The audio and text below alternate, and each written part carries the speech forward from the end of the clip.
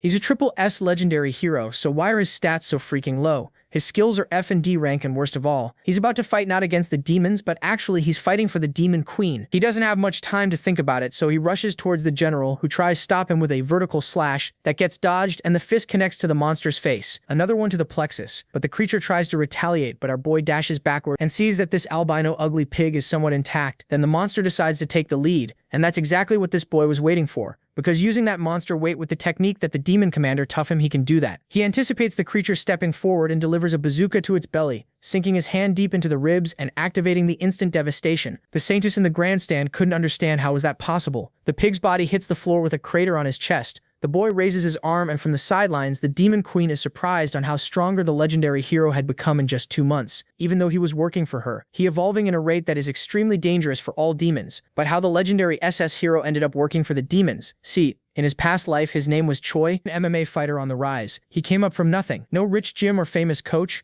just a dude with too much rage that loved fighting. And finally, he had a championship belt fight booked for the next month. The biggest payday of his life. Enough money to finally get his sister out of debt and move his mom into a real apartment. But he never made it to the fight. On the way home from training, the inescapable acquired another frag to its unstoppable kill streak. Everything faded to black. He opens his eyes in a strange space, when suddenly from a portal an angel with hanging bombs appeared, making this dumbass face. She tells him he's dead. Her name is Rahel, who then says she's looking for people who died on Earth. Seeing all the talent radiating from her, he gets curious and approaches, blushing, asking for more details. But she cuts him off and says he has 2 choices. He can accept death and reincarnate as a loser, or he can be transported to another world and live a perfect life as a plumber, unclogging holes here and there. An incredible SS-rank hero. He's no fool though, and knows something's off, so he replies that he needs some time to think. She, however, keeps insisting, saying this is the opportunity of a lifetime, and starts rambling about a whole bunch of things. The protagonist knows there must be something wrong since the offer was way too good. He just died after being a fighter, and maybe reincarnating into a peaceful life would be better. She tells him to focus though, since he didn't get it. She's going to explain it properly. He'll be born in a peaceful village, complete an extremely easy quest, and then the village lord will offer him the most beautiful girl, who is his daughter, so he can marry her. The protagonist is clearly looking at her suspiciously, while Rahel wonders why he isn't reacting. At that, she decides to change her mind and turns away, saying that since he doesn't want to marry a wonderful woman, she's leaving and he can just reincarnate. He then tells her to wait, and at that she warns him that if he doesn't accept this offer, he might not even reincarnate as a human in his next life. Hearing this, he grabs her foot and says it's fine. He accepts. She tells him to repeat it, and he then begs, saying he wants to be that hero who gets born and ends up with the village guy's daughter. At that, she smiles and says they're going to start right now. The kid is confused. Wait, right this instant? And she says there's no reason for them to just stand around waiting. At that, he tells her to explain more instead of sending him off with no preparation. But it's too late. The magic circle makes him vanish, and she tells the team of angels that he was successfully transported. Meanwhile, the protagonist lost consciousness and woke up to someone telling him to open his eyes. He wondered if this was the village chief Rahul had talked about, the one with the beautiful daughter. For a second, it seemed like things were going as promised, until a punch slammed into his stomach and snapped him fully awake. Annoyed, Hyesuk snapped back, asking if that guy had a death wish, but stopped halfway through. The one in front of him wasn't human. It wore a horned wild boar skull, and angrily accused MC of slacking off in the slave dorm. Completely lost, he hesitated. Was this weird thing really the village chief Rahul meant? No way. It looked more like the kind of monster a hero should fight. Carefully, he introduced himself as a hero. The creature just looked confused, came closer and mocked how stupid heroes were these days. Now Hyesuk started to think something had gone very wrong, but he still wanted to believe Rahul hadn't tricked him. Maybe this monster was just his first mission. Trying to stay cool, he chose to act first. But before he could think any further, the creature asked what he had just said. Without waiting, Hyesuk kicked it and yelled for it to die. He was proud of that kick for about a second, until the creature caught his foot. Smirking, it asked if he really thought he was a hero. In an exhausted voice, it complained about all these fake heroes and wondered why they kept showing up. The protagonist couldn't move as the creature clenched its fist and sneered that a beating would fix him right up. As Hyesuk got used to the dark room, loud banging echoed outside. Someone yelled for the door to open, demanding another fight with the cow-headed monster. The door opened and an angry goblin with a sword appeared. It shouted at the loud prisoner, threatening to boil him into soup if he didn't shut up. Terrified, MC quickly promised to stay quiet. Once the goblin left, he started grumbling about this so-called beautiful fantasy world. He wondered where it had all gone wrong. More than anything, he feared dying a virgin again. Then a voice called to him through a small window in the cell. Hyesuk asked who it was, and the man introduced himself as a senior hero who was about to begin his own journey. He explained that they were trapped in a fortress of the Demon King's army, where humans were used as slaves. Looking through the window, he was shocked to find another Korean. He respectfully called him Sunbai, and asked how they ended up like this. Amused by his manners, The man teased him, then shouted to the other prisoners, asking if the self-proclaimed heroes were still alive. Voices answered from all around, all claiming to be heroes. The place was full of unlucky people who had met the same fate. Stunned, Hyun-suk asked what was going on. The Sunbae casually said there were at least 100 heroes trapped in the Demon King's fortress. He explained that the red cow-headed creature the protagonist met earlier was Reed Run, the fortress chief. The goblin who threatened him was Jark, a prison guard known for being especially cruel. Then he revealed why they were all there. It was because of Rahel, the so-called angel. MC could only stare as the man cursed her, calling her a devil in disguise. Bitterly, he said everything would have been different if not for her mistake. Starting to panic, Hyun-suk demanded the truth. Weren't heroes supposed to begin somewhere better than this nightmare? The man said yes. Heroes captured elsewhere had told him what normal starting points were like. Usually heroes begin in a city or a village, even if they have no powers yet. That made everything clear to him. The reason he had landed in this hell was Rahel. He could still picture her face clearly. A few days later, we see the 2nd Slave Squad of the 3rd Battalion in the Demon King's army. Humans were forced to work under brutal conditions while goblins watched them, and they were even made to chant, "Crush the humans! Eat the humans!" Hyun-suk trembled from exhaustion as he carried a huge log with a goblin riding on top.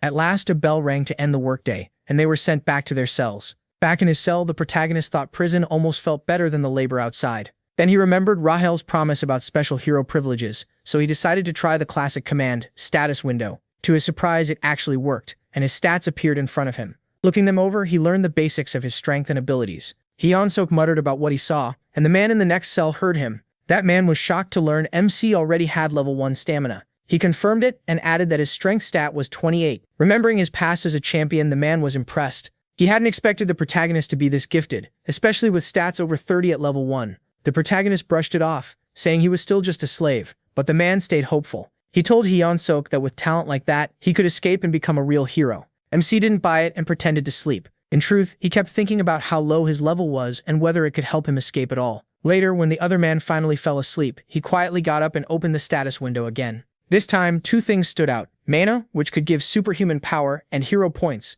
The protagonist realized the other heroes didn't seem to know about hero points since nobody had ever earned any. Then a familiar light appeared and the angel showed up again, proudly showing off her looks. With a teasing smile and a playful pout, she greeted him like they hadn't seen each other in forever. Then Rahel provocatively asked if he wanted her to reveal some key info about hero points. But before she could finish, Hyun-suk snatched the tiny Rahel out of the air, glaring at her in anger. He flat out told her he didn't care about hero points or anything else she wanted to say. Right now, all he wanted was to tell her off. A moment later, Rahel ended up tied up and hanging like fishing bait. Trying to smooth things over, she said the summoning circles messed up because someone spilled coffee during snack time. While she talked, she put up soundproof magic so no one would hear them. MC then asked if this assignment was her punishment. Rahel said no, she'd been sent to act as his personal fairy, a guide who had to help him until he killed the Demon King. Hyun-suk made it clear he didn't care about being a hero anymore, and Rahel asked what he meant. He said he had zero interest in defeating the Demon King. He just wanted a normal life. Rahel admitted plenty of chosen heroes felt that way at first, but she reminded him that his potential was SS rank.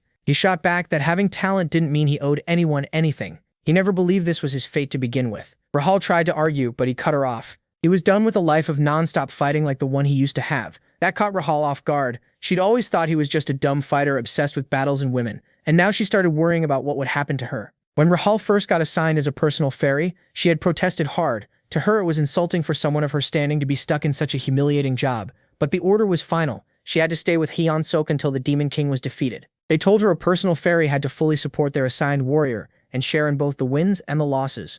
No matter how much she complained, she was sent straight to the demon fortress. Back in the present, the protagonist figured out that a personal fairy had to follow her warrior's orders, so he told Rahel to help with his escape plan, and she reluctantly agreed. Then a noise came from the door, and Hyun-suk quickly grabbed Rahel to hide her. The goblins were up, waking the prisoners for another day of labor. Rahel grumbled that she could have hidden herself with stealth magic. Even after roll call ended, MC saw that Jark, the cruel goblin guard, was still standing by his cell. Jark told him Red Run wanted to see him in the office. When he got there, Red Run brought up something unexpected. He had been working hard lately. He was stunned while Jark sat on Red Run's shoulders like usual. He could hardly believe that stinking goblin was actually praising him. Red Run admitted he first thought Hyun-suk was just another crazy human, but his recent attitude had changed that. So Red Run offered him a new role, head slave. The protagonist had no clue what he was getting at. Red Run explained that work had been slowing down, so they needed someone to manage the humans. Rahel desperately hoped MC would reject it on the spot. She kept whispering at him to say no, then flat out yelled that a hero should never bow to officers in the Demon King's army.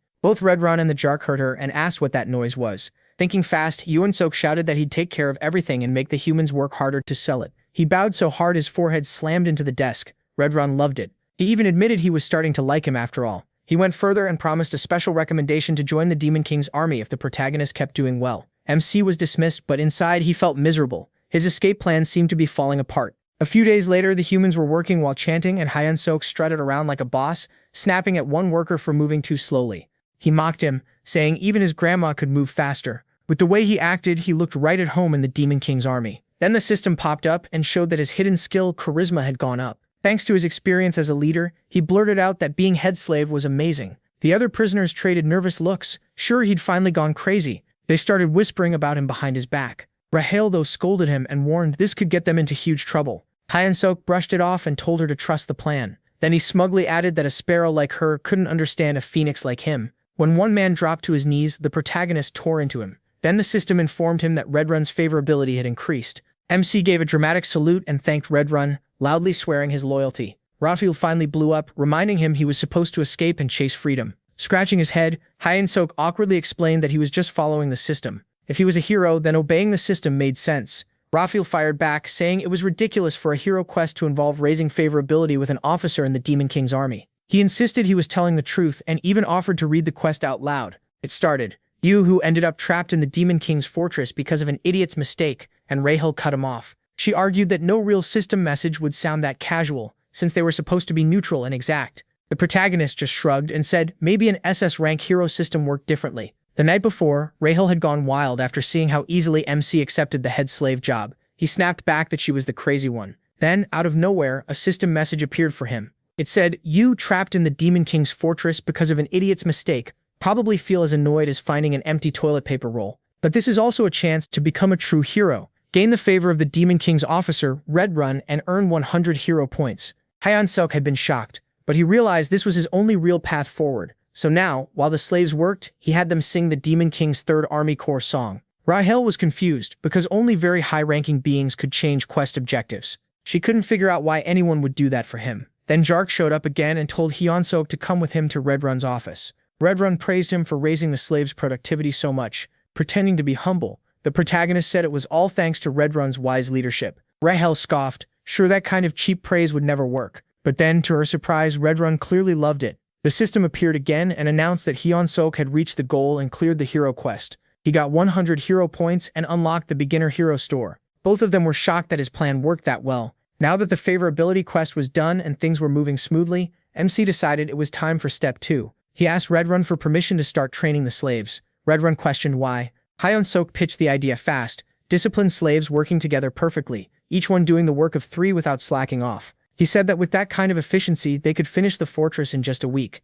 Redrun argued that humans were too weak to train and keep working at the same time. He didn't back down. He added that if it worked, even the commander would praise Redrun. That was enough, and Redrun approved the training.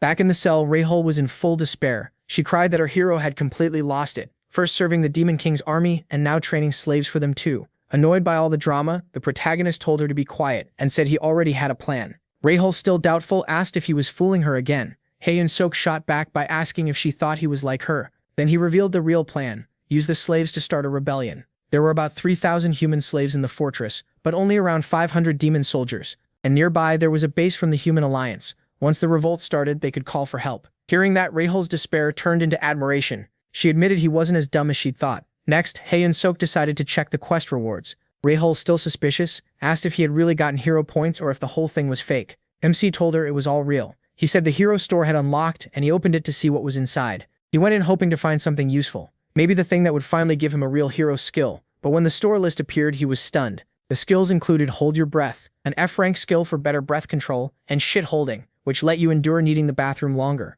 Hyun-Sok sarcastically said that one should have been SS rank, especially in public emergencies. The rest were things like cooking, cleaning, and laundry. Confused and mad, the protagonist asked how any of that was fit for a hero. Laughing at him, Rahel explained the store was only level 1. She said if he earned more points and leveled it up, better options would show up later. Still angry, MC yelled at Rahel to shut up and called her a scam fairy. The next day, the slaves saluted the Demon King while Hyun-Sok ordered them to sing the 3rd Army Corps song. At his signal, they began, "We, the great Demon King army, defeat humans, eat humans, forget your pain when you catch them. Nothing under the sky compares to the Demon King's love." Redron watched the performance, pleased that letting him train the slaves had paid off. Then the office door burst open and Jark rushed in with urgent news. The human army was moving toward the fortress. The 8th Division, the biggest unit nearby, had already been trapped and forced to retreat. If even the 8th Division had lost, Jark warned, then it was only a matter of time before the humans reached the fortress. Even so, Raidhole stayed calm. He acknowledged Jark's idea to evacuate, but told him to wait.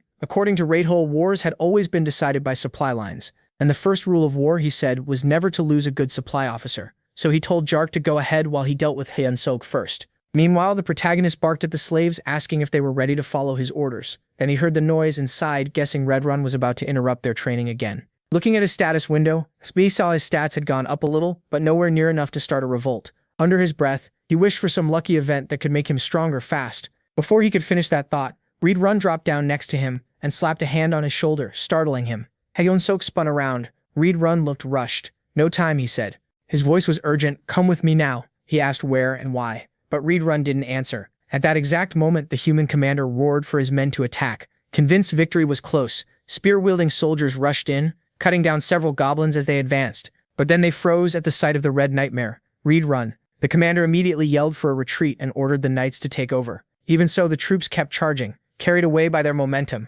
Watching the confusion, Hyunsuk started thinking, why were human soldiers here? Maybe he could use this, stab the Demon King's commander in the back and go back to human society as a hero. Then one of the soldiers screamed, "Die, Red Nightmare," and charged Redrun. Redrun calmly grabbed the man by the head and crushed it. The protagonist went stiff in shock. Then Redrun used his martial art, the 7th movement. He smashed the soldier's face into the ground and followed with a wide area strike, the explosive destruction wave. The earth burst apart, blasting human soldiers into the air. After that, Redrun looked back at Hyunsuk. "You okay?" MC saluted on instinct, said he was fine, and quietly added that he'd be leaving soon. That was when he remembered who he was standing beside, one of the Demon King army's strongest fighters. The humans soon took control of the area, planted 2 flags and started sorting the people from Marriott Kingdom and the Drasen Empire. One soldier asked Hyunsuk's cellmate if they were warriors, and the man said yes. Those labeled warriors were split off from the other captives and taken elsewhere. Then someone came to meet them, Olivon Grimir, a red-haired, bearded duke of the Drasen Empire and leader of the allied army.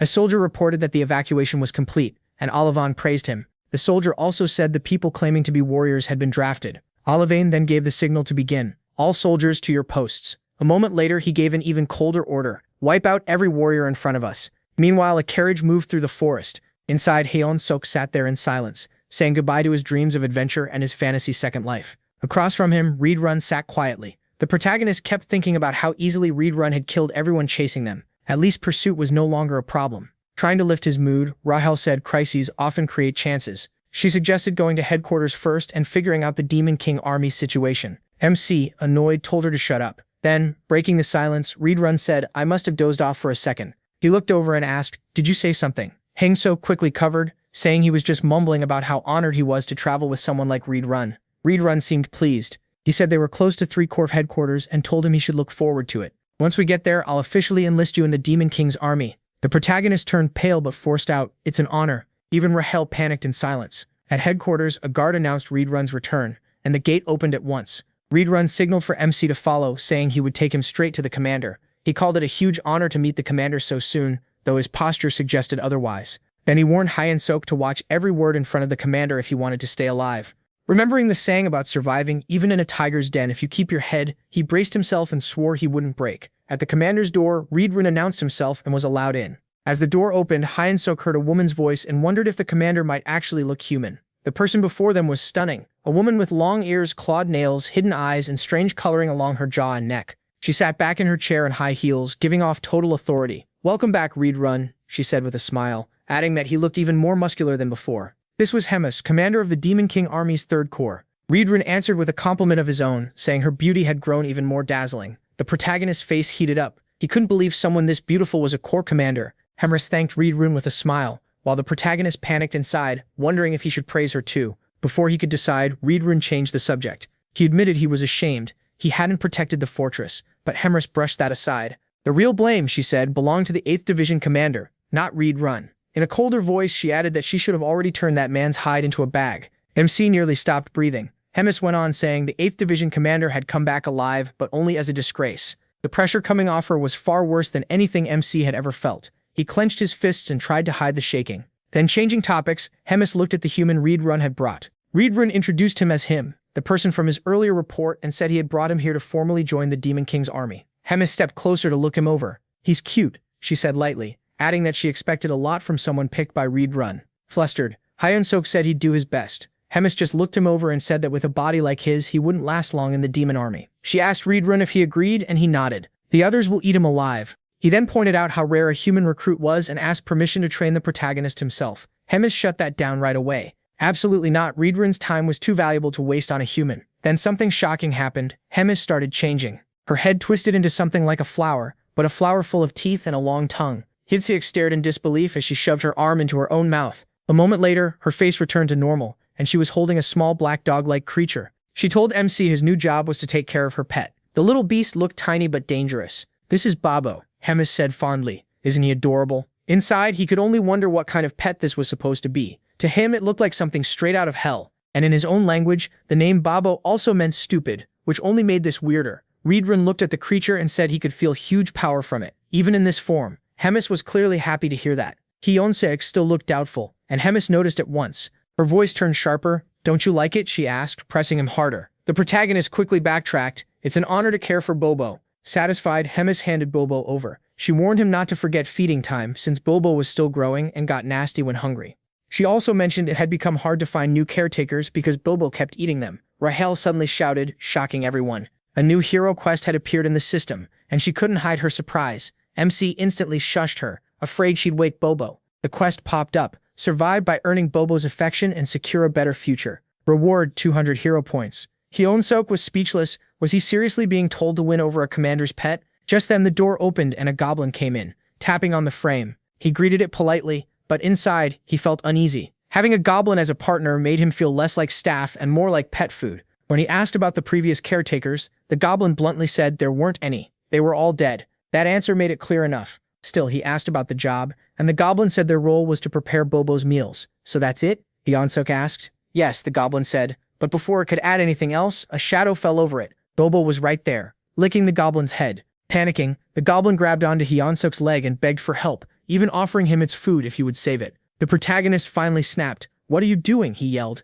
The goblin ignored him, clearly convinced one of them was about to die. Enraged, MC grabbed the goblin and threw it at Bobo. You're the one dying, he said, and as Bobo got ready to pounce, he offered up the snack. Bobo loved it, and ate the goblin without hesitation. The protagonist and Rahel could only watch as Bobo happily enjoyed the meal. Later, Rahel was the one running for her life, with Bobo chasing right behind. She screamed for help, but Song casually replied, don't run too long, he'll get hungry again. Then MC noticed a new item in the shop, an extra-large bone. It could lure canine-type monsters and make them friendly, and it cost 30 hero points. He acted fast, called Bobo over, and showed him the bone. The moment he threw it, Bobo's eyes lit up and he sprinted after it. Meanwhile, Rahel, worn out from all that flying, complained that he should have found it sooner. Smugly, Hyunsuk answered, that's because my brain catches the little things. He thought the quest would be easy after that, but he was wrong. Bobo suddenly lunged at him, barely missing and ripping only the edge of his shirt. That's when he realized it. The bone alone wasn't enough. Bobo wanted fresh meat. Rahel asked if he was really thinking about taking Bobo outside.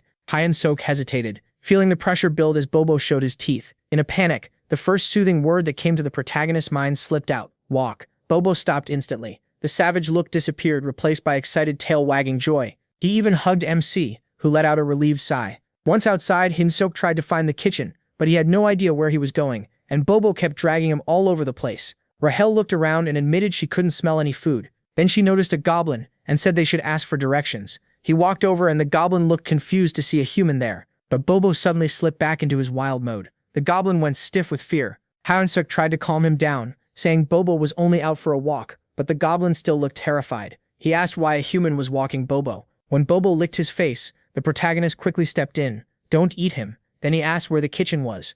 Shaking all over, the goblin pointed left and ran for his life. Raoul and MC watched him go too, stunned at first, then they burst out laughing. The goblin had panicked so hard that they started wondering how someone like that ended up in the demon army. Once they calmed down, Hyunsuk focused again. He still needed meat from the kitchen. Raoul asked what his real plan was. Was he going to look after a dog forever? He snorted and said no. He still had bigger dreams. Then he turned around and Bobo was gone. Panic hit right away. His face went white. Where the hell is that dog? Hyunsuk felt dread sink in. Bobo was pure trouble, and looking away for even a second had been a huge mistake. Raoul looked around and pointed ahead. Over there, Bobo was trotting back to them. The protagonist let out a breath and snapped, "You scared me half to death." Bobo came back looking pleased, but there was blood on his mouth and his belly was already full. Then shouting broke out. Commander Regis was dead, and someone swore revenge.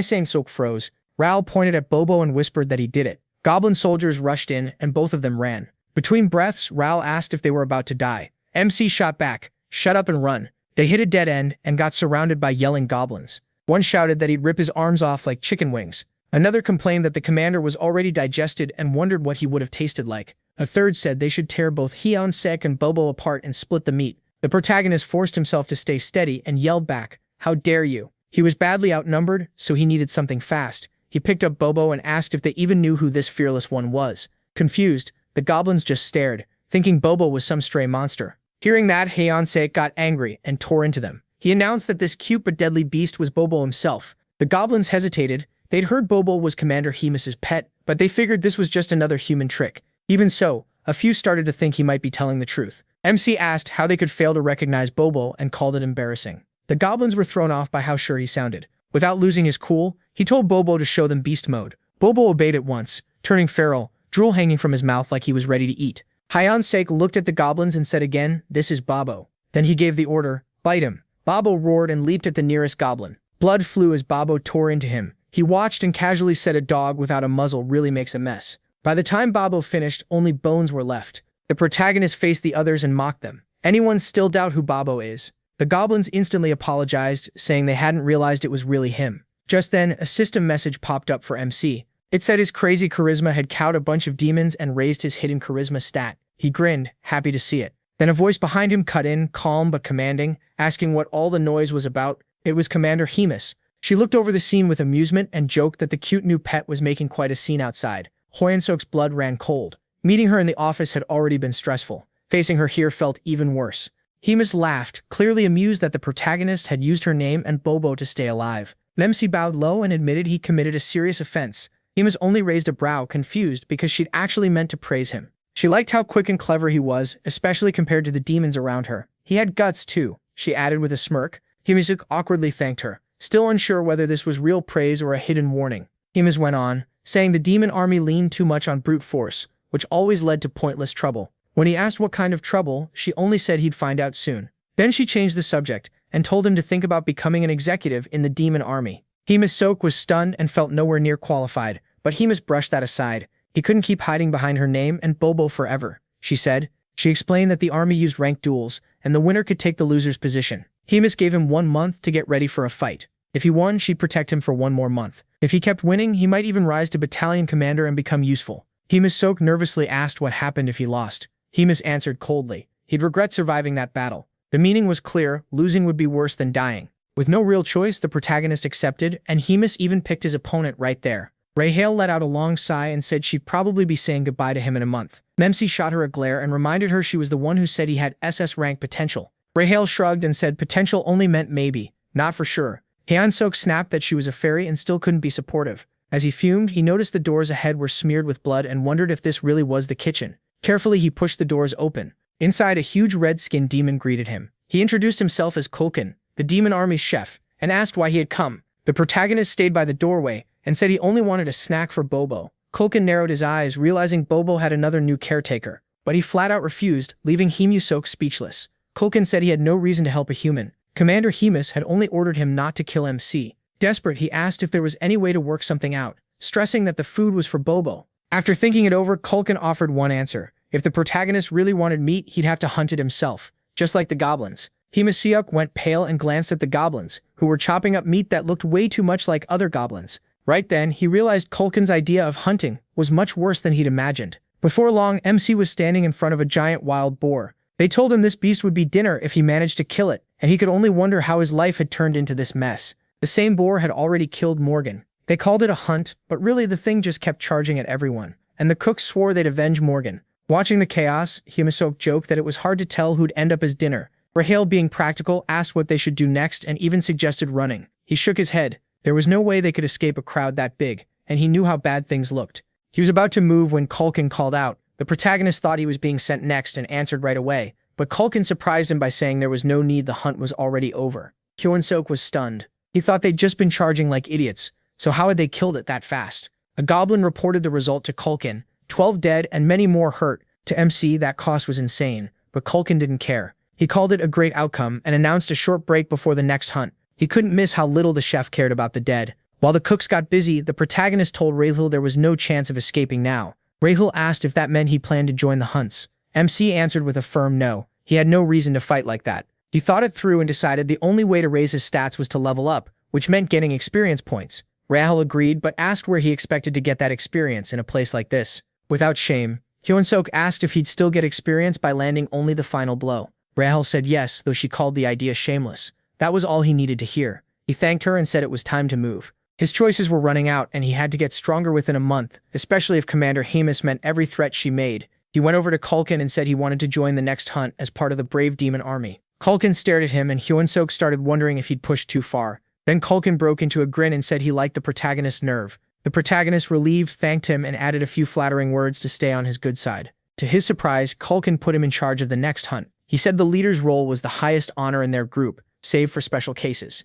Pretending to be humble, Hyunsuk said he couldn't stand ahead of such noble demons, and that the other cooks might not like it. Culkin didn't care and just gave him a thumbs up. Their talk was cut off when someone urgently called for Culkin. "What is it?" the chef asked. A cook shouted that a monster had appeared. He said the cry they heard meant an urn had arrived. Confused, Hyunsuk asked if they were in danger. Culkin brushed it off, only adding that urn meat didn't taste very good. Pulling a knife from his back, Culkin told everyone to grab their weapons. They were hunting the urn and adding its meat to dinner. Hyunsuk saw his chance. He only needed to stay close and land the final hit. Rahel handed him something. A system message popped up, showing a small boost to his health and strength for 3 minutes. Rahel shrugged off his thanks, but instead of being nice, Hyunsuk bonked her on the head and complained that she should have used it sooner. Fired up, MC ran to get into place for the final blow. As he moved, he locked in on what he wanted most. He imagined a beautiful blonde wife, at least 5 bunny-like kids, and a quiet life after all this. He refused to die again as some lonely loser, so he ran forward with everything he had. Hyunsuk jumped in and smashed the urn with everything he had. The monster dropped, and the moment it died, system messages started pouring in. He was shocked. One last hit had raised him 4 whole levels. At this pace, he could reach level 20 in a day. Thrilled, he finally felt hope. Now he really could get stronger. A little later, a shaking cook stepped up to the dead urn, lifting a butcher knife. Before he could do anything, Hyunsuk bumped him aside with his elbow and casually said his arm had slipped. Then he broke into a wild laugh, grinning like he'd completely snapped. From now on, he declared, every final hit belonged to him. More time passed, and more monsters went down. Looking worn out, Rahel asked if they were done already. Hyunsuk smirked and praised his little buff bot for the help. The monsters were all dead, and the cooks seemed finished cutting them up. But when he looked again, he realized they were already stuffing themselves with the fresh meat. One of them even yelled for a bigger portion, which left the protagonist totally confused. Culkin noticed him staring and called out, asking what he was looking at. Hyunsuk asked if it was really okay for the cooks to eat the army's food like that. Culkin just shrugged and said it was one of their perks, especially since monster meat spoiled fast. For regular soldiers, he added, fresh meat was a rare treat. He even admitted that good food was the main reason he kept going. That sent MC into a spiral. What kind of perk was this, and how did these guys survive without a union? Even so, Culkin offered him some meat, saying he'd earned it in battle.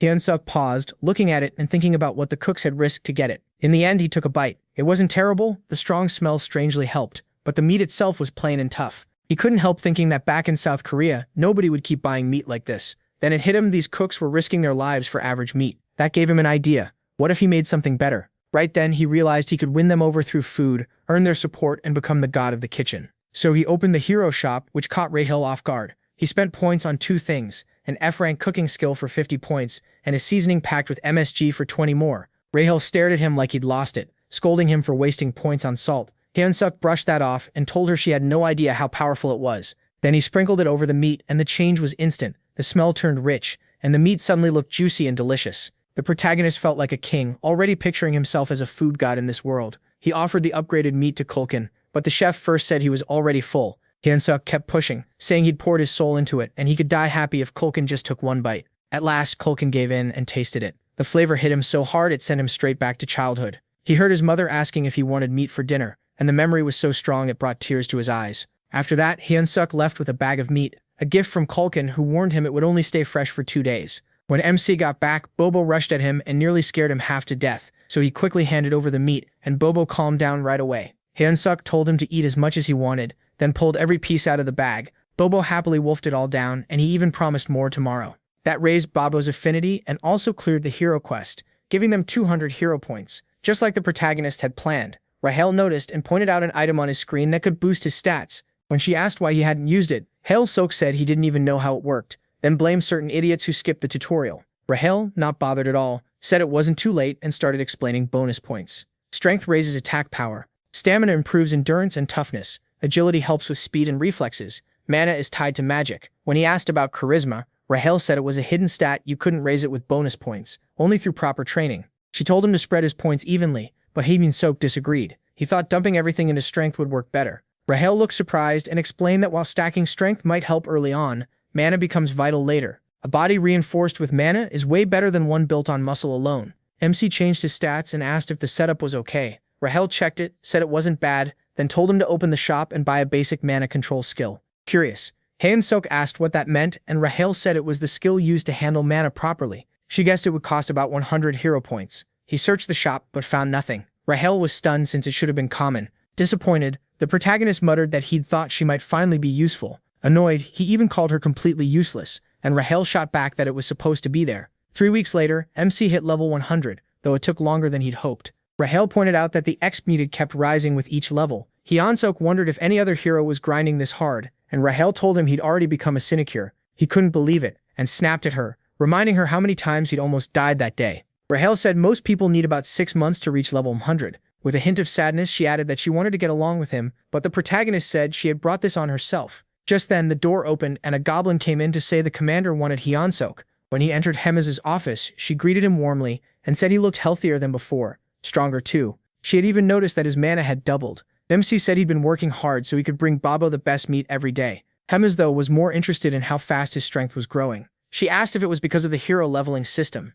He froze. Hema knew he was a hero. The only question was how long she'd known. She calmly said she'd figured it out the first time they met. When he asked how, Hae-Min explained that she knew someone who had a deep interest in heroes. Then she asked why he thought she'd called him in. Hae-Min tried to guess, bringing up his recent fights. She reminded him of their promise and asked if he still remembered it. When the protagonist said yes, she immediately started chewing him out. Then Hae-Min suddenly changed into a giant flower-like monster. She complained about how fast he was leveling and warned him to work harder if he wanted to live. To her, this was all entertainment. Hae-Min remembered that crowds don't get most excited by flashy shows or easy wins. They love shocking twists. And now he understood. She had matched him with someone he had no chance of beating. Rahel panicked and shouted, asking what he was going to do. MC told her to calm down and give him a second to think. He decided the best move was to gather as much info as possible on his opponent before the fight. He planned to study the enemy's strength closely, but Rodriel pointed out that all they had was a name and asked how he planned to find him. Hae-Min said he'd buy an item from the hero shop called the Combat Power Meter.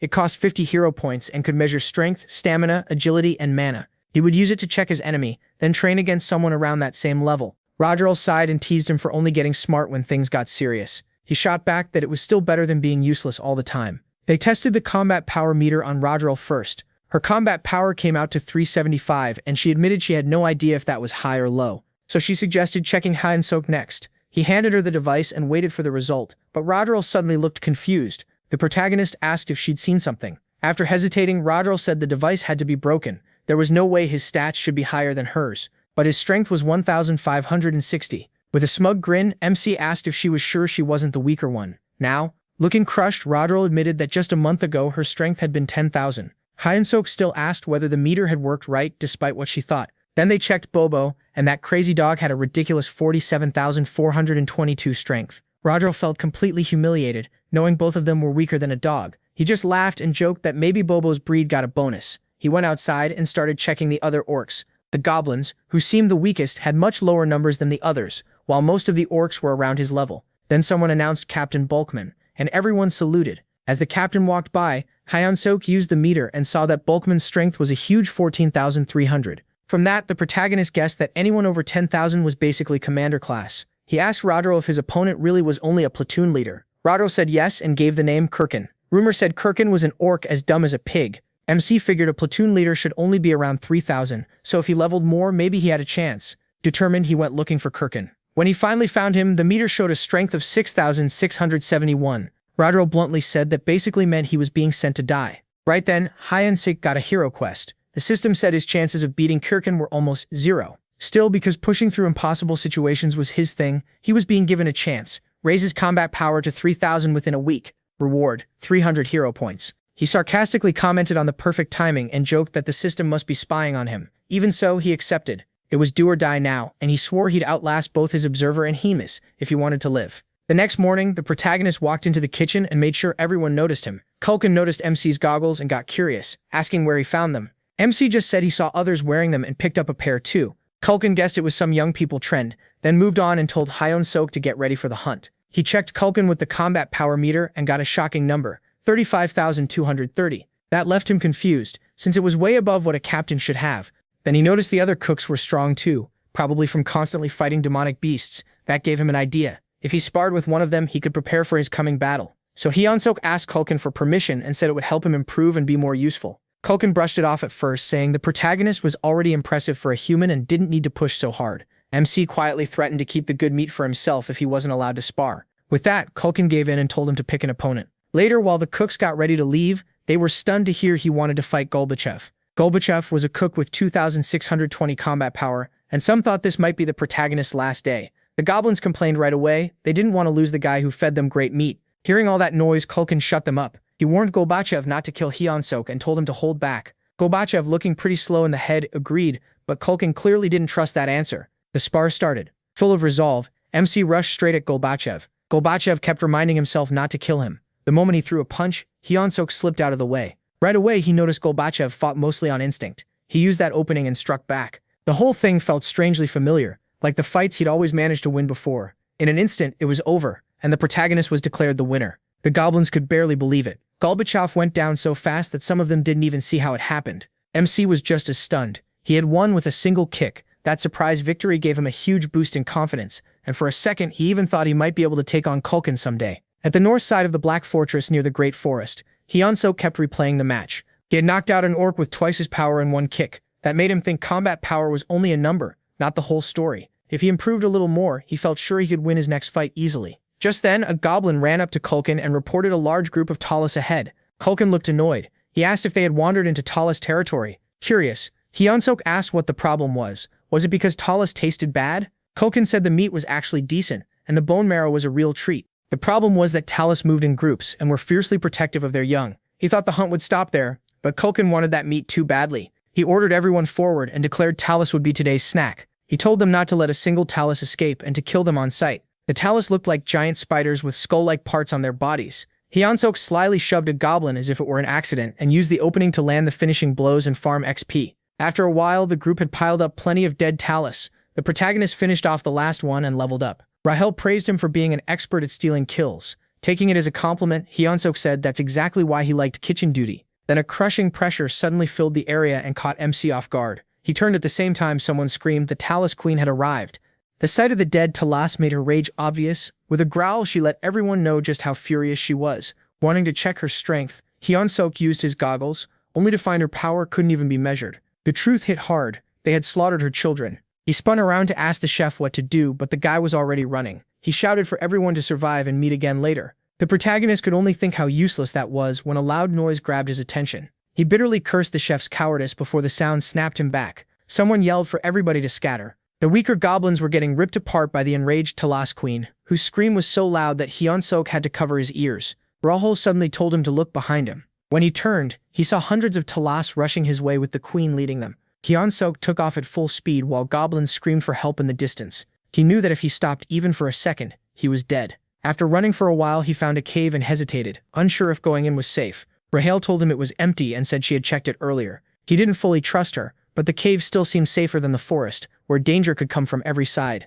The cave went much deeper than expected. MC asked if it was natural, but Rahel didn't know. She did point out one thing. It was wide enough for even the Talus Queen to get inside, and that gave him an idea. Then he noticed some sticky goo on the wall. Rahel said it probably wasn't a Talus nest, since the chef had claimed no Talus groups were nearby. Still, the slime put Hyun-Sok on edge. Spiderwebs? Then he spotted eggs. That was enough. This cave was a Talus nest, not a safe hiding place. Just as he decided to get out, glowing green eyes appeared in the dark. A full-grown Talus rushed him, and Hyun-Sok ran as fast as he could. Rahel frantically asked if they were even going the right way. He admitted he had no clue. This was his first time in there too. Then he stepped on something, lost his balance, and slipped. In a panic, he grabbed the first thing he could and threw it at the Talus. The creature caught it in mid-air. An egg. To Hyunsuk's surprise, the Talas stopped attacking and focused on the egg instead. He asked Rahul what that was about, and she guessed the Talas liked it because it was round, smooth, and wet, basically just like a Talas egg. That gave the protagonist an idea. He grabbed another egg and taunted the Talas, saying he was done putting up with it. The Talas panicked, proving the plan was working. Planting his feet, Hyunsuk threw the egg. The Talas lunged to catch it, almost desperately. Rahul pointed out how fast and agile it was, probably because of its monster body, and asked what he planned to do next. MC snapped back that he didn't have many choices when there were still over 100 eggs lying around. Even then, he kept taunting the Talas, and one of the eggs cracked. He mocked it, saying he could probably catch better than it could. Hyunsuk told Rahul to bring another egg, but she said they were down to the last one. His face went pale as panic hit. He had messed up badly. The Talas growled in fury and leaped at them. He immediately told Rahul to cast a buff. The Talas queen was still furious, but Hyunsuk noticed she looked worn out from chasing eggs around. He steadied himself and focused, convinced this was his chance. As the Talas queen charged, the protagonist readied his strongest move, Paradise Reincarnation shot. Instead of backing away, he met her head-on and landed a crushing blow that took the Talas down. System messages popped up one after another, showing that Hyunsuk had leveled up. Rahul hurried over and asked if he was okay. MC said no, he wasn't kidding. He really felt like he was dying. Then he said they needed to find somewhere safer. To his surprise, Rahul said she could use healing magic too. He praised her, saying those mana points finally paid off, but she modestly said her healing was weak and could mostly only stop bleeding. After putting in his new stat points, Hyunsuk decided it was time to head back. At level 108, his stats were now Strength 56 plus 2, Agility 53 plus 2, Stamina 55 plus 2, Mana 53 plus 2, and Charisma 27. He felt proud of how balanced his stats had become, even if he still wasn't sure how to use all of them yet.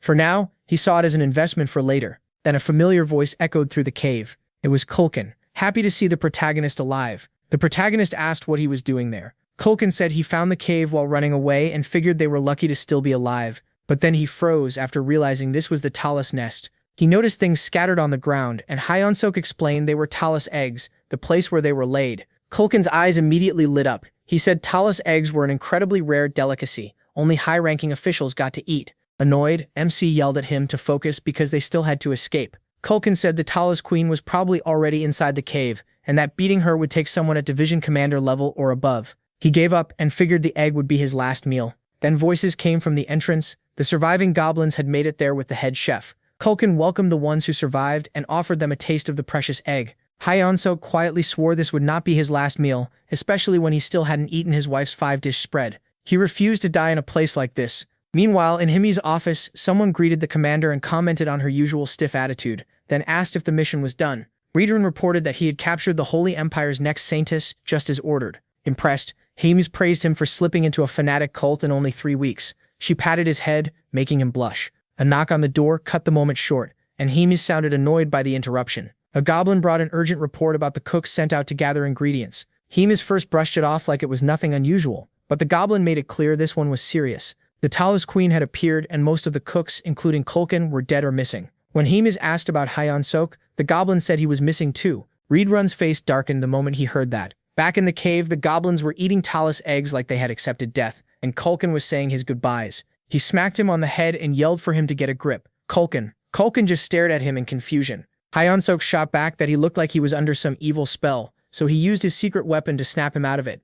Then, with a proud grin, the protagonist pulled out a new item. The Beast Encyclopedia Demonic Beast Edition. It had info on almost every demonic beast, and it had cost him 50 hero points. He quickly looked up the Tala, a spider-like monster that lives in groups and is famous for its powerful legs. The book said their weak points were the torso and head, and their body fluids were highly flammable. Even their eggs were packed with stuff that could explode like a bomb. It also warned that caves made from Tala saliva catch fire easily, so using flame magic in there was a huge risk. Hyunsuk turned to Kulkin and asked if he could use fire magic. Kulkin said yes, but only simple attacks like shooting flames. Letting out a tired sigh, Kulkin told him to give up. The Talas shell was too hard for weak flames. MC brushed that off and said he was never planning to burn the monsters themselves. Then he gathered everyone. Laying out his idea, he said they had to live. There were still more tasty meals like Tala eggs waiting for them. The goblins thought the plan sounded hopeless, so he dangled something better in front of them. If they survived, he'd treat them to all the top-grade demonic beast meat they could eat. That instantly lit a fire in their eyes. Kulkin was already drooling, and hurriedly asked what the plan was. Happy that they were finally motivated, Hyunsuk explained everything. His main rule was simple. They could not stop running until they reached the exit. Once the plan was ready, they moved. Before long, they ran into a swarm of Tala. Hyunsuk gave Kulkin the signal to get his fire ready. At the perfect moment, Kulkin unleashed the flames. Part of the cave blew up on the spot. Watching the chaos, Rahel asked the protagonist what exactly he had done. He said the fire would spread deeper into the cave and set off the eggs left behind. That should keep the Tala busy long enough for them to get out. Hyunsuk told the goblins to focus on staying alive, and if things got bad, toss an egg to distract the enemy. Since he only had one egg left, they needed to find the exit before using it. As they kept moving, Rahel spotted light ahead. MC led everyone toward it, shouting for them not to slow down. For a moment, they felt safe when they reached the light, but that feeling didn't last. The Talos Queen was waiting right in front of them. Hyunsuk's face fell as the giant monster blocked the path. Kulkin whispered in despair that the queen had come back, sure that they were finished, but he didn't quit.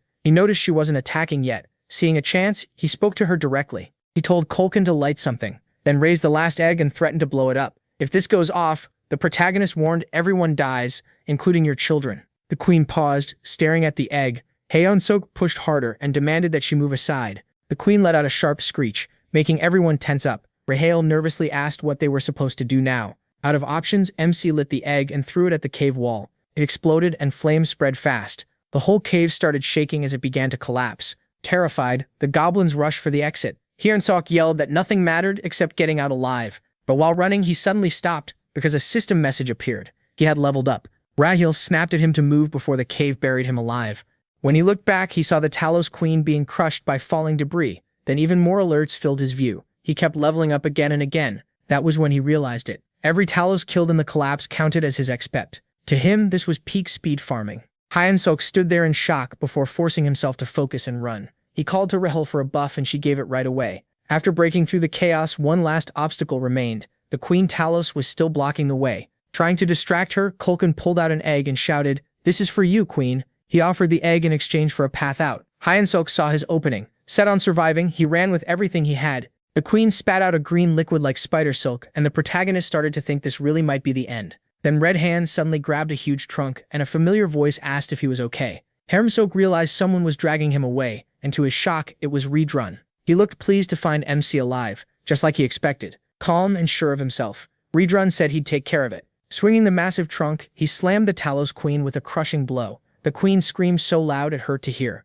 As Redrun took his fighting stance, Hyunsuk could only stare in awe and blurt out how amazing he was. He could hardly believe it. Later, back at the Demon King's Black Castle, they got terrible news. Out of 105 goblin packs in the Demon King's army, only 6 remained. 99 were dead or missing, and Kulkin was among them. In Bobo's room, the huge beast whimpered and clung to him like a kid. He comforted him, joking that he came back from the dead just to see him. Rahel said they were lucky to survive and gave credit to the cow-headed savior, while Bobo kept licking Hyunsuk's face. The protagonist told Rahel they should enjoy this quiet while it lasted because the finals might kill them. When she asked what he meant, he said the finals were coming up fast. Rahel pointed out how much MC had grown, and she was right. Because of the cave collapse, he had jumped an incredible 75 levels at once. He was now level 200, but Rahel said it still didn't feel like enough. Hyunsuk agreed, especially with enemies who had more than 6,000 battle power. Rahel then asked him something: if he reached 6,000 battle power, would that make him as strong as an orc? He answered that strength wasn't just about numbers, and Rahel said he was right. She explained that power like that also depends on magic, then told him he had to learn it if he wanted to face monsters like that. Hyunsuk said it wasn't that easy. Rahel reminded him that he had used magic once before without meaning to. Confused, he said he didn't even know he'd done that, and she admitted it was too basic to really call magic. That made the protagonist realize the strange burst of power he felt back then really was magic. Their talk was cut off when the door suddenly opened. Both of them were startled when Redrun walked in. MC asked why someone like Redrun had come to a small room like this. Redrun said he was there to call him to meet the great commander at his office. When he arrived, she asked why Redrun was there. He explained that he had a personal request. He wanted permission to teach the protagonist how to fight. The protagonist was stunned. He quickly asked why. Redrun explained that Orc Harkon, a platoon leader, was showing huge promise and looked fit to become deputy battalion commander. At this rate, MC would lose. Redrun said he believed MC had great potential and wanted to see how far he could go. He was sure the commander would refuse, so it left him speechless. To his surprise, Hemis agreed. Redrun thanked her and Hemis told them to leave. She said she still had work to do, but before they went, she pointed out how much stronger the protagonist had become since the last time she saw him. Even though she admired how fast he was growing, it also annoyed her, because it threatened Kirkin, so she decided to give Kirkin something to balance things out. Redrun brought MC to his private training ground, a huge area that left him amazed. It made MC realize just how much respect Hemis gave Redrun. Watching quietly, Ridran noticed that his body was full of mana, but he had no idea how to use it. His growth had been so fast that he never learned the basics, and with the battle only 4 days away, there was no time to waste. Ridran decided there was only one answer. He clenched his fist and said pain was part of growing stronger. Then he warned Hyunsuk to stay sharp and punched him straight in the face. As he slammed into the ground, the protagonist couldn't help wondering if this guy was insane. He was supposed to be training him, not beating him half to death. MC yelled at Ridran to stop messing around, but Ridran said he'd die if he didn't learn to block with mana. Gritting his teeth, Hyunsuk raised his forearm to defend against the next kick. He jumped back to make space, then gathered himself and fired back with a kick of his own. Ridran found that strange. He wasn't that impressive physically, but his reflexes and awareness were on the level of a trained knight. He could also see that the protagonist's fighting spirit was no joke. It became obvious that Ridran hadn't failed to dodge by accident. MC's battle instincts were incredibly sharp. Trusting that natural sense, Ridran reminded him about the bet with the commander and said that without mana, he could never beat Kirkin. Coldly, he added that dying here was better than losing in front of everyone. Then he drove a heavy punch that sent him flying. In that instant, he understood Ridran was serious. One more blow like that could really kill him. His mind drifted to the life he still wanted, marriage and cute kids. But Ridran gave him no time to daydream. He chased after him mid-air, leaving the protagonist only 2 choices: die or block the attack. Praying to God, MC tightened his fist and got ready to strike back. A second later, the ground shook from a body slamming into it. That body was Hyunsuk's, and the impact cracked a huge part of the ground. Rahel, who was nearby, looked horrified. Ridran walked up to his unmoving body and studied him, before saying he just controlled his mana for the first time. Then he asked if the protagonist noticed. Barely lifting a hand, MC gave a thumbs up and joked that God had heard his prayer. The goofy look on his face made Ridran tell him he'd win if he kept improving like this. Then Ridran grabbed his arm and told him to stay still so he could heal him. But the moment he started, Hyunsuk groaned in pain and grabbed his neck. Ridran had forgotten something important. Dark mana acts like poison to humans. Realizing that, he apologized over and over, scooped him up and begged him to stay alive. In this world, some powers naturally counter others. Dark mana beats normal mana. Mana beats divine power, and divine power beats dark mana. Mana belongs to humans, while dark mana belongs to demons. Divine power, on the other hand, belonged to people devoted to God. The Church of Tussis, the strongest religious power, had fought to bring every other faith under its rule. Now, as the divine empire of Gedtron, it chose one person who could hear God's voice and honored her as the Saintess. Deep inside the Demon King's fortress, people whispered about the captured Saintess being kept in her room. The Divine Empire's next Saintess, Ebelson Marriott, had become a prisoner of the demon army. Even the demons had their doubts. She hadn't prayed for days, so some questioned whether she was really the Saintess. Even so, they still trusted Ridran for bringing her here. Ebelson, though, had no reason to pray. To her, this was better than living in the church. Then the door slammed open and Ridran rushed in with Hyunsuk in his arms. Ebelson instantly scolded him for barging in, but he paid her no mind. Instead, Ridran told her to heal the human at once. The protagonist's head was pounding, and he started wondering what Ridran had done to him this time. Honestly, it was almost funny. His last regret was that the final hand he held belonged to a man, not Rahal. When he opened his eyes, the first thing he saw was a beautiful silver-haired girl. His first thought was that he'd died again and landed somewhere weird. Hyunsuk started whining that he'd never forgive the angel for this. He even yelled that he'd rather become an archmage before turning 30 than go through this all over again. Then he cursed Rahal, calling her a demon, pretending to be an angel, and wished endless suffering on her. At last, he added one more request. If that angel really wanted him to be a hero again, she should marry him first. Ebelson just looked at him and called him pathetic. Hyunsuk's eyes shot open in shock. Relieved to see him awake, Ridran grabbed his shirt in excitement. MC, still out of it, had no clue what was happening. Ridran pulled him into a hug, and he immediately complained that he was trying to kill him again. That was when the protagonist realized he was still alive. He turned, saw Ebelson, and slowly pieced together all the embarrassing stuff he'd just said in front of her. Meanwhile, Ridran asked the Saintess if MC was fully healed. She answered that he wasn't. Ridran should already know the dark mana was still inside his body, and she couldn't say what it might do to him. Ridran asked if her divine power could remove it, but Ebelson warned that one wrong move could kill Hyunsuk. She said waiting might be best, since the dark mana could fade on its own. Feeling truly guilty, Ridran promised to make up for it by training him to become stronger. Even while being crushed in that hug, the protagonist managed to say Ridran didn't need to do so much for someone like him. Ridran started dragging him out, but the protagonist asked him to wait. Ebelson watched them and started wondering why a demon was training a human in the first place. A few hours later, Hyunsuk finally got back to his room. As usual, Babo was there, happily chewing on his head. MC thanked Babo. He remembered hearing that Babo had wrecked his house and eaten the soldier who tried to feed him. Then he thanked him again, because without Babo's separation anxiety, he'd probably still be stuck in training. He vented to Babo about everything that happened that day. It was enough to make anyone cry. And on top of that, dark mana was still running through his body. Looking up, he asked Rahul if he was going to die. Babo just kept licking him. The protagonist called for Rahul again, but there was still no answer. Rahul was crying, crushed that her hero had been ruined and tainted. She told him he wasn't the same hero anymore. Hyun-Suk was stunned. After all he'd been through, shouldn't he be the one crying? After a while, Rahel calmed down and admitted all of this was her fault. The dark main-minimc, the near-death mess, all of it. Then dripping with sarcasm, she said it was because she was a demon with an angel's face, a crazy monster meant to burn forever in hell. He froze. Those were the exact words he'd blurted out in front of the saintess. Realizing what he'd done, he rushed to comfort Rahel and even said there wasn't a single buff item in the world better than her.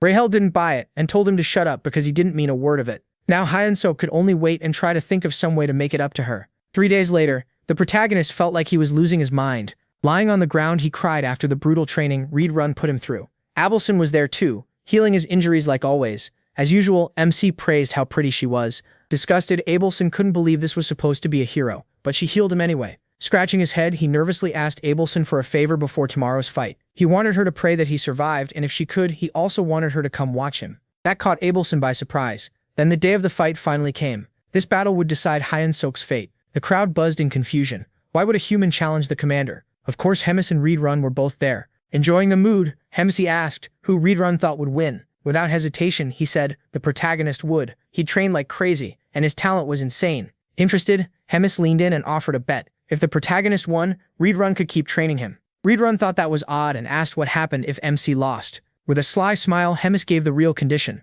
Run would have to kill Hyun-Suk himself. That was the price of making such bold claims. Run got a bad feeling, but he had no choice except to accept. Watching him, Hemis said she hadn't felt this excited in a long time. Then the announcer started introducing the fighters. The protagonist stood ready, calm, and in top shape. He wasn't afraid. When his name was called, he stepped forward confidently and thought about how far he'd come. His stats were way better now, and he'd gained a new skill and trait. All that harsh training had paid off. Run's special combat style, made up of 10 different forms, was now part of Hyun-Suk's toolkit. Even if his mastery was only at 8, he felt it would be enough. He was set on winning, and maybe asking the silver-haired saintess out afterward. But then Rahel suddenly yelled, asking what in the world he was thinking. A moment later, his opponent was announced.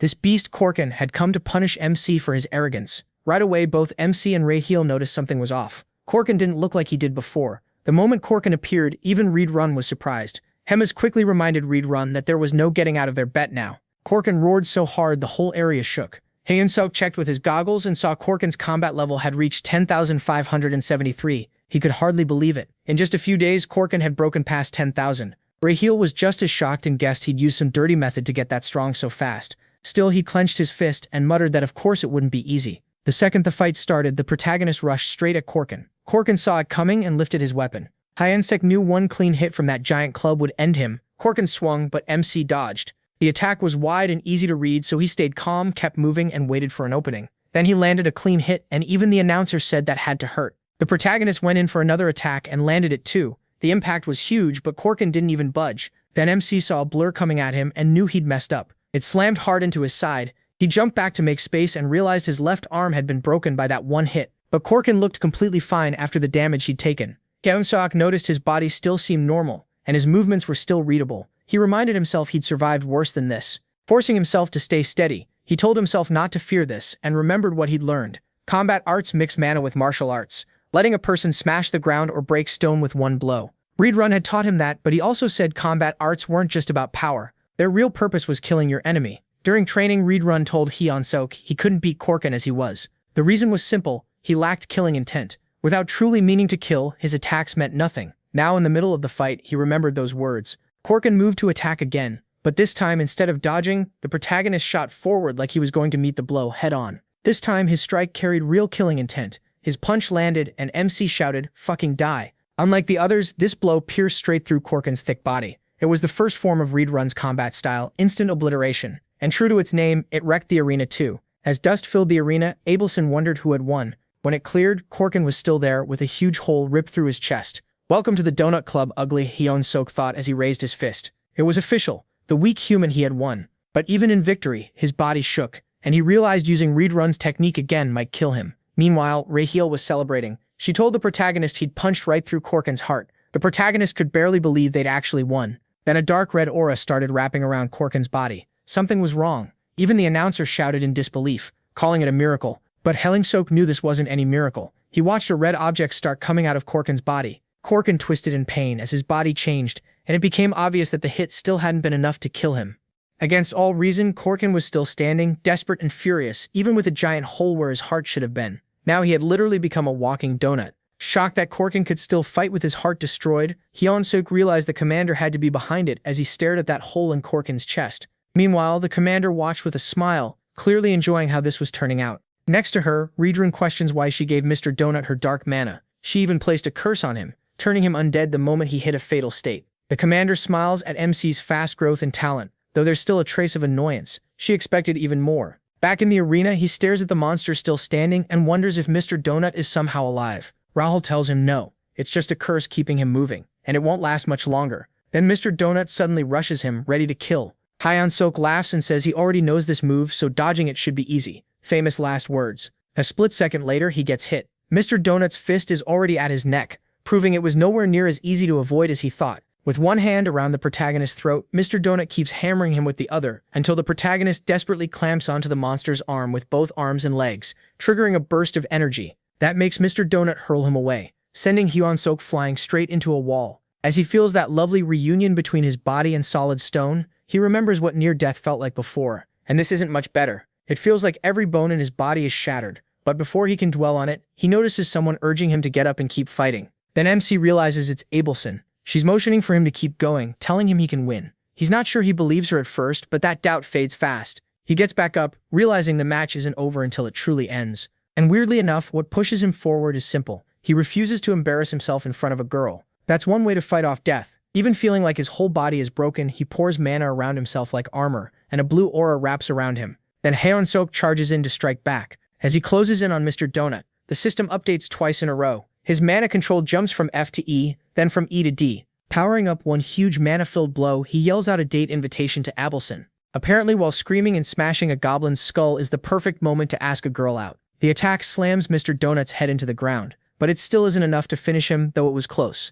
Seeing how much damage that did, Hyun-suk keeps going, smashing Mr. Donut's head again and again. The crowd can only watch in stunned silence, barely able to understand what's happening in the arena. Elsewhere, as Ridran watches with the commander, she asks if he taught the hero all those moves. Ridran says no and makes it clear he's never seen anything like this before. Back in the arena, with the fight almost done, Hyun-suk is somehow thinking about his possible date, dinner, a trip, even a hotel. Priorities. Still, he knows he has to stay alert, even as exhaustion starts to crush him. Seeing all this, the commander tells Ridran to admit it. The protagonist is a monster.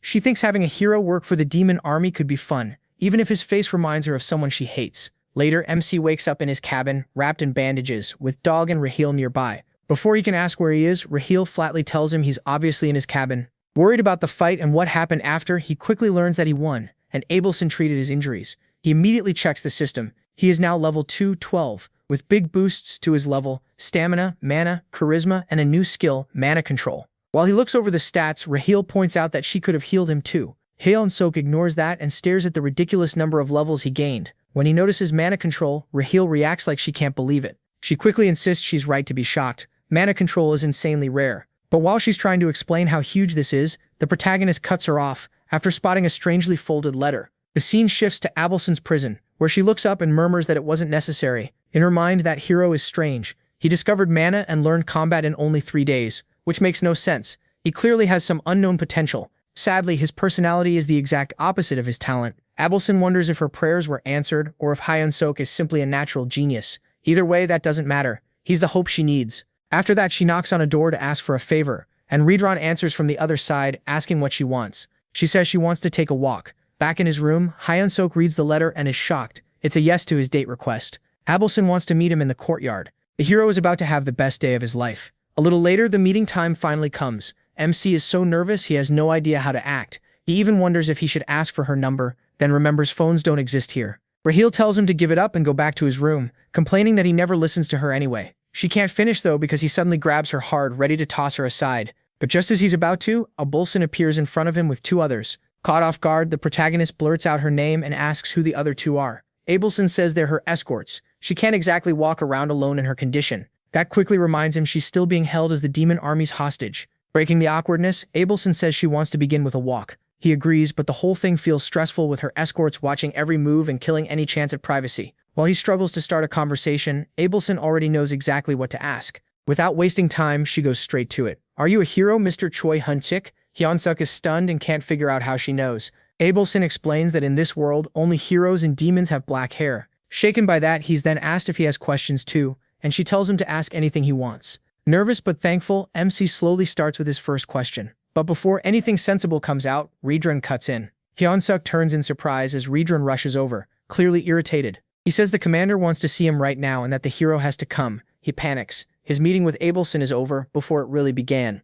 Abelson is frustrated too, though for very different reasons. Watching all this, she starts wondering whether the protagonist is really someone she can trust. The scene moves to Hemish's chamber, where she says she watched MC's fight and notes how stubbornly he keeps escaping death. Then she asks if he remembers what she offered him. He carefully says yes. She promised to protect him if he fought an opponent she chose. Hemish tells him to remember the rest of the deal too. He says that meant becoming one of her executives. Hemish admits that part wasn't fully planned, since she never thought Hyunsuk would survive this long, but things changed. Looking at Ridran, Hemish reminds him she already said the protagonist was talented, someone fit for a leadership role in the Demon King's army. Her conclusion is simple. MC is too skilled to stay just a platoon leader. Pointing to the heavy losses in the cook company, the commander brings up their meat shortage and says they might end up eating each other. He understands the words, just not why he needs to hear them. Then Hemish gets to the point he'll be in charge of the cook squad and can do whatever he needs to restore order in the kitchen. She finishes by asking if he can handle it. Unsure, Hyunsuk says he'll do his best. The scene changes and now he's alone with Rahel, who sarcastically asks how it feels to be a Demon King squad leader while technically being a hero. Matching her tone, the protagonist says he's so happy he could die. On the way to his new post, he points out that she still sounds bitter. Rahel just grunts. With a different mindset now, MC reaches his new workplace and starts by confronting a shady-looking servant in the kitchen. The servant mocks him, calling him a slave. Hyunsuk decides to make his new role clear and shouts at the servant as he walks over. The guy looks confused, and then he drops him with a punch to the chin, declaring himself the new commander. After that, he orders everyone in the kitchen to gather. Looking them over, he sees the strongest one has a power level of 3,500. Even so, the group is way too small. He asks where the rest are. There used to be 300, and now only 20 remain. That's when Hyunsuk fully realizes how bad this is and how much trouble he's in if he fails. He asks the squad who knows who he is. A few start calling him the barbecue master, while one idiot goes with delicious human. In an instant, that guy gets kicked straight into the wall. Hyunsuk then firmly reminds them that he's the commander and orders everyone to address him properly as the cook squad leader. After that, he asks why their numbers dropped so badly. One of them explains the others went hunting on their own and got killed by demon beasts. Now that he gets it, the protagonist asks who the best cook left is. They name Galtrum and MC promotes him to vice commander on the spot. No one objects. Once everyone is dismissed, the hero wonders how he's supposed to build this squad back up to 200 members. Then an idea hits him fast. The next day, the fairy, the dog, and the hero head out to recruit new cooks with a plan ready. As they search around, Hyunsuk thinks about how some people are easy to replace, while others aren't. Then he finds his target. Greeting him with a kick, he invites the poor guy to become a chef.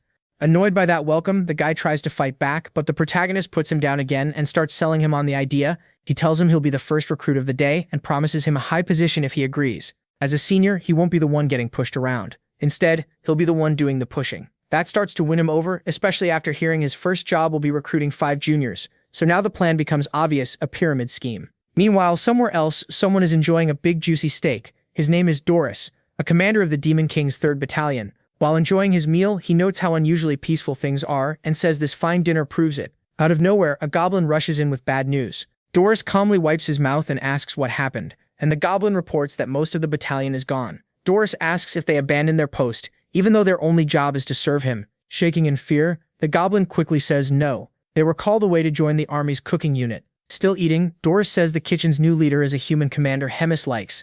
Then he tells the goblin to be more careful next time. The goblin yells that this is far too serious to ignore. Choi already took 200 of his soldiers to work as cooks. That finally shocks Doris. He can't believe his whole battalion left him that fast. Outside, the soldiers summoned by Hyunsuk start gathering. Rahel says more than 200 have already shown up. Stroking his chin, MC smugly says that's all thanks to his genius, and adds that recruiting is basically done. Then a sudden noise makes him turn. It was the goblin, sitting on Doris's shoulder and pointing out the soldiers who used to belong to the battalion. Hyunsuk's first thought is simple. This can't be good. He adjusts his glasses and says he has no clue who these people are, but they look pretty mad. Then the glasses send out a warning. They can't measure anything over 50,000. That catches him off guard. The device warns that using it past its limit could break it. The protagonist mutters that he needs to wrap this up fast and get out before things get worse. Doris shouts, asking if MC, the human who takes care of Bobo, is there. He instantly tries to slip away, but Bobo suddenly appears and happily barks at Doris, ruining his escape. Forced to stop, Ibuonsake gathers his nerve, introduces himself, and asks what brought the commander here. Doris introduces himself as the leader of the separated 3rd Battalion. Then, sounding annoyed, he asks who the protagonist thinks he is to question a commander like that. Pointing at the former battalion members, Doris asks if MC really thinks there's no reason for him to be here. That hits him hard. Even he didn't realize those idiots had dragged in basically their whole unit. Doris then tells him to come talk in his office. With no real choice, Hyun-Suk agrees. Deep down, he knew things had been going a little too well. In Doris's office, the commander asks if this really wasn't on purpose. The protagonist swears it wasn't. He just picked the bravest soldiers, and they all happen to be from the 3rd Battalion. Doris is surprised and figures the army's commander must really favor this human. Deciding it's better to keep things peaceful, he lets it slide. His mood softens, and Doris says that since things already turned out this way, there's no use making a bigger issue of it. He tells MC to take the soldiers he chose and use them however he wants. MC lights up and asks if he's serious, feeling like this might actually work out, but the good mood lasts only a second, because Doris says there's one condition. He immediately gets nervous again. Acting like a true gentleman, Doris explains that since Hyun-Suk already took 200 of his men, he should take one more soldier too. The protagonist tenses up. After losing that many troops, if Doris still wants to hand over one more, then this guy must be total dead weight. Annoyed, Doris asks if MC is refusing, after already taking his entire 3rd Battalion. Under the pressure, with his legs nearly giving out, he quickly says that's not it. He's just so happy he doesn't know how to show his gratitude. As the door opens, Doris says he's made his choice and is about to introduce Hyun-Suk to his new soldier. A huge hand appears first. Doris announces the recruit's name is Yuzaru, a lovable hybrid born from an ogre and an orc. Yuzaru introduces himself in the 3rd person. Yuzaru has arrived, Commander. Since the protagonist still has the glasses on, he realizes Yuzaru's power can't be measured either. MC freezes at the thought of having someone that strong under him. Doris casually adds that Yuzaru's only flaw is being unbelievably stupid, but he's powerful, so MC should use him well. When Yuzaru tries to enter, he smacks his head on the doorframe and loudly points it out, leaving him wondering just how dumb he really is. Back at the recruitment area, the protagonist says he'll introduce himself again. He declares that he is the protagonist, Bobo's tamer and the army's new head chef. One soldier comments that this is his first time seeing Bobo.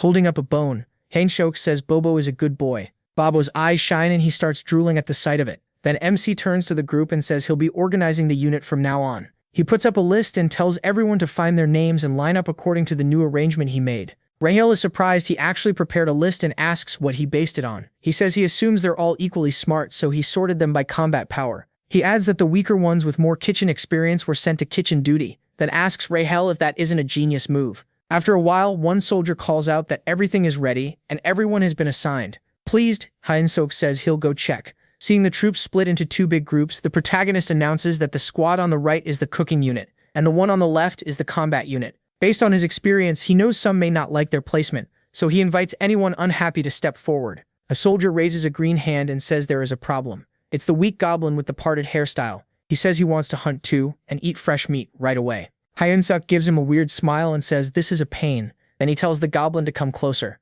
The goblin nervously walks up, wondering what will happen. The moment he gets close, MC kicks him straight in the crotch. The goblin screams, eyes bulging, and MC calmly declares that was his entrance test. The poor goblin collapses in agony, already realizing his future children are gone. Without a hint of pity, he says that since he couldn't endure the kick, he failed.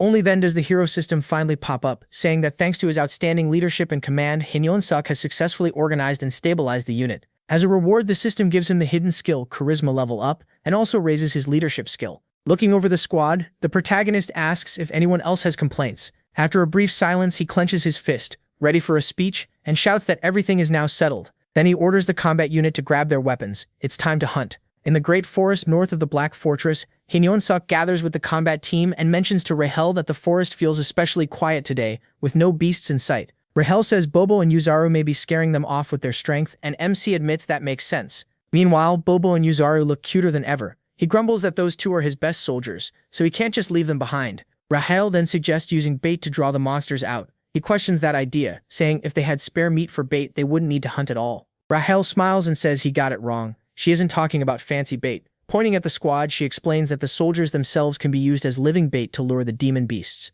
Hyun-Suk instantly loses his spark, looks to the sky and asks God what he did in a past life to deserve this. Then he crosses his arms and firmly orders numbers 14, 3, 1, 43, and 7 on the list to step forward. Rahel asks what those numbers mean, and he says they were his old lottery picks back on Earth. Sadly, the ones that never made him rich. Still teary-eyed, the protagonist announces the operation starts now, then orders Yuzaru to grab member number 14. The giant gets excited right away. Once Yuzaru lifts him up, the poor number 14 asks if Hanyeonsuk has completely lost his mind. Calling him an intercontinental ballistic goblin, Yuzaru casually hurls the goblin far into the distance. Hand on his chin like a thinker, MC says it's actually a great plan if they keep throwing weak soldiers out as bait, something will eventually notice. He then tells a fox soldier to light a small fire so the ones used as bait can find their way back. Rahel asks if tossing soldiers like that won't just kill them on impact. He fires back that at least 1 out of 6 should survive, then tells Yuzaru to keep throwing the rest on the list. The rest of the battalion whispers in shock that the human head chef has gone insane,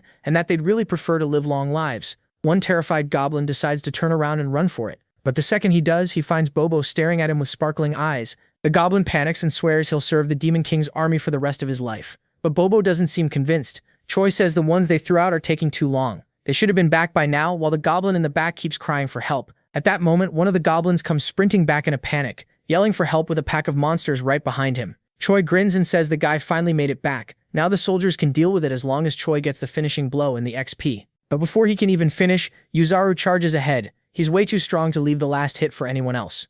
Yuzaru tears through the monsters, one after another, yelling that he loves fighting. That leaves nothing for Choi. Robert just stares at him and asks what last hit he's talking about, when every monster is already dead. While Yuzaru celebrates with Bobo, Choi ends up in tears. He got no XP, and even worse, the monsters were shredded so badly he can't use them for food. Raoul, still shocked, points out that Yuzaru and Bobo can kill those monsters in one hit. Choi can barely believe it, and says he'll come back tomorrow without the two of them. Raoul asks if he's really sure, since there's only 1 day left before the main commander's job goes back to normal. Back with the battalion, Choi orders everyone to retreat, and tells them to meet earlier tomorrow in the same place. Once they return to the kitchen, Raoul asks why he came here first, and Choi says he needs to check whether the mashed meat can still be useful. Then he kicks the door open and yells for the slackers to gather up. One kitchen soldier rushes over and asks if something happened. Choi immediately asks whether he tested the meat from today's hunt. That soldier is Gao Lum, the vice chef. He says yes, but the result wasn't as good as they hoped. Choi says the craftsman isn't that picky,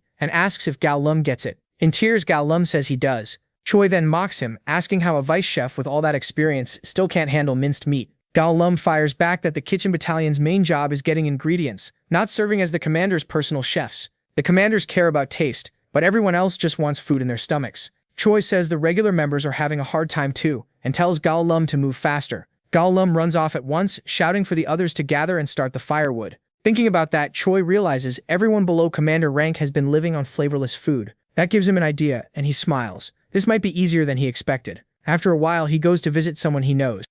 Knocking on Abelson's door, he introduces himself as Hyun-sok, and she tells the hero to come in. Blushing and acting awkward, he says it's nothing special. He just wanted to see her. Robert instantly figures out why he rushed to the kitchen. It was all to come see this woman. Then he brings out a beautiful, tasty-looking dish and asks if she's had dinner yet. Choi says he only won the duel because she supported him, and this meal is his way of thanking her. Abelson thanks him and says she'll just have a little. She cuts off a small cube of meat and raises the fork, already thinking it smells amazing. After one bite and a few chews, she goes completely still. Then, like a food reaction scene from anime, she says it's delicious, way better than what she ate at the castle, with an amazing flavor. A few minutes later, a pleased Choi says it looks like she really liked it, since she finished the whole plate. Still shy, he picks it up and says that now that she's eaten, he should go. Right as he's about to leave, she calls his name. Then Abelson asks what Choi plans to do in the future when he leaves this place. Getting emotional, Choi blurts out that he wants to marry her. Abelson's eyes go wide. He quickly realizes what he just said, and that he completely misunderstood her question. So she tells him he can leave now, but before going, he says there's something else he wants besides marrying her. That gets her attention. Before he explains though, he asks what she wants to do once she leaves this place. With dull eyes, she says she doesn't know yet, because if she ever does leave, she doesn't want to do anything at all. Now the story moves to Gartron, the holy imperial capital of Gradium, where the theocracy is ruled by the Pope of the Church of Deuces. A man kneels before him, calls him Your Holiness, and reports that they've found Abelson Marriott's location. He says Abelson, the next saint, is supposedly being held in the Black Fortress, where the glutton lives. The man on the throne asks how the next saint ended up there. Tapping the throne with his fingers, he asks whether the Demon King has sent any message about it. The answer is no, nobody knows what the demons want, since they haven't demanded anything. The Pope rises and says that in all the wars between humans and demons, only a few times have humans ever broken into the Black Fortress. Even then, the glutton, Hemis, wasn't there, so a direct attack now would be far too reckless. Looking out the window, he says he'll send a secret rescue team. Then Pope Orvan IV orders the man to summon their hero. Back at the hunting grounds, Choi lines up the kitchen battalion into 2 literal blocks. Even so, something is still bothering him. He can't stop thinking about what Abelson meant when she said she didn't want to do anything anymore. He walks to a good spot, stops, and says this should do. As he searches through his backpack, he calls the platoon commander over and tells him to come closer. Then he pulls something out and tells the platoon commander to eat. It's 2 steaks, and the soldiers stare in disbelief, wondering if this is some weird bribe or just leftovers. Choi asks if they're not going to eat. The soldiers apologize and quickly start. The moment they taste it, their eyes light up and the meat is so good they look completely overwhelmed. The 3 platoon leaders drop to their knees, swear loyalty to Choi, and beg for another piece. But he pulls out even more meat and says the tasting chance is over. From now on, he shouts, they need to run. Only the platoon that captures the most demon beasts alive will get to eat with him. The 3 leaders instantly dash off, screaming for their soldiers to move too. Seeing that, Choi says the plan worked perfectly. They're all slaves to their appetites. His real goal in bringing the monsters back alive was simple. He wanted to land the final blow himself and level up. Looking at the system screen and watching his level and charisma rise, Choi says he gained 10 levels in no time while cutting down the monsters. Then one of the platoon leaders asks which of the 3 won. Choi turns to them and announces that the Wolfkin platoon is the winner, and they'll get an amazing meal with him. The other platoons ask what they'll get, and Choi lazily says they'll have the leftovers. Then he orders them to gather all the butchered meat and haul it back to the kitchen. Meanwhile, beyond the Black Forest, several soldiers lie dead, and a man in a black cloak stands there with a sword. Back at headquarters, someone stops at a door and says they've finally arrived. Inside, Abelson thinks she shouldn't have said that to Choi. After all, she can't hide this forever. Then the door opens, and the man in the black hood calls Abelson by her full name. He pulls back his hood, and it isn't Choi at all, but a blonde man with green eyes. He says he's here to rescue her. Abelson recognizes him as Sir Guffin and asks if the Pope sent him. He says he thinks so, but he isn't totally sure. Leaning against the table, she apologizes and says she can't go back now, politely asking him to leave. To her surprise, he says he'd love to retreat too, but a mission is a mission, and he has to finish it. With a serious look, she reminds him that Hamus the Glutton lives in this fortress, and if he tries to take her, he knows how bad things could get. Smiling, he steps closer and asks how she plans to stop him. Abelson says she'll use holy power to call Hamus there. The man suddenly grabs her by the neck and says he's not here to play around. He's not some prince, he's a soldier. Coldly, he tells her to close her eyes, because when she wakes up, she'll already be back in the capital. As his grip tightens and she nearly blacks out, Abelson realizes he might be able to use holy power too, and she can't understand how. As her vision fades, she thinks that she can't go back there again.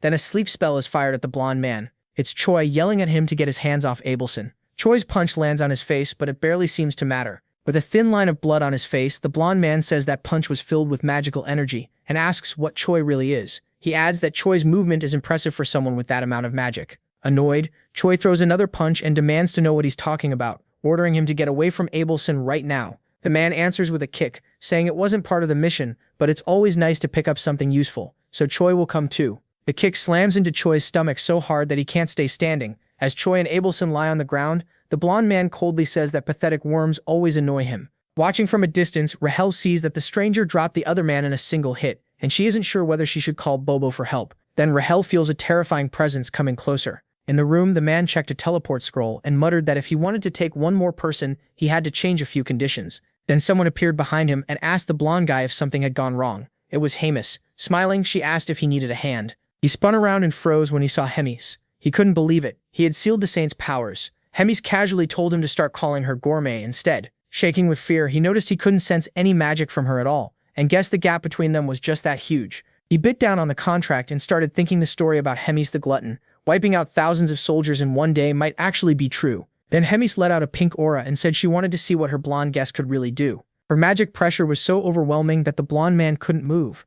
All he could do was tell himself not to panic. If he stayed calm, maybe he could dodge her attacks and snatch the saint at the right moment. But then a strange dizziness hit him, and he realized what it was. It was the delayed effect of the punch Choi had landed earlier. That brief opening was enough. Hemis attacked and seemed to tear his arm right off. The glutton said she liked him, and asked if he could entertain her a little longer. Seeing how badly hurt he was, the blonde man decided it was smarter to retreat, so he declared the mission a failure. He triggered the teleport spell, a golden blast flashed, and he vanished. Hemis looked a little surprised that he ran after she had asked him for a favor. Then she gave a wicked smile and said that was fine. The real fun was just starting. A short explanation follows. Hemis the Glutton is an ancient monster and an ageless witch. Those names were all insults thrown at Hemis, commander of the 3rd Corps in the Demon King's army. Through endless time, countless demons were born and vanished, but 2 beings never changed. The Demon King and Hemis, standing firm like giant mountains. But endless time dulls everything, and that kind of existence is cruel for any thinking being.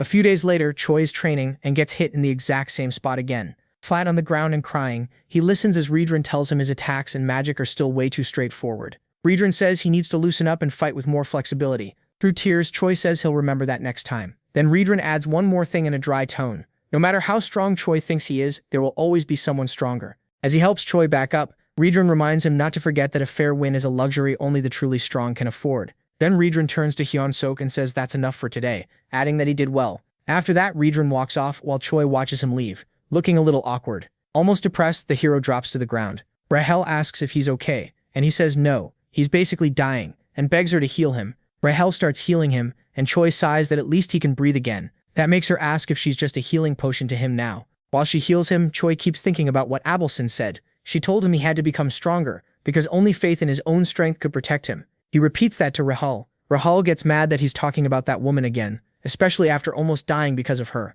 She says she can't tell if Abelson is a saint or a witch, and Choi warns her not to say stuff like that, or she might get punished by heaven. Still healing him, Rahel brings up the assassin using sacred power and asks why, if Abelson really is a saint, he attacked her. Choi admits she's right. The next saint should have been treated like someone important, and that clearly wasn't what happened. Frustrated, he says he's done thinking about it. Rahel then asks why he's so attached to Abelson. He brushes her off and says she's just jealous. Rahel snaps back, calling him a lovesick idiot and asking if he really wants to die. A little later, Choi sits there with his head down while Rahel and Bobo stare at him. He mutters that it's over for him and says that in his next life he wants to come back as a rich family's cat.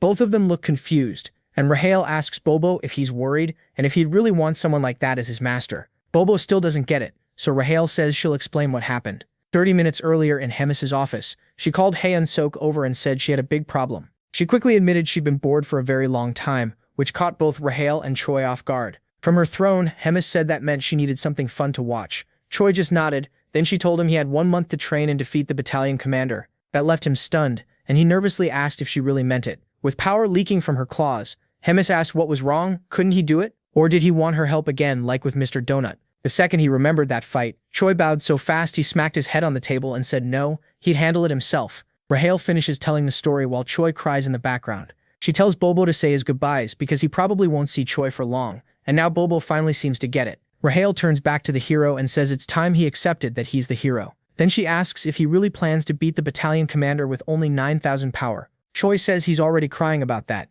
so does she want him dead right now? As he keeps whining, Rahel thinks that yes, Choi got strong fast, but not nearly enough. The battalion commander is on a whole different level. Hyun-sok remembers that a battalion commander usually has over 40,000 combat power and groans because there's no way he can reach that in a month. He looks at Bobo and thinks it would be amazing if Bobo could take his place, since Bobo could fight the commander evenly, or maybe even win. While Bobo comforts him, Rahel says the match is supposed to be a duel, and Choi agrees. Then Choi suddenly remembers Hemis's exact words and gets an idea. He asks Rahel what Hemis said again, and she repeats that he has 1 month to defeat the battalion commander. That makes him light up, because Hemis never actually said it had to be a duel or even a straight fight. Rahel just stares at him, speechless. Choi quickly forms a plan. However it happens, he just has to win. If that means using anything he can, even outside help, so be it. Rahel asks if he should really take her words that way. Biting his fingers in panic, Choi says the only option is to lure the battalion commander out and ambush him with Bobo. Hearing that, Rahel asks what he even is anymore, because she can't tell if he's a genius or just a coward.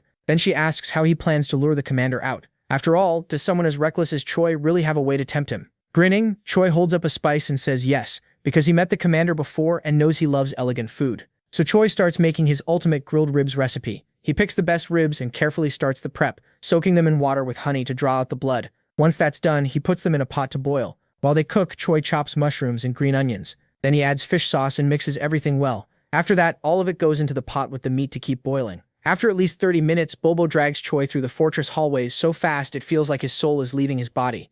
When they finally arrive, Choi collapses and complains that it's ridiculous for him to lose in stamina when he's supposed to be human. Then Rahel suddenly stops him and says it's burning, which makes Choi panic. A moment later, the ribs and stew are done. Choi carefully plates the dish. Smiling, he sprinkles chopped green onion on top and declares that the perfect stew to win Commander Doris's heart is ready. Doris's table was already packed with good food, and he leaned back, enjoying a rare quiet moment. For someone in his position, peaceful meals like this didn't come often. He even thought handing Yuzaru over to Choi had been a brilliant choice. It had taken a bigger load off him than he expected. Then a subordinate stepped in and bowed, reporting that the cooking squad wanted to see him. Though he was already full, Doris got curious and told him to continue. He immediately assumed they weren't here to return Yuzaru. The subordinate explained that Choi had come for another reason. He wanted to offer a dish as thanks. That instantly caught Doris's attention. He had already heard rumors that Choi was unbelievably talented in the kitchen, so he straightened up and allowed him in. A knock came at the door and then it opened with Choi making a dramatic entrance, tray in hand and a rose between his teeth. Doris blinked in surprise but quickly regained his composure. Choi placed the tray in front of him with an over-the-top bow and thanked him for the chance that led to his new role in the kitchen. Doris didn't care much for speeches. He wanted the food to prove itself. With a small nod, Choi lifted the cover and revealed a steaming plate of ribs. A deep mouth-watering smell filled the room and even Doris started to salivate. The dish looked nearly perfect. As he breathed in the aroma, Doris was completely taken in. Across from him, Choi watched with confidence, sure that one bite would pull him straight into bliss. The second Doris took a bite, he froze in shock. It was better than anything he had ever imagined. Seeing that reaction, Choi suggested bringing him more dishes later, and Doris instantly agreed. He'd eat anything Choi made. As Choi left, Rahel by the door could barely hold back her expression, while Doris, still lost in the food, casually noted how favored Choi had become.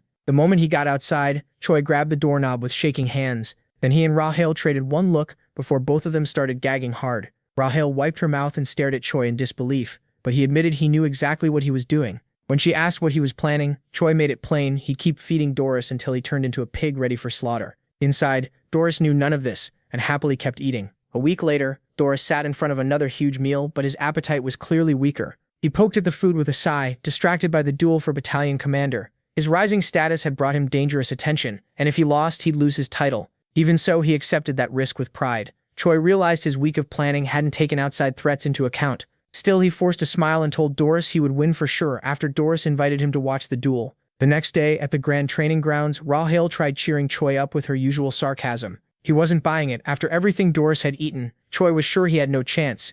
Roiger, commander of the Demon King's 3rd Army Corps Regiment, began the duel. The challenger, a humanoid with a horned skull, stepped up. Across from him, Doris climbed the stairs already out of breath. But when he noticed Choi, a smug grin appeared.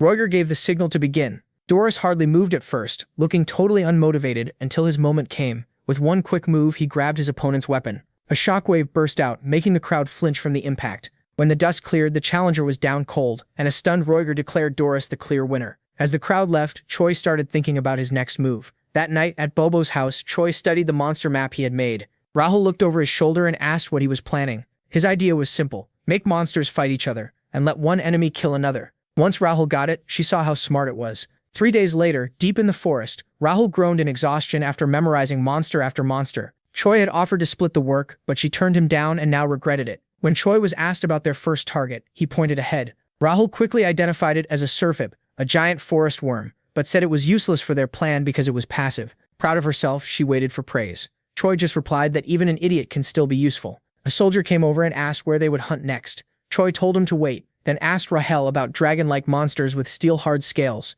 She said several monsters matched that, so she'd need to see it herself. That meant they had to face the creature directly. Choi then told the cooking squadron to wipe the area clean. No captures, kill whatever they wanted, and they could even eat it on the spot. The soldiers were thrilled, feeling like their commander had finally come to his senses. They slaughtered monsters non-stop and collected the meat until it started piling up. Choi checked the results, but saw that the real ruler of the territory still hadn't appeared. He started to think all their effort had been for nothing. So he called off the operation and ordered everyone to put their weapons away, and the platoon commander made sure it was done. But just as they started to settle down, Choi heard something strange and knew at once that something had arrived. Birds burst into the sky as a terrifying presence revealed itself. Above them, a dragon's eyes stared down. It was Nidrak, a monster with overwhelming power. The soldiers panicked and ran the moment they saw it. Nidrak answered by setting the whole area on fire. Choi, though, was pleased. With a monster like this, he finally had a weapon powerful enough to kill Doris. At Hemis's office, she spoke with Reed Run about her worries. 3 weeks had gone by with no news from Choi. She wondered if Reed Run had been training him for something special, but he said the training was completely normal. Then Hemis asked what chance Choi had against the battalion commander. Reed Run answered right away, none at all. Still, he mentioned that Choi had gotten close to Doris lately. That caught Hemis by surprise. She remembered Choi saying he would beat the battalion commander, yet now he seemed to be getting closer to him instead. That only made her more curious about what he was really after. At Doris's office, he kept eating, enjoying the grilled meat Choi had made. He thanked Choi for the meal. Then Choi let out a sigh, and Doris noticed. Picking up that something was wrong, Doris asked what it was. Putting on a miserable act, Choi said the squadron had a serious problem and hinted this might be the last meal he could serve him. That alarmed Doris, who demanded an explanation. Choi claimed the Corps commander wanted a special kind of monster meat, but the beast was far too strong to handle, and he kept selling the lie. He made it sound like the squadron was getting crushed by a dangerous monster. Then he called it marbling, a name Doris didn't recognize. Doris had only heard rumors that lots of cooks were getting hurt. Choi insisted the monster was real, stressed how dangerous it was, and said sending normal soldiers would be pointless. Instead, he suggested that someone as strong as Doris could beat it with ease and earn praise from the corps commander. The idea of being recognized by Hemis got to Doris fast. He imagined her looking at him with affection, and the thought made him flustered. Seeing that, Choi promised he'd personally tell her about his achievement, pushing the fake friendship even further. Though Doris tried to act hesitant, he agreed to help because he now saw Choi as a friend. Choi thanked him, but under that polite face, a dark grin spread across his lips. The next day, the plan began. At the chosen spot, Choi gathered everyone and made sure every step was ready. Rahel asked if he had memorized the terrain, and he confidently said he was basically a walking map. Then he quietly told Bobo, making it clear that their real target was Doris. Yuzaru, simple as ever, just got ready to do his part without asking questions. With that, the mission started. Deep in the Great Forest, the soldiers had no idea what the real goal was. All they knew was that they were hunting a dangerous monster. Annoyed by the rough trip through the wilderness, Doris asked how much farther they had to go. Choi said they were nearing Marbling's territory while staying very careful. He knew Doris was stronger than he looked, but he still believed Nadrak would win. Then the air suddenly changed. Birds flew off in panic, warning them that something was coming. Choi warned Doris that something was near. Now fully alert, Doris got ready. Nadrak came out from the shadows and its presence was crushing. Confused, Doris asked if this was really Marbling, saying it looked familiar, but Choi brushed it off by saying lots of monsters looked alike. Doris accepted that and treated it like just another beast to kill. Certain of himself, he ordered his battalion to attack, trusting Choi to make sure the corps commander heard about his victory. His soldiers charged the dragon without fear. Doris joined the fight himself, releasing his powerful technique. Even with Nidrak's massive strength, Darius kept forcing his way forward through sheer savagery. Watching this, Choi grew uneasy. Darius was more clever than expected. Instead of taking Nidrak head-on, he used his own soldiers as shields and bait to open chances for himself. Choi wanted the battle to crush Darius, but this cold, careful strategy was ruining the plan. Before Darius could finish the fight, a terrified soldier cut in to report that another monster was coming. Choi's face darkened. He had made a mistake. This was supposed to be Nidrak's territory alone, so another monster would wreck the whole setup. He ordered a retreat at once, but before anyone could get away, a huge worm burst out. It was a Surfibe, the same creature Choi had dismissed as harmless, but now it saw the battle as a fight over territory and moved to attack. Darius immediately called for a full retreat, but Rahul realized that if he got away, everything would be ruined. Choi knew there was only one move left. With one fast, clean strike, he attacked. Using the first form of the read-run combat style, he hit Darius so quickly that he couldn't even react. Then Choi shouted for the retreat to stop. He called on the demons to hold their ground, playing on their pride and courage that only threw the battlefield into even more chaos. In the middle of it all, Darius felt the pain and heard the roaring battle around him. Rage exploded inside him, as he wondered if a mere human had just betrayed him. Furious, he yelled Choi's name and decided to risk everything to reach him. Activating Full Bloom, he unleashed a devastating strike. Choi didn't even understand what was happening and had nowhere to run. Rahul yelled at him to move, but before he could, something hit him like lightning. The blow nearly killed him, leaving him stunned and confused about what had just hit him. Through the chaos, Choi saw Darius still standing and shouting that he would rip him apart while he was still alive. Knowing he was in real danger, Choi quickly checked the situation and wondered where Babo and Yuzaru had gone. At the same time, Rahul looked around and realized Surfibe's attack had hit everyone in range. Choi felt like he'd been left alone with Darius, who was burning with rage. Even so, Choi noticed Darius coughing up blood and understood that he was forcing his body past its limit. So Choi chose to stall and ran as fast as he could, telling Rahul to call out the monster zones from the map she had studied earlier, and she started naming them as they appeared. If Haeon Sa kept going straight, he'd run into the Warhound's territory. Darius chased after him anyway, not caring what monsters stood in the way. The protagonist knew most beasts avoided stronger enemies, but once their young were involved, they'd attack on sight. Darius brushed it off as a cheap trick, fully set on killing him. Pulling out more power, he used a level 3 move, Falling Flowers. His strength spiked, driven by his belief that Promote was a demon's greatest weapon. Sure, his raw power would finish Haeon Sok for good. He moved in for the end. Then something felt wrong. His body shook and he suddenly coughed up a lot of blood. MC stopped to watch as Rahul warned that Darius's demonic energy was dropping fast. Only then did Darius realize he'd hit his limit. He had burned too much energy hunting demonic beasts and was completely drained. Seeing that, he reluctantly turned away, accepting he couldn't keep going. Haeon Sok called after him, asking if he was really running. Annoyed, Darius admitted he had no choice. He needed to recover first. Even so, he swore he'd come back for revenge and never forget this shame. But before he could leave, he stopped him. He mocked Darius, saying he might have come in on his own, but he wasn't leaving so easily. Darius scoffed, making fun of the protagonist for thinking his bare hands could bring him down. But MC was ready. He activated Ride-Run Combat Art's 7th move and fired off the explosive destruction wave. To his shock, Darius tanked the hit and stayed standing. With a smug grin, the demon mocked Haeon Sok for underestimating him. But before the fight could go on, someone unexpected showed up.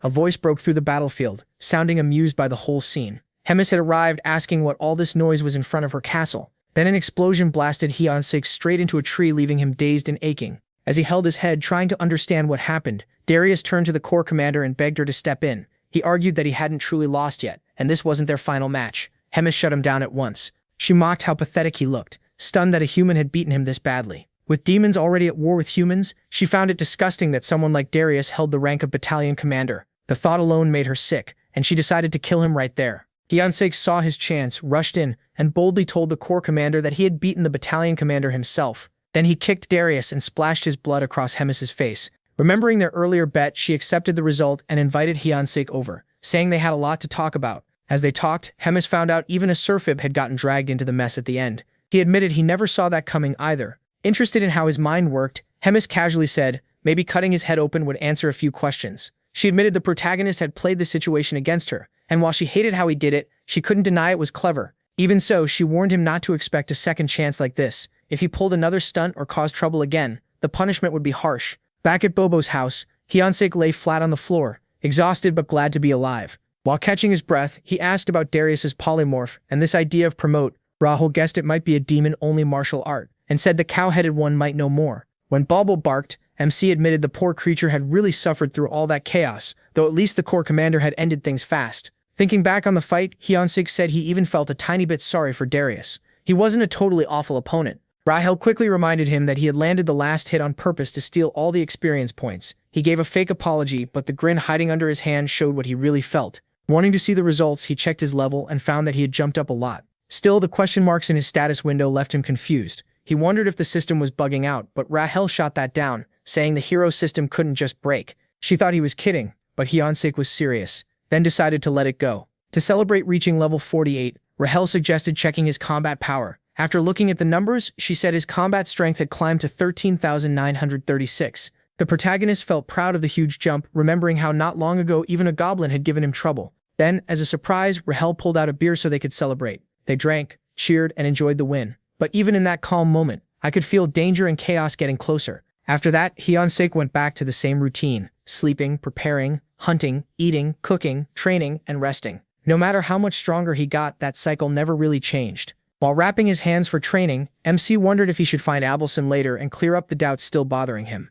Riadron arrived, surprised he had come so early, and the two greeted each other. With a proud smile, Riadron congratulated him for beating Doris, and Hyunsik thanked him a little shyly. Using that moment, the protagonist brought up something from his fight with Doris that had stuck with him. When he asked about the technique called promote, Riadron thought for a moment and said it was an informal style from ancient combat. That word informal caught MC's attention. Riadron explained that there were two kinds of combat: formal, which used set movements, and informal, which broke away from those fixed forms. He added that informal combat had far fewer variations, and since even formal combat was already rare, informal styles were passed down even more secretly. From that, Hyunsik guessed the difference was kind of like normal attack damage versus skill damage. Riadron went on to say that promote had been handed down for a very long time. Any demon with demonic chi could learn it, but hardly anyone dared to use it, because it was incredibly dangerous and came with many side effects. That made him ask if he could learn promote too, since he had at least a little demonic chi. Riadron joked about how tiny that amount was, pointing out it wasn't natural and wasn't even true.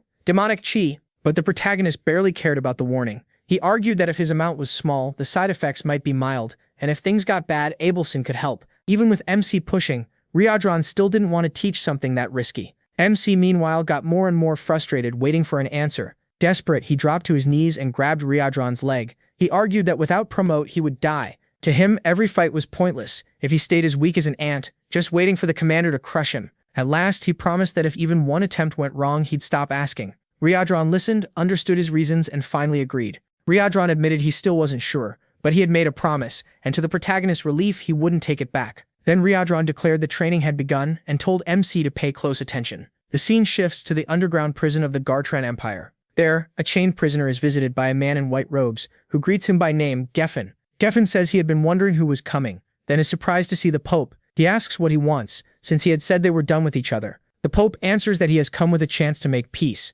Geffen asks what he has to do. With a cruel look, the Pope says the mission is to kill Abelson. Geffen is startled and asks why. The Pope answers with cold sarcasm that it's none of his concern. Geffen hesitates, worried because the glutton is there. The Pope tells him not to worry. He says 4 warriors will go with him, and the glutton will be away for a while. He ends with a threat. Geffen must succeed because failure won't be forgiven. Back at the training ground, Hyunsuk rides in pain as red energy pours from his body and foam comes out of his mouth. Ryodran only watches, not reacting. Meanwhile, Abelson tears into them for trying demon combat arts, calling it insane when he is human. Ryodran argues that the protagonist kept saying he was fine, and after all that training, there shouldn't have been much demonic chi left anyway. Abelson, furious, snaps back that they aren't healers. They had no way to know he was fine because neither of them was qualified to judge that.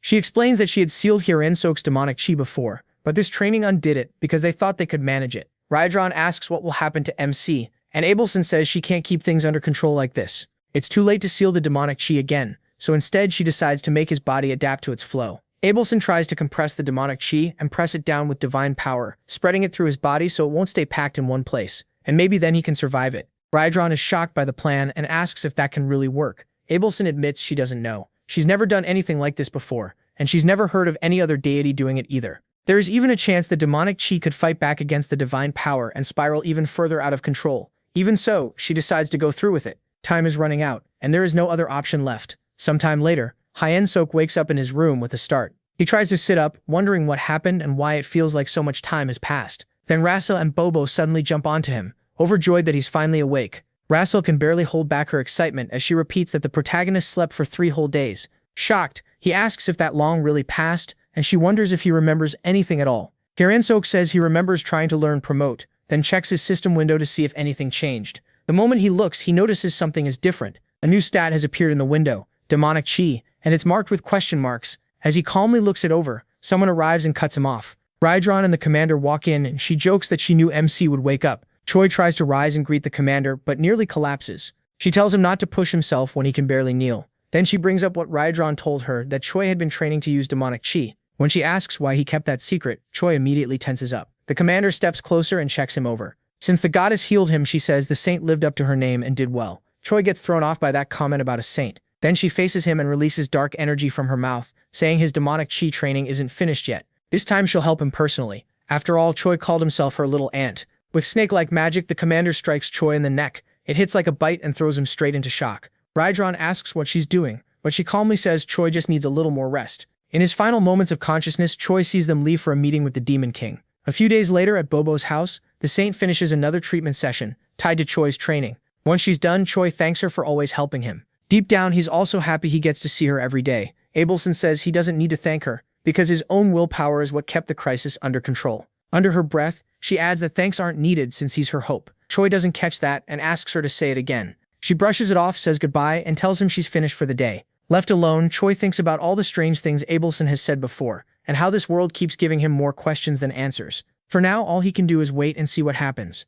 Later that night, Choi studies demonic chi control with Ryodran and the hero. Ryodran warns him not to push too hard, but Choi says he's fine. It's already been 3 days since he woke up, and as long as he doesn't use that magic again, he should be okay. Ryodran notes that it's also been exactly 3 days since the commander left, and while Choi keeps talking, his mind starts to drift. Even if that meeting happens every year, this time something feels off to him. Choi notices Ryodran zoning out and calls to him, making Ryodran apologize. Choi points out that Ryodran has been swamped lately and offers to help, since he's been handling command work alone. Ryodran says it's under control and the commander will be back soon. Even if she left earlier than usual, it shouldn't change much. Then he tells Choi to worry about himself. Choi accepts that like an order, while Ryodran quietly notices how much stronger he's getting. Now that Choi has demonic chi, Ryodran believes his growth should speed up even more. If he can just stay stable like this, the results could be huge. But while watching him, Ryodran senses something unusual. The moment he recognizes divine power, he goes on alert. He jumps to his feet, catching Choi off guard. Ryodran explains that someone with divine power is inside the castle, and it isn't the saint. Before Choi can react, Ryodran confirms it's an intruder, and orders him to stay quiet while he checks it out. In the castle halls, 4 men in black cloaks talk among themselves, surprised by how easy it was to get inside. One says that only happened because the commander is away, but Geffen cuts him off and tells everyone to be quiet. He already knows that and warns them there's still one enemy they can't underestimate. The moment Geffen says Red Nightmare, Ryodran appears in front of them and demands to know how they found out Commander Hemis was gone. One man panics when he realizes they're facing the feared Red Nightmare, but Geffen orders everyone to stay calm and get ready to fight. Geffen sends 2 men after Abelson, while he and the last one stay behind to hold off Ryodran. The instant Ryodran hears they're after the saint, he gets worried her room isn't far from there. He clenches his fists in frustration. Taking all 4 at once would be easy, but stopping 2 while the other 2 slip past is much harder. Then a voice rings through the corridor. Choi shows up and asks if everything is okay. He came because Ryodron left with such a serious look that he got worried. Ryodron scolds him for ignoring the order to stay put, though inside he's relieved Choi came. Then he tells Choi to listen carefully to a new order. The intruders are targeting Abelson, so Choi has to reach her first and get her out safely. Ryodron throws his necklace to Choi, leaving him confused about why he needs it. Before Ryodron can fully explain, Geffen rushes him. Even while blocking the attack, Ryodron says the necklace will prove the situation to high-ranking officers. Choi instantly takes off at full speed. Annoyed, Geffen orders his partner to chase Choi and stop him. Ryodron finally goes on the offensive, making it clear that no one is taking Abelson out of the castle without the commander's permission. He activates the 7th movement of his combat style and slams into Geffen with heavy strikes. Then he unleashes explosive destruction wave, his eyes glowing red with resolve. Meanwhile, Choi sprints toward Abelson's room. As he runs, a mission pops up: protect Abelson and escape with her. It even teases that maybe romance could bloom after, with a reward of 1,000 points. The idea that humans are trying to kill the saint puts Choi on edge. He's also shocked by how many points the mission offers. When he reaches Abelson's room, Choi urgently tells her they need to leave right now because humans are attacking. Abelson is stunned and doesn't understand, so Choi explains it's the same group that attacked before. At the same time, in the nearby halls, Ryodron's soldiers are slowing the intruders down. They shout at Choi not to waste time and to run with the saint. Without hesitating, Choi grabs Abelson by the hand, then quickly hoists her onto his shoulder. No time to apologize. He just takes off with Abelson in his arms. Elsewhere, the 3rd commander, Roiger, is leading a meeting. He speaks with clear disappointment about Doris losing to a low-level human. He remembers the commander telling him to straighten everything out while she's away, and wonders why that job had to fall on him. Pushing that aside, Roiger ends the meeting saying there's nothing else to discuss and everyone should follow orders. Suddenly, a goblin bursts in with an urgent report. He says Choi has shown up carrying Ryodron's necklace, and Roiger tries to make sense of that. The goblin quickly adds that other humans are inside the castle and are searching for Abelson. Roiger hears that and gets irritated by the trouble. A moment later, he meets Choi in the corridor with Abelson beside him, ready to explain everything. Choi says Ryodron sensed divine power in the castle and went after the intruders, only to find out they were humans trying to kill Abelson. Roiger can't believe humans would target the saint and tells Choi to calm down, thinking there must be some mistake. Then Roiger suddenly feels something strange coming their way. He barely has time to warn everyone to protect themselves before a brutal attack blasts through the corridor windows, announcing another enemy. Now there can be no doubt. Seeing it with his own eyes, Roiger is stunned by the truth. As the enemies close in on Abelson, Roiger casts a restraining spell to stop them. But they're too far away and the spell can't catch both attackers. Choi steps in, preparing to use the 7th movement of Ryodron's martial art. Before one attacker can reach Abelson, Choi smashes him from behind with a hard punch and drops him in one hit. As he moves, Choi yells that he will protect Abelson. Back in Ryodron's fight, one invader is already down and Geffen mocks his fallen ally after using him as a shield. Ryodron expected Geffen to be strong, but not this strong. He's on the level of a commander. With divine power clashing against demonic chi, that kind of strength is exactly what makes warriors like Geffen humanity's heroes. Geffen laughs and mocks Ryodron, saying the fact that he's struggling against 2 intruders proves he's nothing special. Ryodron stays calm and asks how someone with no chance of winning can be so arrogant. Geffen fires back, asking who could stop him with the commander gone and Red Nightmare falling short of the legend. As long as Ryodron stays busy, his allies can handle the weaker defenders. Ryodron grows more serious, realizing the enemy knows far too much about the castle's defenses. Done wasting time, he declares he'll end this fight quickly. Geffen just smiles and asks how that's possible, when their powers naturally counter each other.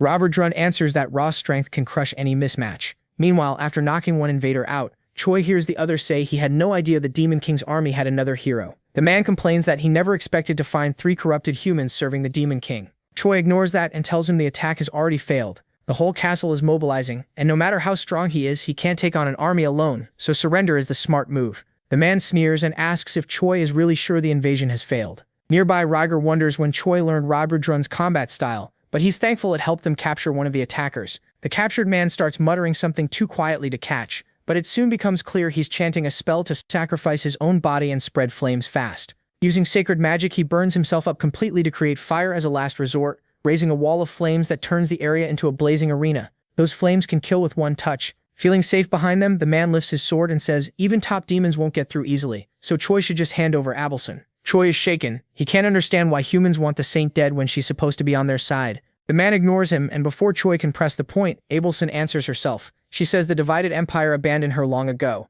That catches Choi completely off guard. Abelson goes on, the empire doesn't need the real saint, just a puppet who follows orders. Done with the talk, the man slams his sword into the ground. He says he's tired of the drama and gives Choi a 10-second head start. Choi is cornered, with no safe way to last in a straight fight. The only answer he finds is also the most dangerous one. As the countdown starts, Choi activates Promote. The moment he enters the first stage, Abelson realizes what he's trying to do. She warns that his body can't handle it and begs him to stop, but there's no time left. Choi is sure they'll all die if he holds back, so he decides to fight with everything. He pushes the skill to full stage 2 and still keeps forcing Promote higher. Choi remembers Roberdrun's warning. Promote has 3 stages: Bloom, Full Bloom, and Falling Flowers. Each one is more dangerous than the last, and the third is so risky. Roberdrun told him never to even think about it. Still, with death right in front of him, Choi sees no other choice. He decides that if he pulls this off, it'll be the first and last time. After 7 seconds, Choi reaches the peak. His heart feels ready to burst, and every part of his body begs him to stop.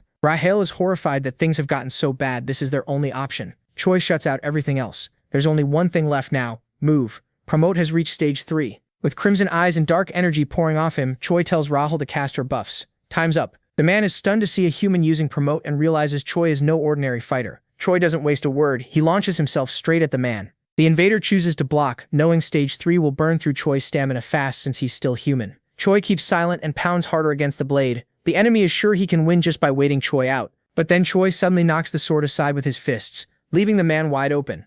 Before the invader can react, Choi drives a heavy clean punch into his chest. The hit throws the man off balance, and he complains that Choi is using tricks. He stares in shock, disgusted that a human would corrupt himself with demon arts. Choi knows his body is almost at its limit. Even so, he can't go down. He's the only thing standing between the assassin and Abelson. He remembers that pushing Promote this far can cause damage that never heals, and still finds a reason to go farther. A beautiful woman is crying in front of him, and he can't accept that. If dying will make her stop crying, then to him it's worth it. With his body already doomed, Choi has only one path left: keep moving and break past his limits. There's no turning back now. He gives everything to protect Abelson. Watching his resolve, Abelson thinks about using holy power to help him. But with demonic Choi consuming Choi, that would make his body explode on the spot. All she can do is pray. Choi charges again and activates his combat arts. The man notices he's stacking attacks and laughs, calling it self-destruction. Choi ignores him and rushes in. He leaps and strikes with instant obliteration. The enemy keeps taunting him, saying he'll regret this when death comes.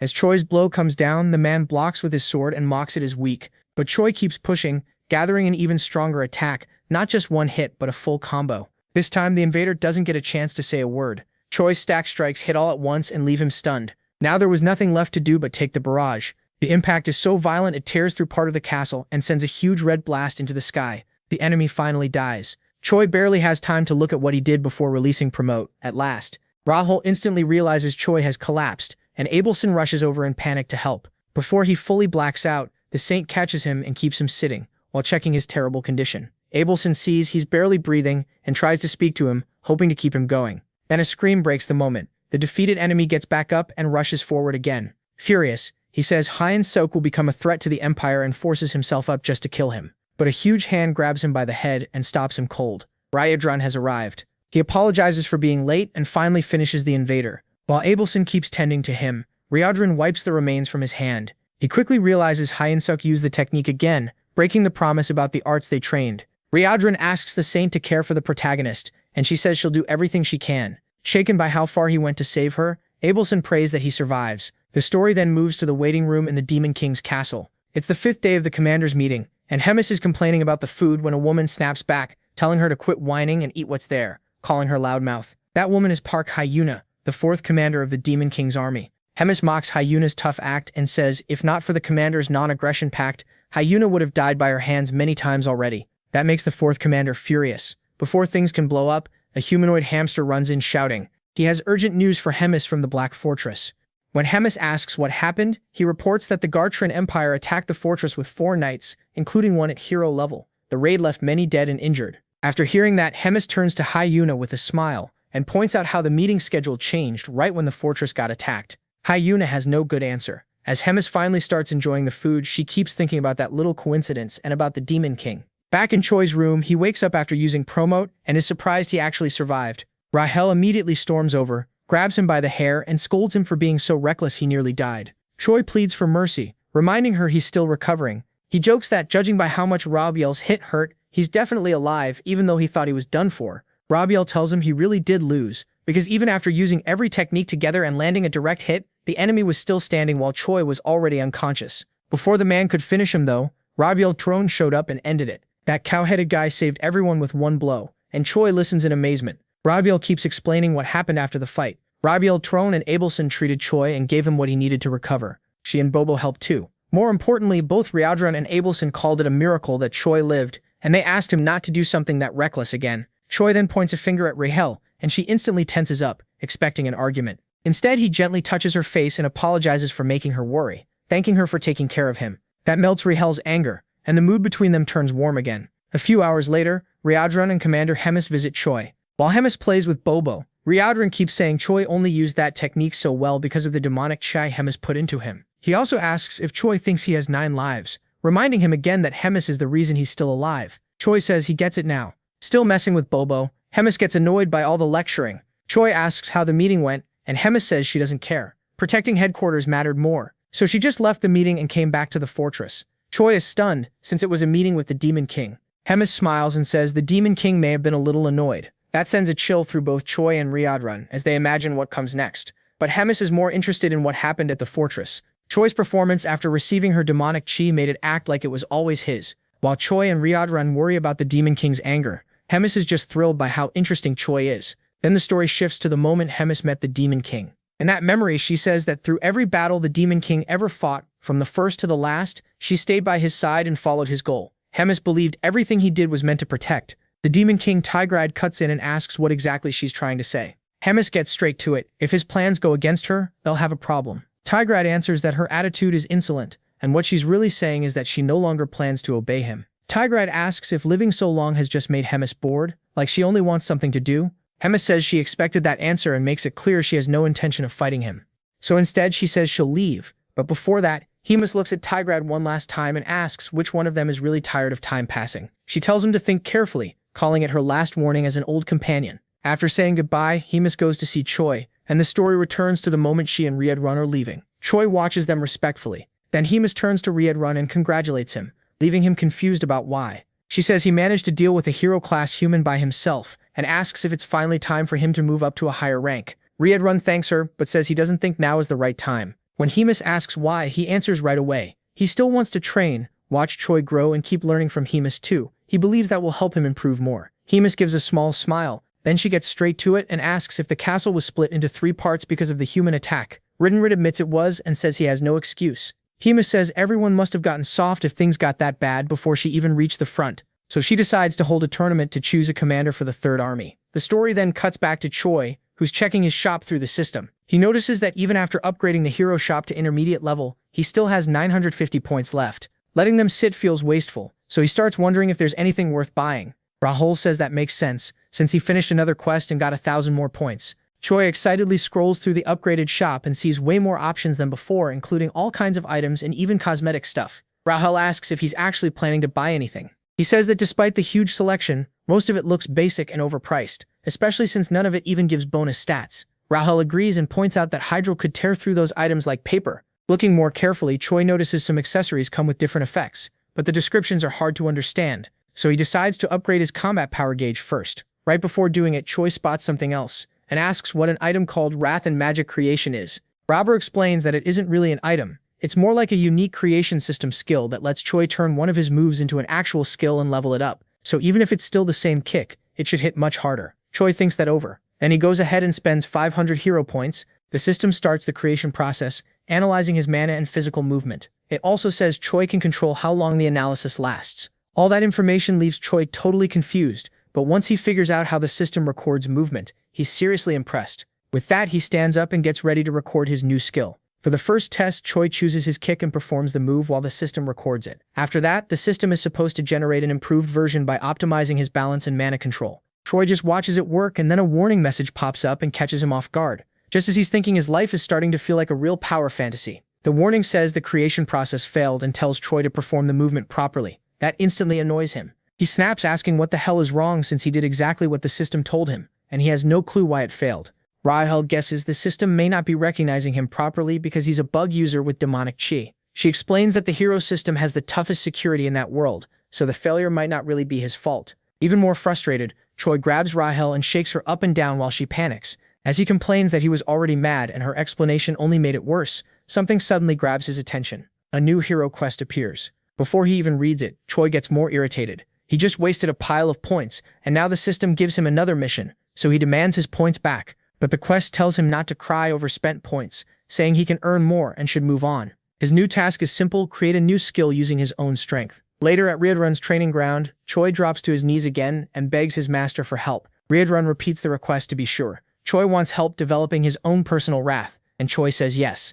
Riedrun thinks it over for a moment, then tells Choi he'll help. Choi gets teary-eyed and can't even answer. Riedrun adds that he was planning to train him anyway. Riedrun turns and says the training starts now, and Choi follows right behind him. A little later, the two sit in deep focus as the training truly begins. The session goes on with more strikes and physical drills, which seem to be the part that leaves Choi completely worn out. By the end, Riedlon and the Saint look in on Choi resting in his room again, covered in bandages with his feet bent in a strange way. That marks day 1, and Choi smiles, happy he made it through. After pulling himself up, he checks the system window and sees that he cleared a mission. His combat power goes up and Choi realizes he actually succeeded in creating his own personal wrath. It's based on a modified form of Riedrun's martial arts. Choi decides to name the new style Noblesse. Then comes the day of the tournament. The host introduces himself as Jark and announces that this event will choose 1 company commander and 13 battalion commanders. He also says more than 1,000 fighters are expected to join. As the host explains the format, he says the tournament will have 3 matches total, and this time they'll use a different battle style from past events. Everyone gets 1 hour to prepare before the first round starts. During that time, several contestants gather, including one goat-headed fighter with a creepy grin. Right after that, Choi is shown smiling, while the host says a knife has been accidentally dropped, using it to introduce the first event, the Killer Run, which will take place on the highway outskirts. The focus shifts to Choi warming up when the 4th commander arrives and walks over to him. She says she's been watching him for a while and asks, almost mockingly, if he's human. Choi is caught off guard since he's never seen her before, and he's stunned by how beautiful she is. She keeps sizing him up and says his black hair and combat power gauge make him look like an ordinary hero at first. Choi tries to agree, but she keeps going, surprised that he has demonic chi and wondering if he might be a spy. Before that talk can go any further, Riedrun steps in, tells her to back away, and then realizes she's the 4th commander. Riedrun says he has a message from Hemus for the cooking squad's commander, and Hyuna is shocked that this guy is getting a direct order from Hemus. Riedrun confirms it. So Hyuna backs off and gives them space. As she turns away, she notices Riedrun is standing beside Choi, not like a hunter near prey, but like a commander beside someone important. That thought excites her, and she says what happens next may be even more rewarding than she expected. Riedrun then tells Choi that she can act out of line sometimes, but she's still a squad commander, and also a hero like him. He warns that she came to watch the tournament under the Demon King's orders, though Hemus called it surveillance, so Choi should stay away from her. Choi quickly feels there's something odd between those two commanders, then says he understands and asks what Hemus wanted. Riedrun explains that Hemus wants him to place at least rank 8 in the tournament. If he fails, he'll be sent to the 2nd Materials Research Squad. He also mentions something about cost protection, which makes Choi panic over what might happen to him. 2 hours later, the tournament finally begins. The host lays out the rules. The first event is just a race, reach the finish, and that's it. There are no extra rules. He also adds that if someone accidentally kills another competitor today, there will be no punishment. The goat-headed fighter turns to Choi and asks if he heard that right. In a threatening voice, he says that if he accidentally kills Choi, it'll be forgiven, so Choi better stay away. Choi calmly says he understands. Then the host gives the signal to start. The runners take off at once, and Choi moves with a small group, though he's still well behind the leaders. One flying contestant mocks everyone stuck on the ground and quickly fires a magic attack at Choi's group, making Choi call Rahal for a shield. As he keeps running under Rahal's protection, Choi asks for an update on the runners ahead. She tells him that at this pace he'll barely make it into the top 100. Then the goat-headed fighter suddenly appears beside him. Surprised, Choi survived the attacks from above and forms an energy sphere to blast him. The attack lands, but Rahal's shield blocks it perfectly, and Choi thanks her. Unhappy with that, the goat charges up even more power and throws another attack at Choi. But before it hits, the energy splits into countless smaller shots and rains down on several other runners. Choi doesn't get why the guy weakened his own move by spreading it out. Then the answer becomes clear. The goat starts acting like Choi was the one who launched the attack to hit everyone else. That false blame leaves Choi furious. Now the whole crowd is after Hyun Sok, fired up with anger and hatred. Holgoat speeds up and laughs at MC for falling behind. As he runs from the mob and spots Holgoat ahead, he swears he'll kill him once he catches him. He asks Rael how many are still in front, and she says he already passed 76, only 24 remain. Right after that, an attack from behind smashes through Rael's barrier and hits the protagonist. As he stumbles from the blow, Hyun Sok suddenly remembers his training with Riedrun. Back then, he was stuck on how to handle his mixed fighting styles. Each one had been made for a very specific purpose, meant for demons, then adjusted to work with humans. So he needed to use both Promote and Riedrun's combat style as the base for a brand new skill built to fit MC perfectly. That's how Noblesse was created. The moment he activates it and returns his focus to the race, The system says his magic rank rose from D to C, and his demonic chi jumped from E to C too. Noblesse then appears in the system, a unique style born from merging those two powers, releasing a purple aura of magic and demonic energy with 0.06 proficiency. After charging up while blocking attacks from the other runners, Hyeonsuk suddenly bursts forward and yells for everyone to move. In seconds, all the runners see is a streak of purple light blazing past them at insane speed. He flies by one competitor after another, but then the update comes in. 95 runners already made it, so only 5 spots are left. Hyeonsuk pushes even harder, moving so fast that Rahel can barely keep up. Holgo glances back and is shocked to see him already right behind him. The protagonist almost enjoys it. He's glad he found Holgo right at the finish. Then he activates Rahel's third combat form and charges an attack as he closes in. The instant he reaches him, MC slams him from behind and tells him to go accidentally die. Holgo is launched at absurd speed into the wall, smashing straight through it. Watching the chaos, the host announces that the 99th and 100th qualifiers are Hyeonsuk and Holgo. He drops down in relief after qualifying, while Holgo lies unconscious behind him. The protagonist gives thanks, but Holgo quickly gets back up, furious, cursing him and promising to kill him. Before it can go any further, the host cuts in and ends the race. He says the 100 who passed will return in 3 days for round 2, and everyone else is dismissed. That night, in a forest near the Dark Fortress, Hemis stands with Park Hyuna as the 4th commander, asks if she's really planning to release that thing into the tournament. Hemis ignores the question and looks ahead, greeting Modem like an old acquaintance. The creature gives off a red aura and says it has indeed been a long time, 97 years, 3 months, and 11 days. Then it asks what Hemis wants. This creature is Modem. Hemis is familiar with power measured at 198,532. Hemis tells Modem his job is to seize every participant's flag. He agrees, and she adds one warning. If he finds a decent contestant, he should hold back. Hearing that, Hyeonsuk's the loudmouth is getting soft. Hemis asks why the 4th commander thinks that makes her soft, then brings up a bigger question, why demons keep losing to humans. Without waiting for an answer, Hemis gives one herself. Demons fight too fairly. They try to solve everything with brute force, and when they can't win head-on, they still refuse to retreat, so they die, and everyone just accepts that. Humans are different. When they're losing, they pull back, then return with tricks to tilt the fight their way. That's why the Demon King's army keeps losing to weak humans. Hemis says it while pointing a finger right at Hyuna, leaving her stunned. Then Hemis casually adds that the 4th commander needs to study more, which only makes Hyuna more annoyed. The next stage's rules are announced. Random teams of 4, each starting with 2 flags. After 48 hours, the teams with the most flags move on, with only 10 slots total. Any team with 0 flags is out no matter their rank. Once the teams are set, Holgoat is thrilled. Their plan is to use MC as bait to lure in other players and steal their flags. MC admits the idea is smart, but inside he's wondering what kind of rotten luck put him on Holgoat's team. The other 2 teammates stay quiet in the back. One is a hawk, the other looks like Arbok.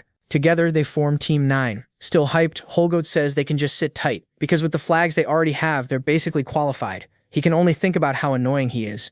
Then the rankings show Team 9 in 4th place with 4 flags, but that wasn't their standing. A moment ago, their rank suddenly jumps again, climbing to 3rd even though they haven't done anything. Everyone is left staring, wondering what is going on. Then a steel foot steps toward the group. Heinso catches the sound of metal, turns around and spots Modem, radiating overwhelming power and a terrifying presence. When Holgoat sees all the flags on Modem's back, he realizes this monster must be wrecking the rankings. Instead of backing off, he grins and wonders if it's some kind of jackpot. Then he charges the stranger without thinking. Heinsook tries to stop him, warning that he can't win, but Holgoat keeps going and calls him a coward. As he gathers power for an attack, Holgoat boasts that he's about to kill the tin monster and take all its flags. Modem drops him with one simple move. The blow sends Holgoat crashing into the Hawk and Arbok, and their team loses the flag. While Modem stores the new flags, the ones who sent him watch from afar. Hyuna asks if this was really needed. Looking at Modem, she says the protagonist team has no chance with their current abilities. Hemis says nothing and keeps watching as the time for the test keeps ticking away.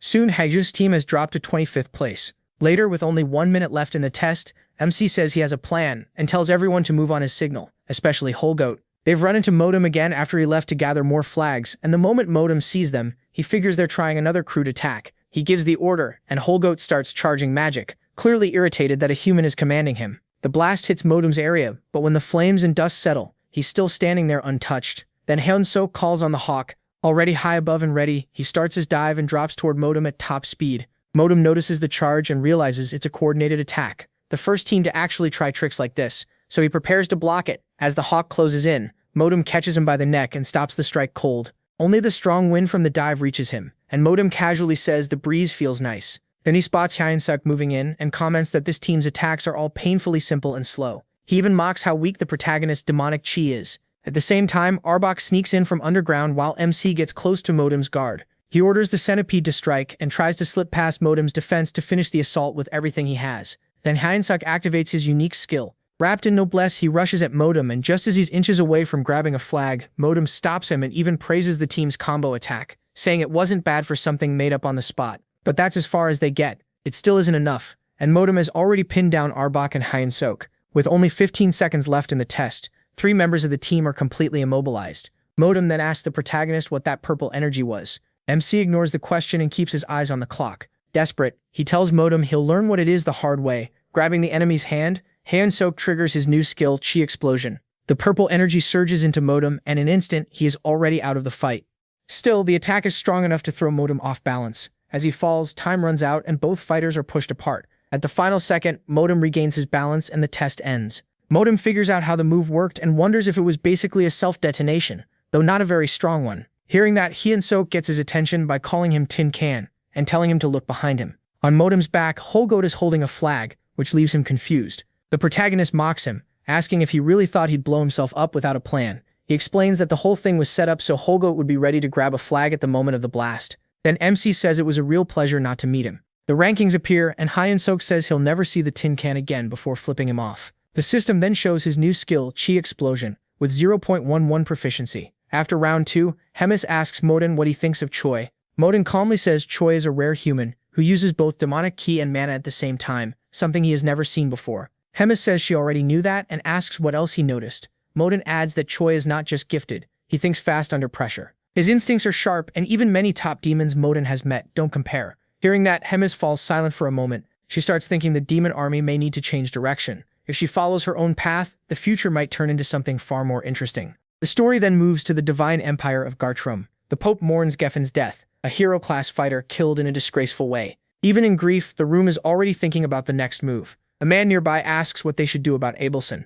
After a brief pause, the Pope coldly says that popular or not, she is only the princess of a tiny kingdom. He removes her from sainthood consideration and orders her to be branded a heretic, someone working with the Demon King's side. Then he turns to another matter. He asks whether Hemis is causing trouble again. The man answers that she has started reorganizing the army. Her plan is to choose new officers through a tournament based on skill. Always scheming, the Pope asks if there is any way to ruin those plans. The man Elrond says he tried asking the Demon King for help, but the response was clearly hostile. If they interfere with Hemis too much, they could end up provoking the Demon King himself. The Pope suggests a more direct option. Send a hero to break the structure from inside, with Kinley as a possible choice. Elrond hesitates. Hikenten, now branded a traitor, is at the Black Fortress, and Kinley would have little chance against both of them. The Pope notes that Hyuna being there may mean the Demon King and Hemis are not fully on the same side. For a moment, Elrond considers dropping the sabotage plan, but the Pope cuts him off with a raised hand. He insists that Gartrum and Drasen have always grown stronger through conflict. Their power comes from holy war against demons. As he sees it, evil has to exist, so the light of justice can shine brighter. That light feeds the faith of the people, and that faith strengthens the empire, so no matter how things change, the war must go on. The Pope reveals that one of their tactics has been pretending to cooperate with the Demon King to quietly guide the war. But if demons keep evolving this fast, they may soon slip beyond the Empire's control. Then he tells Elrond to check whether their spy reported the location of the next tournament. Elrond looks through his notes. He opens a map and confirms the next match will be in Inamazit, a distant forest packed with dangerous beasts. Both men note how far it is from the Black Fortress and take that as a favorable sign. The Pope gives his order. Gather the heroes and use the next round to test their strength. As the Empire sets its plans in motion, the story returns to Hyeonsuk in his room. He's amused by the mess inside his system after combining demonic Kai and mana. The energy setup has gotten much more complex, and Rahao quietly thinks back to when he had only one skill, the one he polished through Hydran's brutal training. The protagonist notices that Hydran's fighting style changes are now listed in his skill window, with both Noblesse and Magic Explosion counted as separate skills. That brings his total to 5 unique skills, a big step forward. Watching the update, Rahel asks if his leadership rank went up too. She says the new effects on his skills are incredibly useful and is clearly impressed by how fast he's moving up the ranks of the Demon King's army. As he checks his system, Hyeonsuk wonders if the shop has any items that could raise his stats even more. A voice suddenly cuts in, bluntly saying nothing in the shop will help at his level, and that he needs to wake up. It is Hyuna, who appears out of nowhere and startles him. MC jerks backward when he realizes the surprise visitor is the 4th commander. Annoyed by his reaction, Hyuna tells him to stop panicking and asks how many hero points he got. He quickly says 1,300. She asks about his shop rank and he says it's at the intermediate level. Hyuna mocks him right away, calling that progress completely pathetic. Seeing a chance to learn something, he carefully asks what Hyuna bought when she was at his stage, hoping for advice from someone more experienced. Hyuna laughs, fully aware he's trying to pull information from her. Still, she agrees to give him one tip: if he answers every question she asks. He accepts right away. She tells him that since he already has an aura, his next move should be upgrading the shop and buying a dimensional pocket,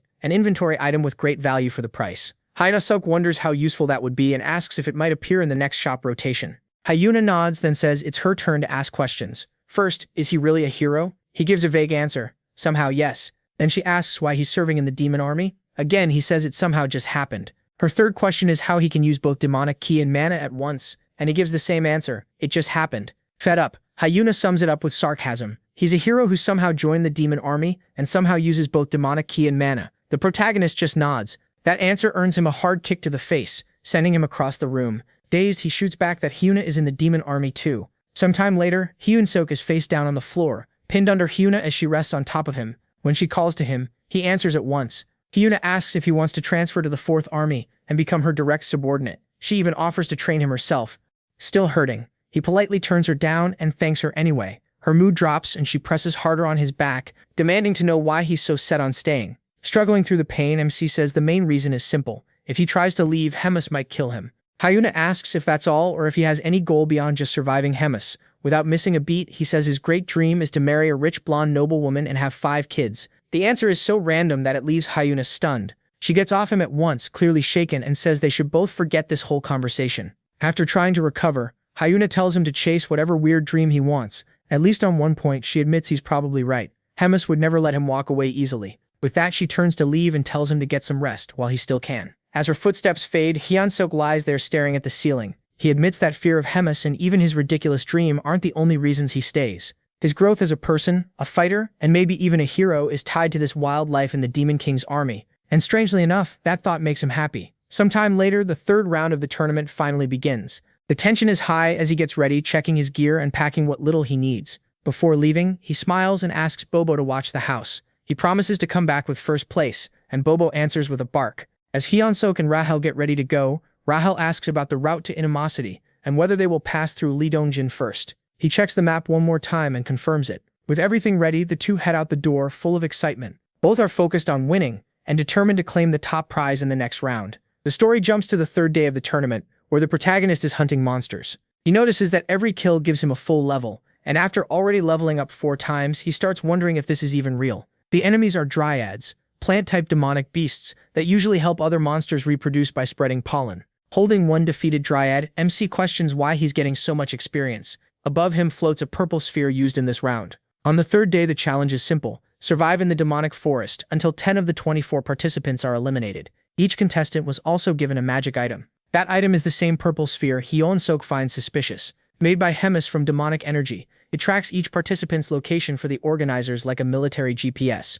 Rahel moves closer to the purple orb, amazed by how advanced the Demon King's army is to make magic like this. He decides not to waste time and moves on before anyone can steal his kills. Out of nowhere, something smacks him in the head. He drops to the ground and the monsters he was carrying slip away. The attacker is happy to have found him, while Hyunsuk struggles to shake off the blow. Then the attacker shows himself. It's the goat, furious and ready to crush the protagonist for good. Somewhere else, the tournament host grumbles in boredom. Watching over the event feels like a useless chore to him. Meanwhile, the other guards are helping watch the portal to Inimazat. One guard tells him to take it seriously. That portal matters. It's the only one linked to the main gate, and if something happens to it, the damage could be huge. The host admits that's true, but says nobody is likely to show up in a place this remote. Far away, a new presence appears. The portal guardian immediately senses strange beings nearby. He sends out his energy to check them and confirms that they're humans, likely monster hunters. Even so, he brushes them off because he can't feel any unusual magic from them. He figures attacking first would only cause trouble, especially if they discovered the portal. Since Inimazat is huge, he assumes they won't run into the tournament group and leaves them alone for now. Back with MC and the goat, the new enemy tries to act tough, bragging about his power and saying MC should beg or at least run, since there's no shame in retreat. Tired of the act, MC asks Rahel if they should just kill him already. That one line changes everything. The goat instantly drops his tough act and begs for his life, warning that killing him would be a huge mistake. He has no idea what he means. Then the goat says he knows something very important. That makes the protagonist ask what it is. The goat reveals that every demon in the area has put Hyunsuk at the top of their hit list. MC doubts it. If that were true, he asks, then why isn't everyone already coming after him? Instead of answering, the goat suddenly starts counting down, leaving him confused. When the countdown ends, the other participants show up around the giant chair. The protagonist is stunned and the goat bursts out laughing. Back at the Black Fortress, the whole scene is being shown to Hemis and Hyuna through magic. Hemis didn't expect everyone to gang up on MC, and she laughs at how pathetic it looks. Hyuna quickly tells her this isn't something to laugh about. Then the broadcast suddenly cuts off as the Guardian reports that humans are attacking and trying to destroy the gate. He says the enemy is a heavily armed human force using stealth gear, and somehow they know exactly where the gate is. The message ends there. Hemis immediately orders Run to move. Run gets how serious this is right away and says he'll handle it at once. Hemis points out that the attackers came far too prepared, which means someone must be leaking information. As she says that, Hyuna can only stare in shock. Hemis raises her voice and demands to know where the leak is, while Hyuna looks even more shaken. Back in the forest, Hyun-sik manages to escape the others, but he's furious and scared. He can't believe the contestants are breaking the rules, and even worse, the people running the event are doing nothing. Rahel tells him to shut up before he gives away their hiding place. Nearby, 2 participants search the area for him. After a quick check, they decide he isn't there and leave to wait for the next tracking update. The protagonist stays hidden a little longer just to be safe. Then he drops to the ground, overwhelmed by fear, wondering how he's supposed to survive this. Rahel tries to calm him down. She reminds him that his leveling has been going well, says they could hunt more monsters nearby, and asks if his shop has anything useful. He agrees and starts looking, though he doubts anything there can really save him. Just when he spots something that might help, a dark figure in a cloak walks up and interrupts him. The stranger asks if he's the rumored hero, catching Hyun-sik off guard. Then the man pulls back his hood, revealing red hair and a human face, which shocks MC even more. The others with him uncover their faces too, all staring at the hero in a strange way. They're clearly human, but something about them feels off. Their leader apologizes for not introducing himself sooner. He says his name is Andrew Taylor, and that he's a hero too. Right then, Hyun-sik's system pops up with a mission. Survive no matter what and kill all villains for 1,000 hero points. Thinking fast, he plays dumb. He cheerfully introduces himself as a rookie hero named him and casually asks what they're doing in a place like this. Andrew answers that they're here to hunt demons. The protagonist nods along, calling it a noble cause, and saying demons deserve to be wiped out. Then he gets up, says he's off to crush some demons too, and wishes them luck. But suddenly Andrew draws his sword and slashes at him. Hyun-sik barely avoids it and is stunned by the attack. Andrew makes it clear they're also here to kill the human traitor. As he prepares to strike again, the tournament participants arrive, still searching for MC. The goat sneers that there's no way out now. Some contestants spot another human and wonder if he can somehow make copies of himself. Andrew is thrown off by that comment, while Hyun-sik quickly reads the situation and comes up with a plan. Without hesitation, he tells everyone to recite the 3rd command of the Demon King's army. The crowd is stunned and has no clue what he's doing. Even Andrew just stands there confused. Then the protagonist starts shouting a speech, declaring that they are the mighty army of the Demon King. A blue aura starts pouring off him, and as he keeps going, the goat and the other contestants hesitate, asking if that means they should devour the humans in front of them. Hyun-sik says yes, and urges them to destroy the enemies of their father, the Demon King, like true warriors. At that moment, the system announces a hidden status, charisma and leadership, and says ally morale has risen. MC yells for them to charge, and the participants start talking among themselves. The goat admits he has a point. Another participant agrees that they are an army either way, and the goat backs him up. He shouts for everyone to move and tear the humans apart. Boosted by the protagonist's blue aura, the whole group rushes into battle, and the protagonist is thrilled that his trick worked. He silently praises their courage, then starts running the other way, happily saying they'll meet again in Valhalla. As he escapes, Hyun-sik thinks they probably won't survive long, and running is his only chance. Then someone suddenly grabs his scarf. It's the commander who had been guarding the gate. MC recognizes him at once and asks what happened. The commander says the gate connected to the castle was destroyed in the human ambush. When he asks about the guards, he says they were probably all killed, and that he barely made it out himself. The protagonist can't believe it, especially since there were only around 40 enemies. The commander explains that every one of them was at least battalion commander level, with 3 at regimental commander level, and 1 almost as strong as a division commander. The protagonist then asks what they can do to stay alive. The commander answers that survival may not even be possible. Then he reveals that Hyun-sik has a tracking spell on him. Since the commander is also high-ranking in the Demon King's army, both of them are prime targets. MC asks if the spell can be removed, but the commander says no, it takes too long, and they don't have that kind of time.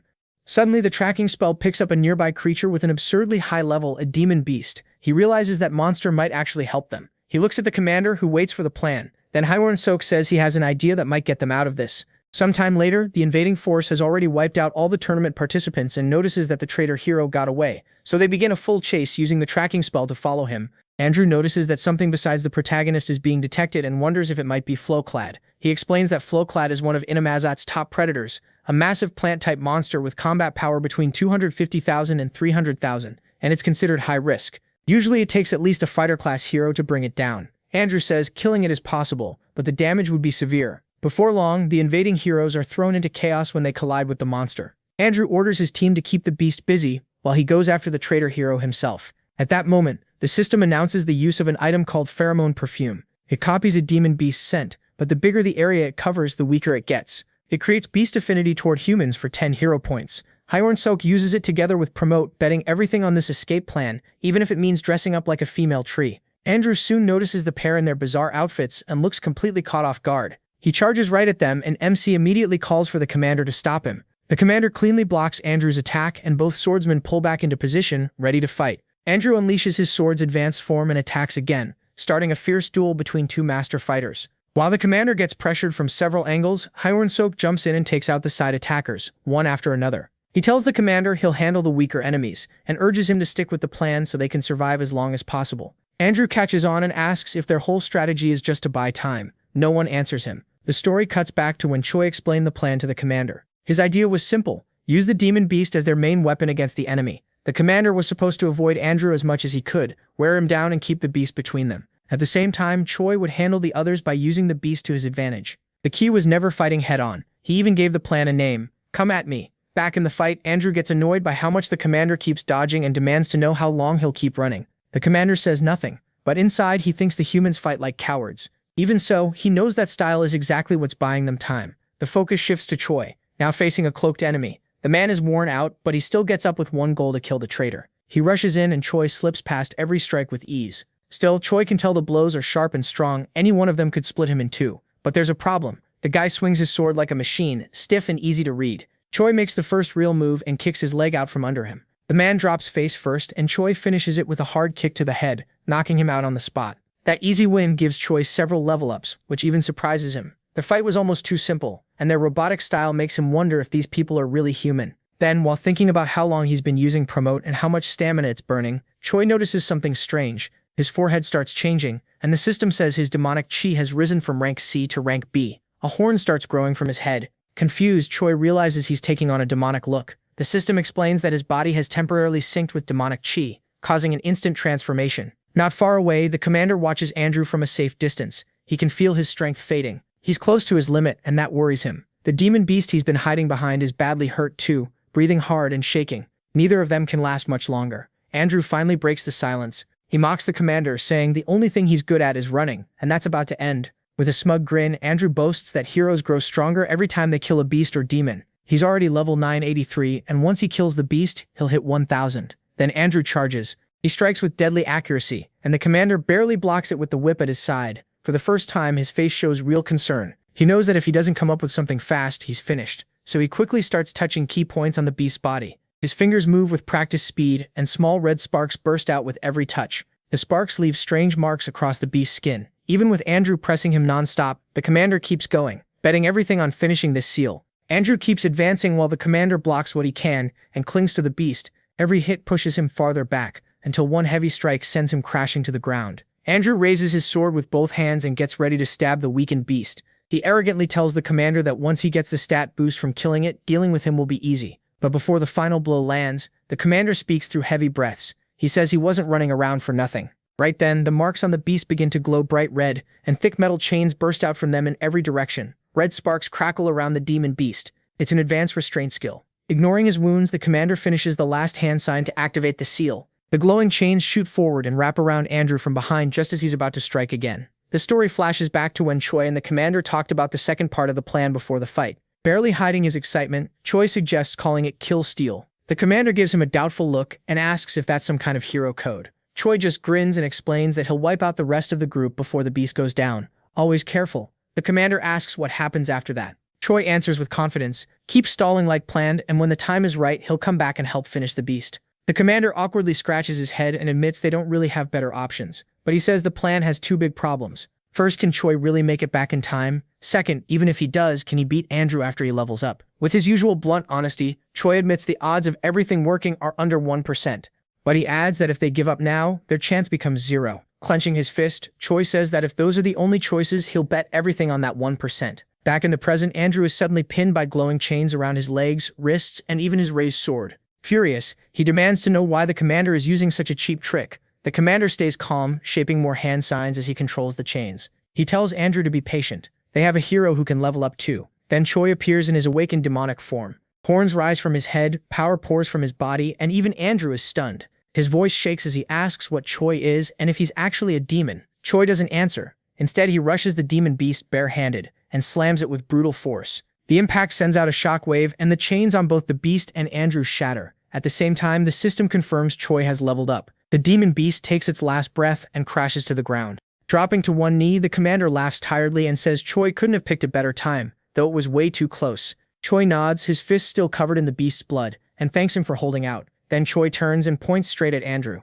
With total confidence, he declares that he will be the one to beat the hero. Andrew raises his sword and scoffs, brushing off Choi's words as pure arrogance. Killing a weakened beast doesn't mean anyone can beat him, and he's ready to crush that foolish idea himself. The next moment, Andrew reveals a new sword skill, Form 3 Dragon Slayer. Blue energy wraps around the blade as he steps forward with absolute confidence. With a roar, he swings. Choi doesn't move back. He raises his arms, crosses his wrists, and stops the blade with pure strength. The ground cracks under him, but he stays standing. Andrew immediately understands what he's dealing with. Choi isn't just strong, he's a close-range fighter with terrifying physical power. If he gets in again, the sword may not be enough. Choi stares back with glowing white eyes, calm and fearless. Andrew's flashy sword and hero title mean nothing to him. He's here to end this. Andrew unleashes strike after strike with his sword skill. Blue beams flashing around Choi, but Choi blocks every one of them with ease. Worried that Form 3 won't be enough, Andrew pushes it to Form 7 and charges again. Before he can finish, Choi hits back with insane force, blasting him away with violet lightning. Andrew is launched off the demon beast and only stops when he slams into a rock wall hard enough to crack it. Blood drips from his mouth to the ground. Teeth clenched, Andrew lets out a desperate scream and wonders what Choi really is, maybe even a demon. Now on the ground, Choi gives off a violet aura. He walks to Andrew and calmly says every enemy he's beaten was stronger than him. Then he drives a hard kick into Andrew's stomach. The hit makes the hero gasp in pain. Without warning, Choi grabs Andrew's face and smashes him into the ground. Keeping him pinned, Choi speaks in a steady voice while Andrew begs him to stop. As he closes in, Choi lands one brutal hit after another. Between blows, he mutters the same idea like a lesson he once burned into Andrew's mind. In the end, level is only a number. With energy wrapped around his fist, Choi ends that statement with one last punch. It hits even harder than the rest and ends the fight for good, proving his point. After the battle, Choi gains several levels and unlocks a hidden stat, Fighting Spirit. It boosts resistance to mental effects and sharpens focus in combat, and he starts with 10 points in it. A little later, Choi is on the ground in pain after using Promote again, though this time the backlash is lighter. Even so, he acts like he's dying when he's clearly not. While Choi keeps up the dramatic act, the commander walks over and asks if the hero is still alive. Choi says no, he's dead. Then the commander suddenly dumps a red liquid on Choi's face, startling him and tells him to drink it. Choi sits up at once, complaining about the awful taste and asking where it came from. The commander says Rahel brought a whole bunch of those potions. Rahel shows up holding another bottle and explains it's a high-grade potion. She offers him more, and the system says it heals and restores a little mana too. Choi asks Rahel where she got so many. She says dead heroes drop everything they carry, and that catches him off guard. Looking at Andrew, Choi says heroes in this world are way too weird. Rahel doesn't get what he means, so he explains that heroes are supposed to be righteous, people who fight evil and save the world. But in this world, killing another hero brings no punishment. Instead, you get XP and items. Choi realizes that even though he's a hero, he's been living more like a villain, and nothing pushes back against it. After hearing that, the commander says Choi's concern makes sense from a human view. But as an ally, what he did was no different from a good hero. He saved him. In the end, the commander says human morality isn't that simple. Things have two sides, and right and wrong aren't absolute. Choi listens closely to the commander's words. Still, one thing bothers him. Was the commander actually trying to comfort a hero? When Choi asks, the commander answers with kicks, telling him to shut up and rest. Still hurting from the side effects, Choi whines that his bones already ache. The commander finally stops and explains that he called for help before the signal was cut off during the attack, so reinforcements should be coming. Choi smiles in relief, though he still stays on guard in case the commander kicks him again. Then the story moves to Riadron's arrival. He's the one who opens a portal for everyone to go back. The commander helps Choi into the portal, and it works without a problem. Everyone passes through and reaches the Dark Fortress. Choi happily announces he's back, but the moment he opens his eyes, he sees disaster. Everything is wrecked, and Choi is stunned to realize his safe zone isn't safe anymore. His shock turns to anger when he notices his house is burning, and he demands to know who did all this. Riadron and the commander see the damage too, and the three of them quickly figure out who's behind it. It was all Hemis. She's still there, filled with rage and wearing a blank expression. Hyun-sok is the one caught in Hemis's fury. She desperately tries to talk Hemis down, saying all this destruction is pointless and doesn't even make sense. Then it becomes clear that Hemis thinks she is the traitor, even though she strongly denies it. By now, Hemis doesn't even care if the protagonist is guilty or not. She's furious, and that's enough for her. Anyone tied to the Demon King won't be allowed peace, and with a cruel smile, she prepares another attack. Left with no choice, MC gets ready to defend herself. She can't believe Hemis is still destroying everything despite the proof that she isn't a traitor. Hemis launches a brutal attack, but something strange throws it off course. A huge wall of smoke rises, and a creature slowly appears through the chaos, leaving everyone unsure who it is. Then someone who looks a lot like Reincarnated calls out to Hemis with a hard, serious stare. It's Uzgeis, another commander in the Demon King's army. He brings a direct order from the king himself, telling Hemis to stop immediately. That makes Hemis pause. How did Uzgeis learn about this so fast? Even with an instant warning, getting here in time should have been impossible. That means the Demon King knew before it even started, and sent him in advance. Hemis then realizes Hyun-sik was only a decoy, and someone else had really been assigned to spy on the commander. When she says that and confronts Uzgeis, he answers that she's just being paranoid and making too much out of something in her own head. She takes that as mockery, and gets ready to aim her next attack at Uzgeis. But then Hemis pauses, drops her guard, and comes down to speak to him face to face. As she walks closer, Hemis admits she may have overreacted. Then she brings up how she was punished for saving Rotak from the humans and locked in the Dark Fortress for 100 years. With that, she reveals what she thinks Uzgeis meant, asking if he really sees her as arrogant and paranoid. At the same time, she starts casting a spell across the ground. As the magic spreads, Hemis says maybe saving Rotak was a mistake. Uzgeis notices the threat and is caught off guard by her sudden move. While dark energy closes in around him, Hemis finishes by asking if he agrees. Uzgeis doesn't move at all, almost like he's sure nothing can hurt him. Suddenly, a voice rings out. It's Reincarnated, shouting for Hemis to stop before she attacks. Uzgeis recognizes Reincarnated right away, showing the two clearly know each other. Before things can escalate, Hemis calmly steps up and touches Uzgeis on the shoulder, telling him to relax because there's no need for confusion anymore. She says she already got what she wanted. Then she grips his shoulder tighter and tells him to thank his nephew, making it clear that Reincarnated is Uzgeis' nephew. Later, Choi lies in bed, still trying to process everything. He's shocked by how much chaos exists inside the Demon King's army. Abelson is with him again, helping him recover. She asks if he still plans to stay in the Demon King's army, especially since he's about to be promoted to battalion commander. Choi says he probably will. An official war has already started between the Dark Fortress and the Garchan Empire, and even if he wanted to leave, living with humans now would be almost impossible. Now that Choi has horns and uses demonic chi, Abelson can't help laughing at his situation. Soon Choi thinks back to the trial, especially the heroes who showed up there. Something about that group felt off. Aside from Andrew, the others looked strange. They all seemed dazed, and no matter how hurt they got, even when they died, their expressions never changed. When Choi asks if she knows anything about them, Abelson says she isn't sure. Since she was expelled, she no longer knows the kingdom's inner workings. Still, she confirms the Empire has many powerful heroes, and most wars against demons aren't fought by priest-rank heroes. Even so, it's still a mystery how the divided Empire gathers so many strong heroes so fast. There are rumors, though, that cruel methods are being used to make it happen. As soon as she finishes, someone arrives and cuts the conversation short. Reincarnated apologizes for interrupting the moment between them but says Hemis wants to see them. The scene shifts to Hemis's office where she greets them warmly and happily says she has a new mission. They need to install a spatial interference magic shield. Choi has no idea what that means, so Hemis explains it simply. It's like a barrier that blocks unauthorized teleportation. She says it's important so he doesn't wake up with an assassin in his room. Hemis adds that only the Second Corps can handle this job. At that, Choi starts to see where this is going. Hemis continues, saying they'll travel undercover as a messenger and the messenger's personal medic. She says the setup is mostly to protect them from humans, so the mission should be easy enough. On top of that, she'll send a trusted guide with them. And that guide is someone who reads the travel order with fire in his eyes, clearly annoyed at being dragged into yet another ridiculous mission. The commanders gathered in a grand hall around a long table. 7 seats were set out, but only 5 were filled. 1 empty chair stood out.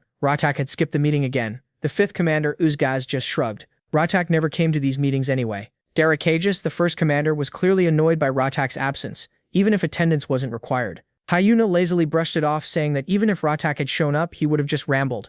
Hemis stayed quiet, listening as the others said pretty much everything already. At last, Tigrid, the supreme commander, looked over the room and declared the meeting open. The topic was Hemis. She had carried out a major operation without reporting it, and the clash between Choi's demonic form and Andrew was brought up as part of it. Tigrid explained that the border had been left open, letting humans set up an ambush with heavy losses. Loose Gaze cut in to give the numbers: 97 dead, 100 injured, and even more missing. Tigrid calmly went on, saying Hemis had also attacked the 4th commander for no clear reason, even though that broke the rules. Commander battles need approval beforehand. With that, Tigrid formally opened the debate over Hemis's punishment and asked if anyone had objections.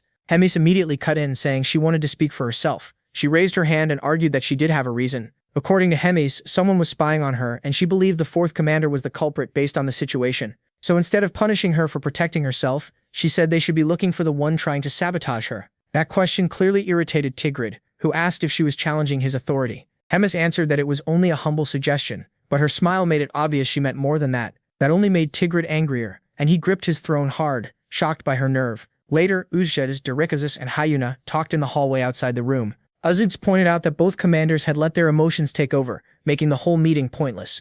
Hyuna was upset, saying Rems and the Demon King might never get along again. Derikazus agreed they'd probably never be as close as before, and Hyuna admitted she hated where things were heading. In the end, they decided not to dwell on it too much. From now on, this kind of clash would likely keep happening, and all they could do was choose which side to stand with. Meanwhile, at the magical tower of the fourth command, Shai's group arrived, and the hero was quickly amazed by what he found there. Before long, the fourth commander's guards stopped them. They asked everyone to identify themselves right away. Roger introduced himself as the commander of the 3rd Regiment, and explained that 2 humans were with him. After checking Hemis's letter, the guard warmly welcomed the group, said the commander was expecting them, and led them inside. At the same time, Rotak sat back in his office, thinking about the human who could use dark mana, and was slowly turning into a demon. He found it interesting, but after Hemis's warning, he reminded himself that the boy was still human. Soon, the group reached the room and greeted Commander Rotak, who welcomed them and then suddenly lunged at Choi before he could even finish saying hello, catching him completely off guard. As Rotak examined his body, he seemed surprised by what he felt or didn't feel, and he started pouring energy into one of Choi's arms, warning that it would hurt and that he had to endure it. Shai had no idea what was happening, so all he could do was grit his teeth and bear the pain as Rotak's energy ran through him. When it was over, Abelson quickly asked if he was alright while Chai knelt there trying to recover. The saint moved in to help, but Rotak seemed more impressed than worried, praising Chai's growth. As Chai looked up, Rotak asked whether he understood the future waiting for him. Then he finally said that if things kept going like this, Chai would be dead in about 3 months. The warning left him stunned. Rotak explained that Choi was transforming into a demon at a dangerous speed. He said Choi was lucky only parts of his body would change on the outside, but eventually his organs would be corrupted by dark mana too. And once that corruption reached his heart or lungs, he would die on the spot. Choi doubted it, saying he felt fine. Rotak turned away to grab something and told him to wait if he wanted proof. He picked up a paper from his desk and showed it to Choi, calling it a demon contract, a tool that reveals the truth. That caught Choi off guard. The contract confirmed Rotak truly believed Choi would die in 3 months. It also exposed Rotak's plan. He wanted Choi to agree to his experiments, accept possible deformities during treatment, and even risk losing parts of his mind or sense of self. Choi instantly understood what Rotak was after. Abelson was shocked and begged Choi not to sign, promising she would take care of him herself. Rotak shut that down fast. He called Abelson naive and explained that dark mana and divine power cancel each other out. Her healing had only worked because Choi was still mostly human, but once he became a full demon, her power would stop working on him completely. That statement stunned both Abelson and Choi, and Rotak pressed them harder, reminding them that 3 months was only the best-case estimate. Choi needed to choose fast. The group stepped away to think. Rahel worried that Choi basically had a fatal illness, and the only person who might save him wanted to run insane experiments on his body. Choi said he wanted to buy time before training the battalion, and wondered if there was any other way to be treated without becoming a test subject. Then Rogers asked why he didn't bring the problem to Hemis. Choi was caught off guard by that idea, and Rogers explained that unofficially, Hemis ranked above Rotak among the commanders. If anyone could pressure the second commander into changing the contract, it was her. So the group went back and knocked, asking to come in. Rotak allowed it immediately. Then Choi stepped forward again, this time carrying something hidden under a cloth, and asked to enter. Rotak noticed the item at once, and asked what he was holding. Commander Rogers set it on the table, revealing a glowing purple orb everyone recognized. Then he began the spell to contact Hemis. Rotak tensed up the moment he saw the communication orb. It didn't take long for Hemis to answer, greeting Rotak and casually asking how he'd been. In a shaky voice, Rotak greeted her back and pointed out how long it had been since they last met. Hemis reminded him it was at one of the Demon King's meetings, and Rotak, getting even more nervous, awkwardly agreed. Hemis didn't waste time and said she was calling to ask for a favor. Her tone turned sharp as she told him to add a few terms to the contract. First, he had to do everything he could to treat Choi. Second, Choi was not to be harmed. Rotak immediately saw where this was going and froze. Hemis kept going, demanding a third condition. Nothing in Choi's body could be altered without permission, and he was not allowed to die before the contract was complete. That list made Rotak snap. He demanded to know why Hemis cared so much, and why he should go that far for a human. Hemis calmly called his name, and Rotak straightened up at once. When she reminded him that 350 years ago, after his own people abandoned him, she took him in and fed him. She also reminded him that 200 years ago she helped him win the commander selection tournament, and 100 years ago she saved him from being killed by humans. With every word, Ratak's pride crumbled. Hemis ended it by saying she had even paid a price for standing up for him. So if he remembered any of that, there was only one thing left to do: sign everything. Ratak had no choice but to obey. Later, he could only vent his anger by cursing both the humans and Hemis. Furious over the humiliation, Ratak calls for a subordinate to bring a communication device. He has someone to contact. By the next day, Ratak brings Hyeon-sok back to his lab office and says they have a lot to discuss. Without dragging it out, he gets right to the point. He notices how serious Ratak looks. Calmly, the commander asks if he knows why demonic chi is changing his body. The question catches him off guard, especially since Ratak seems to treat it like a normal thing. Thinking they're on the same page about preparing him, the protagonist answers honestly. He says his body is changing because a human using demonic chi goes against nature. Ratak immediately says that's wrong. He explains that MC is partly right. Humans aren't built to handle demonic chi. A normal person should burst and die the moment demonic chi enters their body. But through fate and pure chance, it settled inside Hyeon-sok and became part of him. Because of that, the demonic chi kept evolving and started changing his body. It's reshaping more than his body. It's changing what he is, letting the power sink in even deeper. Shaken by that explanation, he asks if there's any way to stop the changes. Ratak bluntly says no, the transformation can't be stopped. Still, the protagonist might be able to steer where it goes. To do that, Ratak plans to transplant parts from a demon or magical creature into his body. MC takes the idea badly, already imagining himself turning into some human monster mix. He asks if refusing is an option, since every replacement idea sounds insane. Ratak answers that if he won't accept it, then he can just keep living like a terminal patient until he dies. Ratak adds that Hyeon-sok doesn't need to worry. He plans to keep his looks and vital organs intact, using only transplants that won't be noticeable. With that, the topic is settled. Later, in the training arena, Ratak and he meet for a noblesse test. Ratak tells him to show the skill. The protagonist focuses right away. Soon, purple energy gathers around him, marking the start of the transformation. Ratak watches closely. He sees that Hyeon-sok is using demonic chi and mana together with amazing efficiency. More importantly, he's gained enough physical power and mental control to endure it. Ratak is impressed by how gifted MC is for pulling this off. Once the noblesse state is ready, he quickly tells him to activate promote. Not long after, horns grow from his head again. Ratak notes that this is the only big physical difference between the protagonist's noblesse form and his promote form. He figures MC may have gotten lucky, then confirms the transformation is efficient because it protects his internal organs. Inside, Ratak is dying to study this further and copy it in future test subjects. He hates that Hemis keeps him from cutting him open for a full analysis. He also regrets being unable to mass-produce these powers in chimeras, which would make him untouchable. For now, his only path is a scroll pact. Noticing Ratak drifting into his thoughts, Hyeon-sok snaps him back and asks what he's supposed to do after using promote. Ratak refocuses and says there's no need to show anything else today. Inwardly, he knows he already got what he wanted. Then he tells the protagonist that starting tomorrow, he'll begin fixing his body and powers step by step, and says he should rest. After that, MC kept doing more promote tests and intense physical training, pushing himself until he dropped from exhaustion. Once he hit that point, Ratak began physical procedures on him. Ratak kept altering him and forcing his changed body past new limits, which only created more needs and more modifications.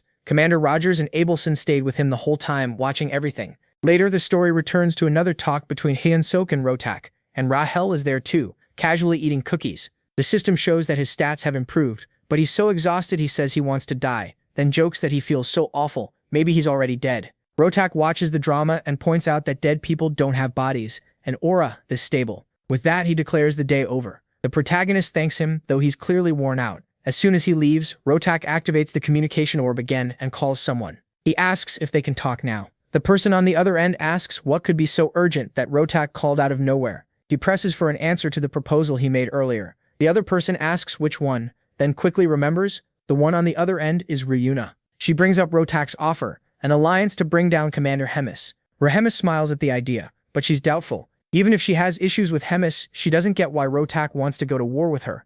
After all, Hemis was the one who raised him and helped him grow until he became one of King Amon's commanders. Ratak answers that those days are long gone and their paths split a long time ago. His voice turns cold and distant. Then we get a flashback to Ratak speaking with Hemis, telling her he wants to continue his chimera research because he believes it's a truly powerful method. Hemis mocks the project and asks how long he plans to rely on cheap tricks.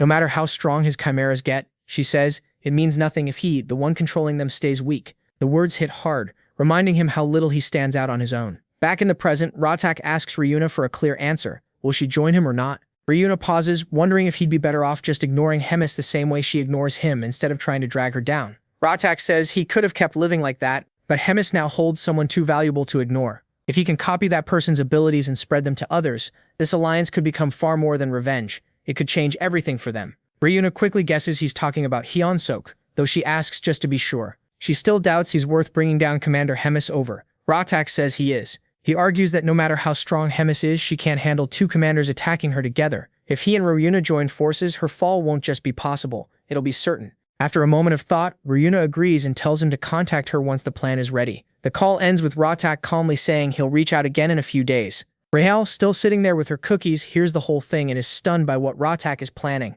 Before long, the group contacts Hemis to warn her about the plot against her, but to their surprise, she already suspected it. Hyunsuk asks why she's not shocked. Hemis asks why she would be, since it was all obvious from the start. Then she asks if that's why they used the orb to call her. Msek says no, he has something else to ask. Caught between monsters far above him, he wants to know what he's supposed to do. Hemis goes quiet for a moment, clearly weighing her next words. Then she looks back at them and asks what they think about a new idea she just had. It was a smart plan, but one that would leave Rotak in a very dangerous position. Sometime later, outside Rotak's laboratory, Rogers and Hyunsuk knock out one of the guards. Rogers leads the way and finds the room holding the mission's true target. He asks if the vials in front of them are the treasure. Hemis mentioned that Rotak had been guarding. Rogers says yes. They're vials of demonic chi taken from ancient beasts that are now extinct, so they can never be replaced. Some were gathered over centuries and locked away for good reason. One of them, in theory, is the strongest of all. Holding up a vial filled with red liquid, Rogers tells the protagonist to wait before doing anything. He warns that if this goes wrong, he'll at least make sure MC gets a proper funeral.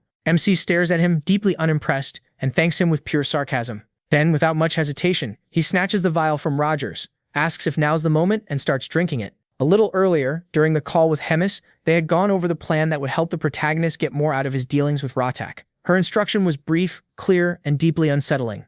Hemis told MC to hurt himself. The order was so simple that it made it even worse. He was stunned, confused, and hesitant. After all, she had just forced Rotak to accept strict rules protecting his body, so why tell him to injure himself now? The contradiction left him deeply uneasy. Seeing Choi freeze up, Hemis eased her voice a little but stayed firm. This wasn't a joke or some harsh lesson. It was an order and a smart one. From what she'd learned, Rotak had been careless with Choi's treatment, doing only the bare minimum needed to honor their pact, and once that duty was over, he'd stop trying to keep Choi alive. Choi still couldn't connect the dots, so he asked what any of that had to do with hurting himself. It went against every rule that was supposed to protect him. Hemis explained that Rotak had spent years collecting rare demonic essences, traces of ancient monsters packed with huge power. Her plan depended on them. To make it work, Choi had to absorb the strongest ex-demonic essence Rotak owned. Just hearing that made Choi sick. He asked the obvious question. Wouldn't swallowing something that dangerous just kill him? Hemis had expected that, calmly. She reminded him how the pact worked. Rotak was magically forced to do everything he could,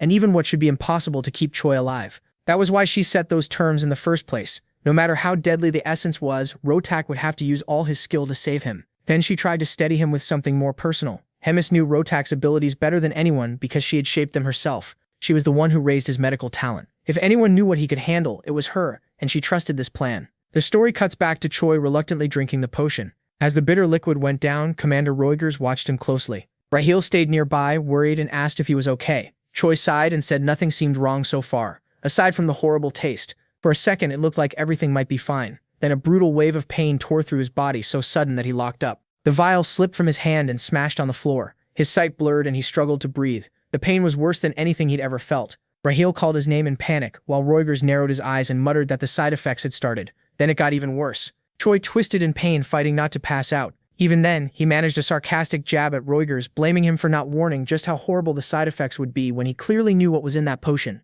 Roigers answered with cold calm, saying it should have been obvious. Choi shot him an angry look and tried to reply, but the pain won and he blacked out. Sometime later, Choi woke up in a bed, still groggy. He quickly knew this wasn't somewhere familiar. Slowly, sore and weak, he pushed himself up. Then Rahel showed up with a small smile and told him he was in Rotak's office. According to her, the commander had spent 4 straight days treating him with all kinds of shady but effective methods, just to keep him alive. Her words were meant to reassure him, but she still looked uneasy. At last, she asked how he was feeling. But before he could answer, the door opened. Rems walked in like she owned the place, saying it had been a while. Roigers and Rotak came in right behind her.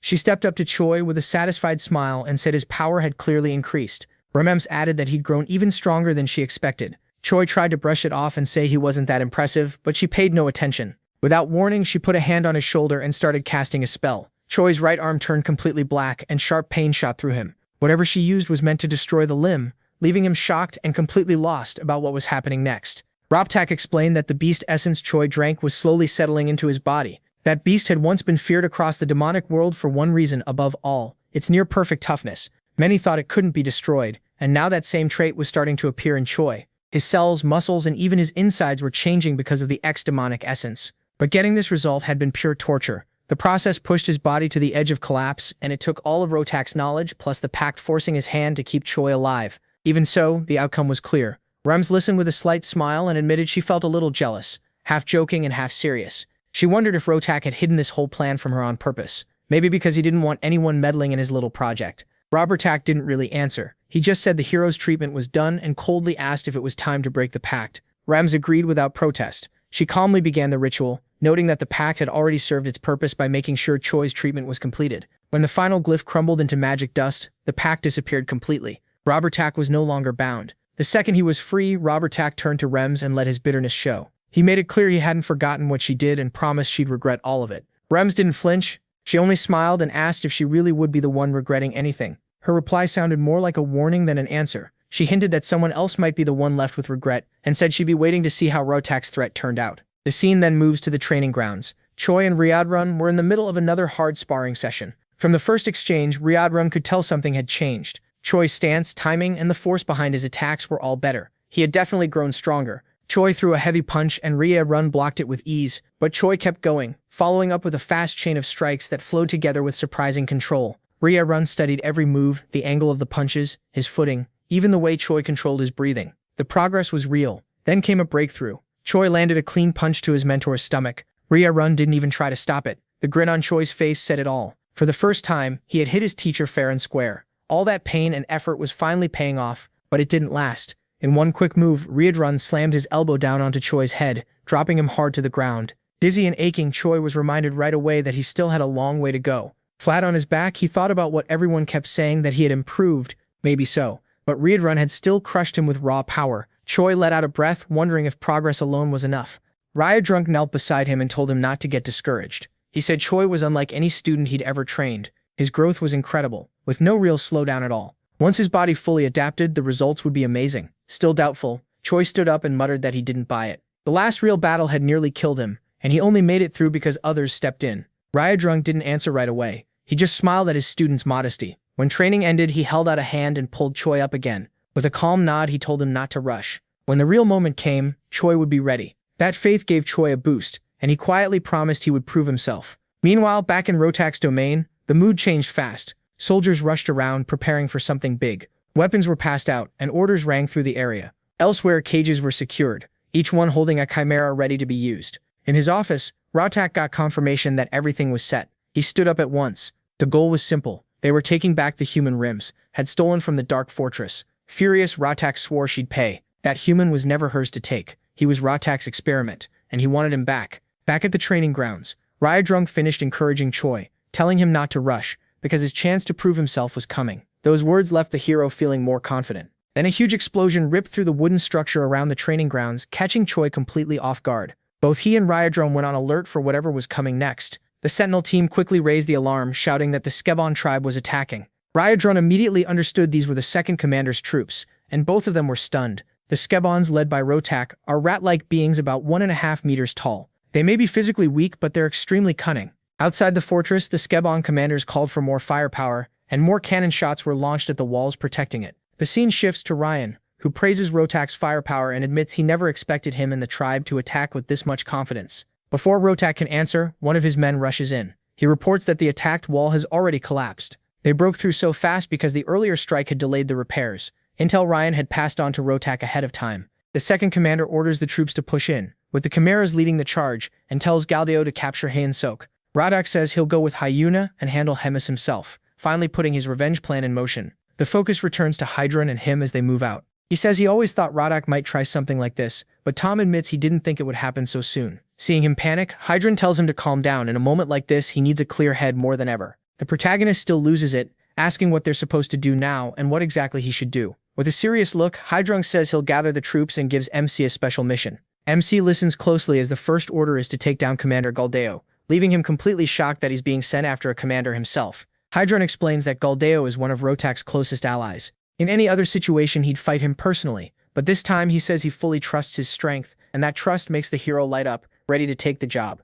Then the second mission comes in fast. As the scene cuts to where Hyun-suk is running through the halls, pulling Belson by the arm, the saint asks if Hydran sent him to get her out, and he says yes. The reason is simple. If Belson moved freely and used her holy power without limits, she'd become a huge threat to the demonic army. Her sacred energy alone could throw enemy squads into chaos. Hearing how seriously they're taking her power, the saint lets out a small amused laugh. Standing beside her, the protagonist stays focused and says exactly what he plans to do: find Galdeo. Before he can even choose a route, the commander appears right in front of them. The sudden entrance catches both MC and Belson off guard. Galdeo introduces himself with total confidence, and when MC checks his stats, 162,730, he's stunned by how high they are. This wasn't just some strong enemy. Galdeo was a real monster. Hyun-suk instantly remembers Taylor, the enemy hero who pushed both him and Rogers to their limit before, and starts wondering if he can really win this one alone. He barely gets time to think before Galdeo moves first, ordering his hellhounds to attack. The beasts rush straight at him and Belson. Without thinking, the protagonist steps in front of the saint. The hellhounds bite down on him from all sides, but he endures it and keeps her safe. Watching with cruel satisfaction, Galdeo says the hero is trapped now. He starts charging what looks like a finishing move, bragging that this attack will erase MC for good. But before he can fire, he cuts in, his voice firm. He says the hound's bites are nothing. Their strength was way overhyped. Their fangs couldn't even scratch him. Then he transforms, bursting with energy as he jumps straight to level 3. The sudden spike in power shocks everyone there. The hellhounds sense the danger and pull back at once, while Galdeo visibly loses his confidence. Hyun-suk doesn't give him a second to recover. He rushes forward at incredible speed, throwing everything he has into the attack. His fist slams into Galdeo with a massive impact, and the real fight begins. Snarling, the commander insists he has the best technology on the continent and could never lose to a mere human. Driven by pride, he orders his whole army to gather there at once. From the rear, Belson senses the danger growing. Then she sees the chimeras arriving, twisted war beasts that raise the threat even more. Resolute, she drops to her knees and begins to chant. She pours all her divine power into one spell, trying to slow down or even stop the monsters. A huge blast of sacred energy erupts across the battlefield. Her light floods the area in every direction, bright enough to be seen from all across the Black Fortress. Hyun-suk is impressed for a moment, then worried. Breathing hard, Belson admits she can't keep going. She used everything in that one shot. That was all she had left. But it was enough. Fired up again, the protagonist turns back to Galdeo and starts pushing him back. With a fierce shout, he rips one of the mechanical arms off Galdeo's suit in a screech of torn metal. Fear spreads across Galdeo's face. The commander, who looked so proud just moments ago, can't understand how a Hyun-suk charges again without hesitation, putting all his strength into one crushing punch aimed at the piece protecting Galdeo's head. The hit lands hard. Metal cracks apart, the guard shatters, and the blow goes straight into the commander's body. It was a clean finishing strike. At last, the enemy falls, looking down at him. MC is oddly disappointed. For a commander, Galdeo didn't seem nearly as impressive as he expected. Then he starts to rethink that. Maybe Galdeo wasn't weak. Maybe he had simply become much stronger than he realized. After training with monsters and surviving brutal fights, he had gotten used to measuring himself against legends. That may have made him forget how far he'd already come. His thoughts are interrupted when Belson, still shaken, asks if he's okay. The protagonist turns to her, his expression softening, and calmly says he's fine, still wrapped in the blood. Then he notices something off. Maybe it's her posture, maybe her aura, but it puts him on edge. Before he can think it through, the scene cuts to another battle, where Hemis stands firm against two opponents. In front of her are Rotak and Hyuna, both radiating confidence. With a twisted grin, the second commander asks if Hemis is ready to die. Hemis answers with sharp sarcasm instead of fear. She mocks how much setup they needed, joking that they even brought the fourth commander just to beat her. To her, it's cowardice on a whole new level. Rotak doesn't care. Coldly, he says, she can call him whatever she wants. Coward, weakling, anything. None of that matters. The only thing that matters is the result, and for him that means her death. Not only that, he wants to surpass her as a warrior and bury her legacy on this battlefield. With that resolve, Rotak steps forward and gets ready to fight. He then turns to Hyuna and asks if she's fully ready to begin the final battle that will end Hemis's reign. Hyuna answers with a dark, mocking smile and a look that makes Rotak seem foolish for even asking. Then, dripping with sarcasm, she says she can't help because she's suddenly been hit with an overwhelming hunger. She repeats the excuse like she's making fun of him, leaving Rotak completely confused. Rotak snaps, demanding to know what nonsense Hyuna is talking about at a time like this. She just shrugs and says he and Hemis can have fun without her. She's going home to eat a hot bowl of ramen. Right before leaving, Hyuna points at Hemis and says she has one last thing to say. She reveals that the second Rotak came to her with his plan, she had already decided to betray the Demon King's army and take Hemis's side. She only pretended to go along with the attack. In return, Hyuna asked for one thing, that all her long-running conflict with Hemis finally be settled. With that, she casually says goodbye and walks off. That leaves Hemis alone with Rotak. She mocks him, asking if his strongest ally really just ditched him. The jab cuts deep, and Rotak explodes. He demands to know if what he suspected from the start was true. Had Hemis and Hyuna been working together to fool him? Hemis calmly confirms it. The moment Hyuna learned Rotak's real plan, she switched sides, so Hemis had known his scheme all along. With a calm look, Hemis asks if he still plans to go through with this after everything that happened. Rotak, furious at her pity, activates a hidden device in his chest and vows to finish this no matter the cost. The device creates a strange piece of tech armor that coils tightly around his arm. Dark crimson energy spreads over his body and completes the transformation. Now fully armored and ready to kill, Rotak prepares to prove everything he gained from the hundreds of years he spent training in Hemis' shadow, always trying to surpass her. Back with Choi, it turns out the figure he noticed was Hyuna, and her sudden appearance catches him completely off guard. Hyuna says she was just passing by and got worried he might get hurt in all the chaos. Then she admits she was worried for nothing. He's clearly gotten much stronger. That leaves Choi confused, since she used to be his enemy. Now she stands there calmly, making small talk and showing real concern. Choi asks if she wasn't supposed to be fighting, and Hyuna says Hemis ordered her to stay out of battle, so she chose to watch from a safe spot instead. Once he understands she's following Hemis' orders, Choi asks who she thinks will win. Hyuna admits Rotak came in well prepared and fully determined. Even so, she says Hemis is far beyond anything his power or plans can handle. Then the fight starts, and blazing energy spheres fly straight at Hemis. She doesn't move, calmly waiting as Rotak's attacks rush toward her. That only makes Rotak angrier. He demands that she fight back and take him seriously, reminding her that he's a commander in the Demon King's army and the leader of a tribe that depends on him. When he sees her stance won't change, Rotak pushes all his power to the limit and throws everything he has into one all-out assault. Still completely calm, Hemis asks why she should bother treating this like a real fight when she already knows she'll be the one left standing. Without another word, she releases a massive blast of energy straight at Rotak. As it hits, Hemis reminds him that Hyuna betrayed him and the weapon he spent years building is worthless now. Her strike was aimed right at its core, destroying it beyond repair. With authority and a hint of pity, she asks again if he still plans to keep fighting after all this. Rotak has almost nothing left. He admits everything she said is true. Yes, he was betrayed, but he still refuses to back down, then activates his promote ability to force out the rest of his power. He charges one more desperate attack and fires huge shining energy spheres from his cannon at Hemis. It's a devastating last shot meant to end the fight in one final gamble. Hemis shuts it all down with a single effortless shield. From Rotak's view, his entire attack seems to get absorbed, leaving him stunned. For a brief second, hope sparks in him. Maybe even Hemis couldn't endure that much power. But Hemis almost sounds amused as she admits it was a solid attack. Then a deep purple aura spreads over Rotak's blast. In moments, her power crushes his attack completely and wipes it from the battlefield. She appears in front of him and says he really has changed from the weak, lost person she once knew. He did grow stronger. Still, Hemis says it's her turn now, and she won't show mercy. She slowly licks a finger, eyes fixed on Rotak. Then she points at him and uses her ability. Countless black claws appear and rush at him like hungry beasts.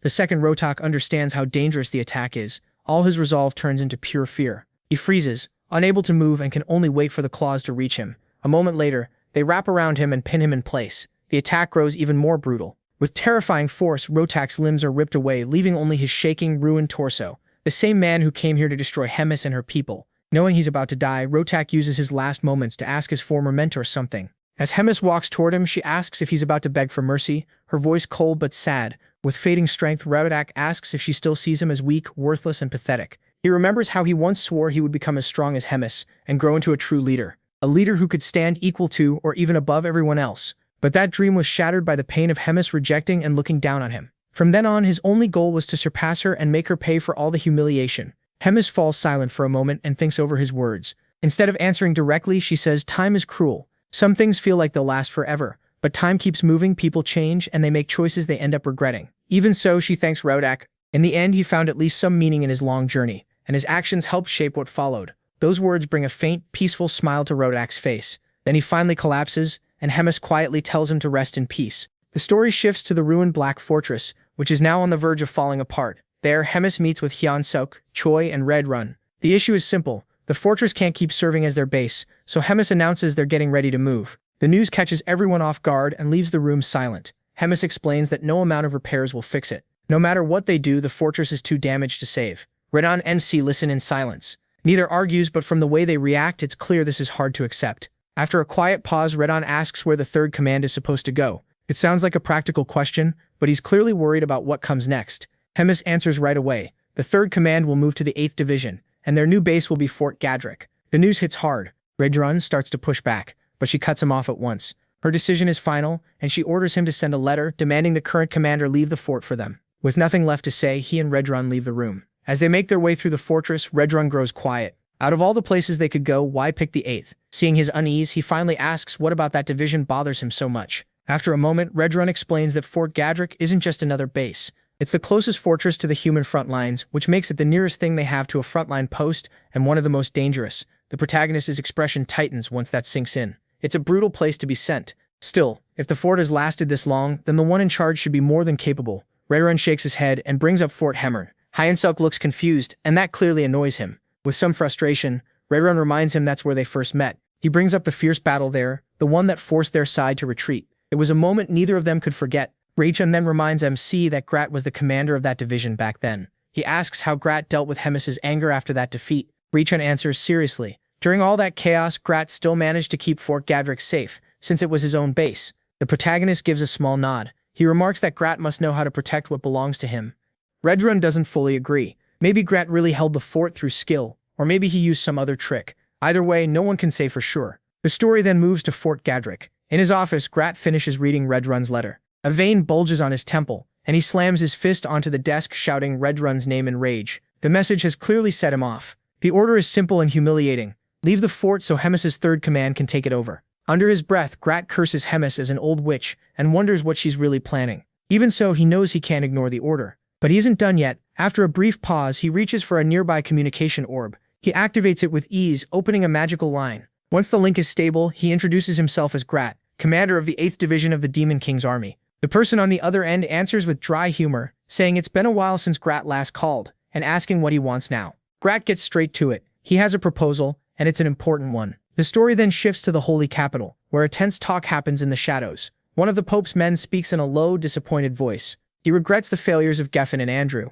admitting he truly thought Andrew would win. Then he wonders if Hwansok was the one who turned everything around again. The monocled man confirms it at once. He says MC is growing at a pace they've never seen before, and his strength is rising too fast. It's become serious enough to worry even the Pope. The advisor suggests they put him aside for now and focus on the Drajan Empire first. In his view, he is still just one person. But the Pope rejects that idea. If Hwansok were an ordinary man, maybe they could leave him alone. He isn't ordinary, he's a hero, and that changes everything. The Pope then rebukes the monocled man for taking it so lightly. He says the man still doesn't understand what a hero truly is, or what a hero can become. Making that kind of choice would be reckless and impossible to justify, especially for someone with that much authority. The damage could spread far beyond one nation. Calm but firm, the Pope says they must erase this threat before it reaches the heart of the Holy Capital and corrupts it from within. Then he turns to his aide and asks whether the spy among the enemy has sent any new message. The aide says yes, a report just came in. According to the spy, an unexpected offer has been made, help to wipe out all major enemy targets in one decisive move.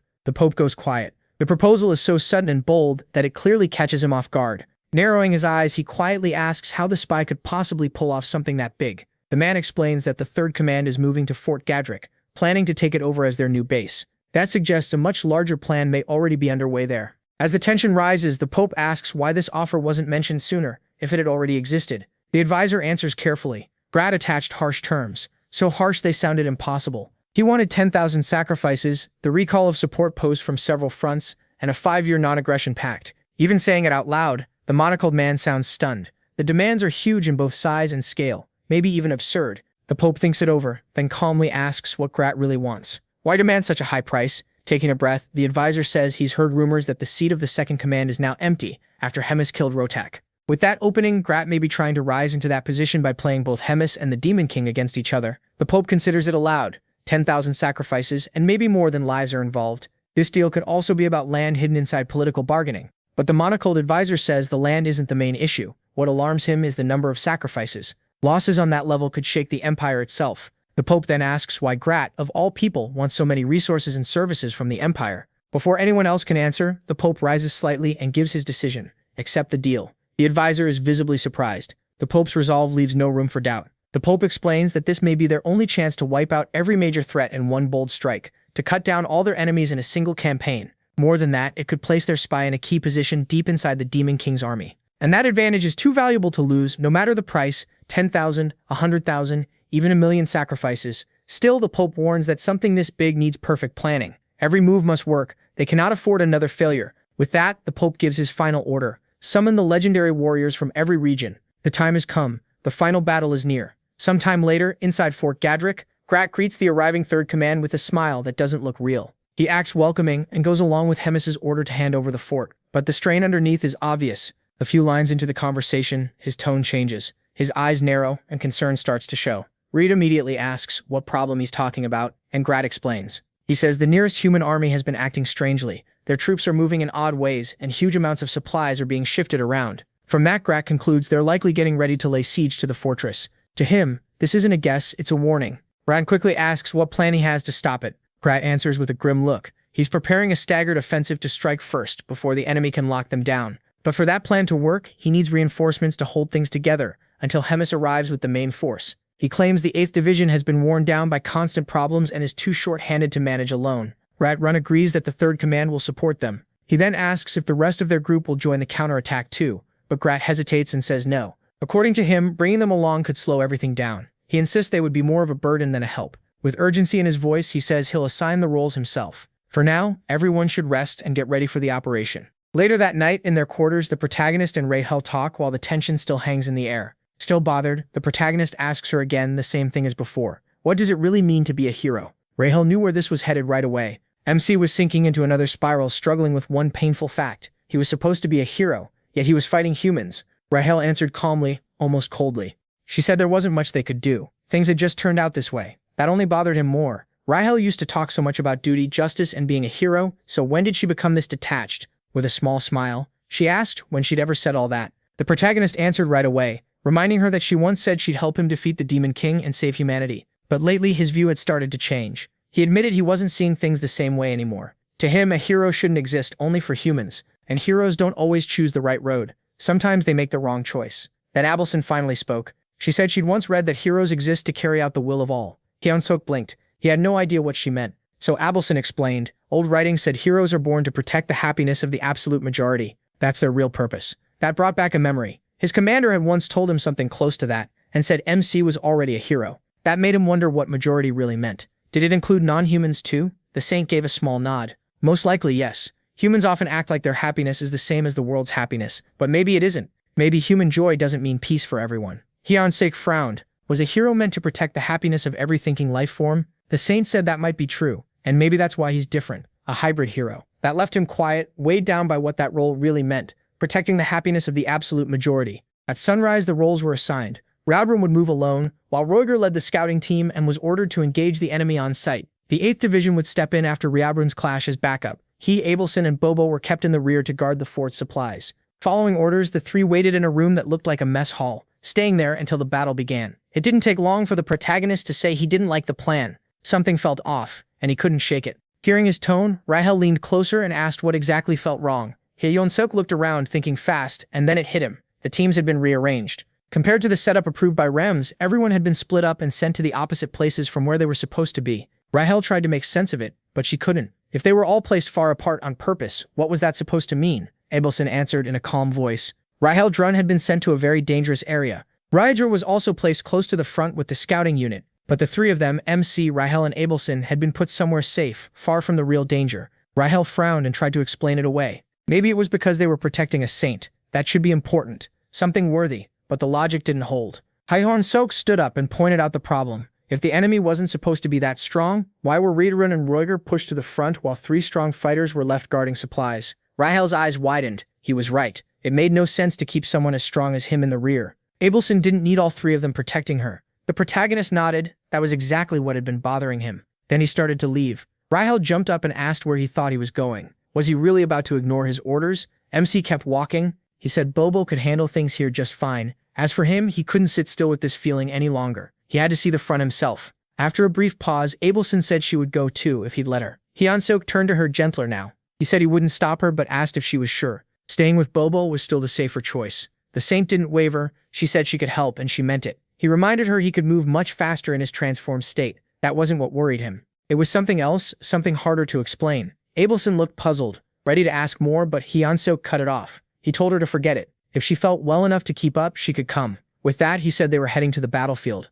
Before he could go farther, armed guards blocked his path. Their orders were strict. The protagonist was not allowed to leave without direct permission. Thinking quickly, he gave a half smile and said he only needed the bathroom. then sarcastically asked where it was, promising he'd be right back. The guards didn't move. One repeated the order. MC was not to leave for any reason. That hit him hard. The effort to keep him there felt way too deliberate. His unease got worse, and he could only hope Ryozan was still safe. Far from the fort, Ryozan was already fighting. He was worn down and marked by battle as he faced a gray-haired hero with a sword. Then a red-haired warrior joined in, calling him the Red Nightmare. With a smug look, he praised Ryadran's strength, admitting he hadn't expected him to hold off two heroes, even if Byron was still a rookie. Byron scoffed, saying he could have beaten Ryadran alone if he hadn't slipped up. The red-haired hero shut him down at once, warning him not to get arrogant while he was still inexperienced. Then he gave the order, "Kill the Red Nightmare." He also called in the Holy Magic unit. Soldiers poured out and formed up with perfect timing. Ryadran immediately understood it had all been a trap. In that moment, the truth hit him hard.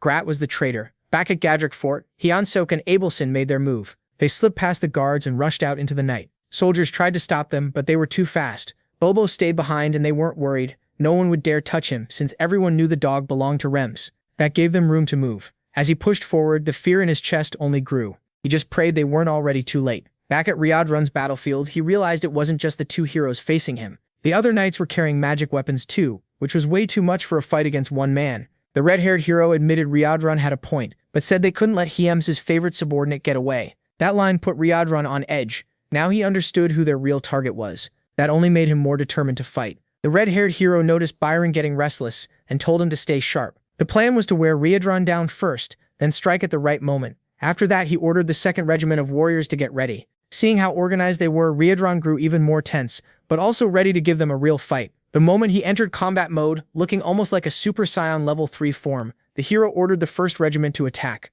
Now fully transformed into a Super Saiyan, Ryadran was hit by a storm of arrows and braced himself against the barrage. With one punch, he blocked the attack and even sent several arrows flying back at the enemy force. The force of that blow created wind strong enough to shield him and turn their own attack against them. The hero then shouted for the soldiers not to fear him. They still had the advantage in numbers, and Ryadran was alone. A group of spear fighters rushed in next, while Ryadran calmly waited for them. Then he readied one of his special moves, Destructive Explosion Wave. With a single motion of his hand, he slammed the ground and triggered huge destruction. He leaped away as the crater opened beneath the charging soldiers, then moved in on the ones left trapped in the wreckage, taking them down one after another. As he finished the last spearman by smashing his head into the ground, Byron grew more and more frustrated from being forced to watch. Once Ryadran looked close to breaking free, Byron tore away from the red-haired hero's restraint and rushed him, striking head-on, but the Red Nightmare dodged with ease. Even so, Ryadran was surprised by how fast Byron had recovered and jumped back into the fight. It didn't change much, though. Ryadran moved to strike Byron, but the red-haired hero stepped in, yanked Byron out of the way, and counterattacked. Ryadran stops the red-haired hero's sword with his bare hand and stares both heroes down. Using that opening, he attacks them together and slams the ground with another destructive strike, tearing open a fresh crater. When the dust clears, the heroes have already escaped with barely a scratch. Even so, they're shaken. Ryadran is far stronger than the intelligence division claimed, and that frustrates them. Still in Super Saiyan form, Ryadran starts feeling the strain of pushing himself too hard. After spending so much demonic chi, he wonders how much longer he can keep going. He barely has time to think before the heroes call in the 2nd Regiment. They move right when Ryadran hesitates over his fading energy. At the same time, the heroes charge in with the rest of the warriors. Byron stays back, annoyed that the red-haired hero keeps taking charge. Seeing the huge assault coming, Ryadran gets ready to use his destructive attack again. But before he can finish it, the heroes rush him. They pull his focus away and force him to block several attacks at once. That distraction gives the other warriors a chance to strike with magical spears. The moment they hit, Ryadran feels his power draining fast. Those spears can absorb all of his demonic chi. As his energy is drained away, Ryadran finally falls under the siege. The red-haired hero explains that the spears drain so much energy that even the strongest demons can't move or fight back. Then he steps in front of the subdued Red Nightmare and declares the battle over. To be safe, he orders his men to drive in more spears, keep Ryadran pinned, and finish capturing him as fast as possible. Hearing that, Byron walks up, snatches a spear from one of the warriors, and says he'll stab Ryadran himself as if settling a personal score. He closes in, mocking the Red Nightmare for being reduced to just another helpless demon, and prepares to strike. But with his head lowered and eyes dark, Ryadran mutters something under his breath while trying to gather one last bit of power. Byron leans in, curious, and tells him to say it again. Instead of answering normally, Ryadran repeats that he is the Red Nightmare of the Demon King, and unleashes a brutal counterattack that tears Byron apart on the spot. The blast is so huge that it kills Byron and takes out several spear warriors too,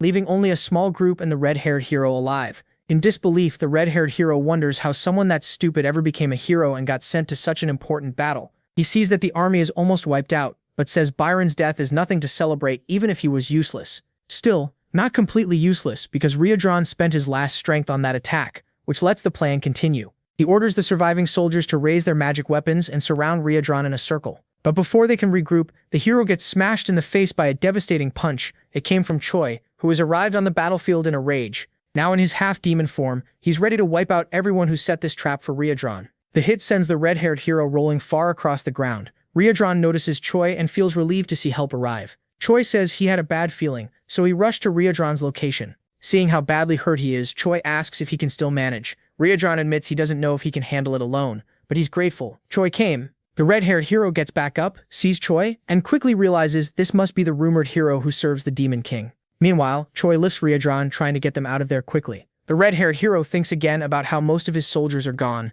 leaving almost no one to carry out the plan. That means Riadron is about to escape. With only two choices, let him go or fight to the death. The red-haired hero chooses the extreme one. Riadron and Chi realize he won't back down as he activates his kamikaze mode. He offers his soul to his god, and a blazing aura erupts from him.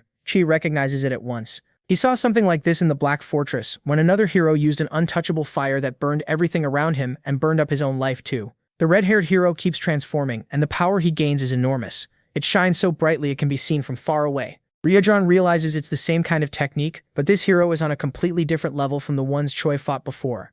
The move is called Divine Summoning, an advanced form of that all-burning fire. Only sacred warriors who reach a high level can use it, and surviving it is incredibly hard. Hearing Riadron explain it, the red-haired hero confirms it and says not to compare him to the weaklings sent before. He makes it clear he's above the battered duo. He claims he holds the true power of a god. Riadron realizes that for sacred warriors, divine summoning is what promote is for demons. But that massive power comes with a price. The user is doomed to die. The red-haired hero is surprised Riadron knows so much, then confirms it. Once the power runs out, he dies, because sacred strength is bought with life. Still, he says it's worth it if Riadron and Choi die too, and then he charges at them. His sword comes straight at Choi, but Choi blocks it without much trouble, though the impact feels strange. The red-haired hero explains that sacred power and demonic Choi are complete opposites, and Choi is barely human anymore. He's almost fully consumed by demonic Choi. The fight goes on, with the hero pressing forward while the duo struggles to defend. Then the red-haired hero steps up his assault, calling Choi nothing more than a walking corpse with nothing left to protect himself. A huge explosion tears open another crater, throws Riadron far away, and leaves him badly injured. Choi still endures the blast and stays on his feet. Even with effort, he turns his head and sees that Riadron took the worst of it. He's gasping, shaking, and close to collapsing. Choi compares the effects of the transformation and the attack. They're terrible for him too, but since he's only half human, it's not as bad as it is for Riadron, a pure demon. That means Riadron suffers the full force of everything. Even so, Choi regains some hope. He only has to hold out until the red-haired warrior runs out of sacred power. If the hero keeps using reckless attacks, he'll burn through it faster. Still, Choi doesn't know how much longer he can stay up. He weighs whether to just endure or provoke the enemy into using even more power. In the end, it all comes down to luck, because no matter what Choi can survive, there's no telling how long Riadron can last. Right after that thought, Choi looks back at the red-haired hero and is caught off guard. The man is trembling, already struggling with the cost of using too much divine power. The side effects have started sooner than expected. His vision is fading, and his ears are ringing, but he says he doesn't need them much. He can still sense demonic chi and keep attacking. Choi then speaks up, curious about something. The hero asks what a walking corpse wants to say. Choi asks if the red-haired hero is having trouble seeing. The hero says he expected something better than that, then admits it. Yes, he's going blind. But he doesn't care, because he can still track demonic chi even with his eyes closed. As they trade words, Choi realizes that could still be a weakness, even if the red-haired hero can keep attacking. That reaction leaves both Riadron and the red-haired hero confused. Then someone appears on the battlefield carrying a blood-stained club. Choi gets ready to end it and says the red-haired hero is just some blind man now, mocking him with total calm as he tells Abelson to attack. She has already moved in behind the red-haired warrior, club in hand.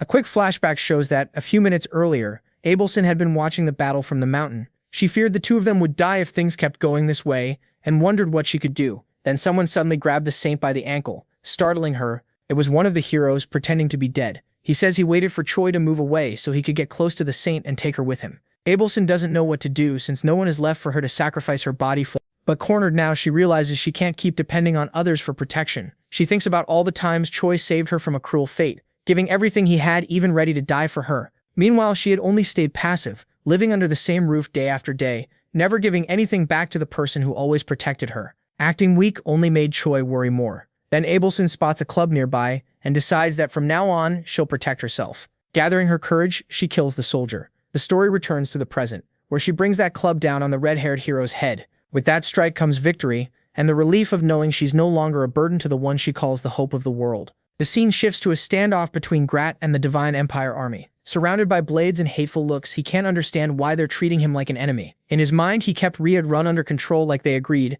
so he should be an ally, not a target. One of the army's leaders steps forward and orders Grat to shut up, calling him a filthy demon. Then he accuses him of setting up a scheme that led both heroes at the front to their defeat, a disaster for the Divine Empire. Grat is stunned, realizing he knew nothing about any of this. His thoughts spiral. How did this happen? How could Run beat not just 2 heroes but a whole army by himself? Before Grat can answer, a violent force shakes the area. Then a blinding light crashes down on Shang, slamming into the ground hard enough to leave a huge crater. As the light fades, the one who landed there is revealed. It's Hemis. She looks over the soldiers and Grat, then calmly asks what is going on. The soldiers immediately connect Hemis's arrival to Grat. Rumors spread through the ranks and they start thinking this was his trap all along, that he brought them here to die. Grat instantly jumps on that idea. With a sly grin, he tells Hemis he really did gather all these humans for her as an offering. He even boasts that they're the strongest troops in the region. Hemis watches him for a long moment, her expression impossible to read. Then she admits that for once, he may actually have done something useful. Without wasting time, she starts using a skill.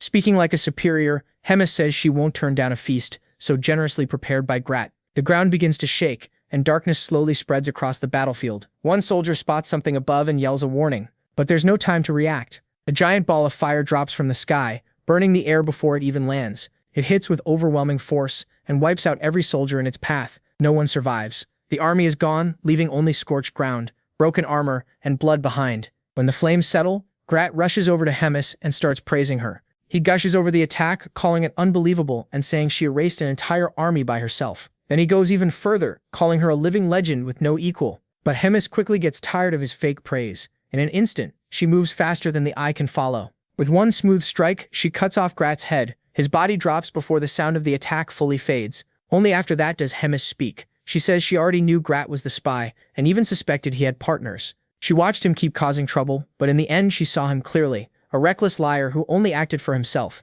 Her only regret is not killing him sooner. With that done, she leaves the battlefield. The scene shifts again, this time to Fort Gatwick. Inside, a meeting is being held to reorganize the troops. Hemis speaks while Choi, Riedran, and Roigers listen. She announces that Riedran will take charge of the forces Grat left behind. To help him with that, Roigers will serve as his adjutant. Then Hemis turns to Choi and reveals a surprise. In a calm but firm tone, she tells him he will become a regiment commander, serving directly under her. Choi is caught off guard but also excited. Still, he wonders why she didn't give him a lower rank like battalion commander. Hemis answers right away. She says his talent is too valuable to waste on a single battalion. This rank is both a reward for his hard work, for surviving everything so far, and for the strange way he's managed to entertain her. But there is one condition, and it changes the mood at once. As regiment commander, Choi will move forward without any troops at all. Everyone is left confused by the idea. Riedran finally asks the question on everyone's mind. He says he doesn't understand the point of making someone a regiment commander with no soldiers to command. Hemis replies without hesitation. She says there's a chance,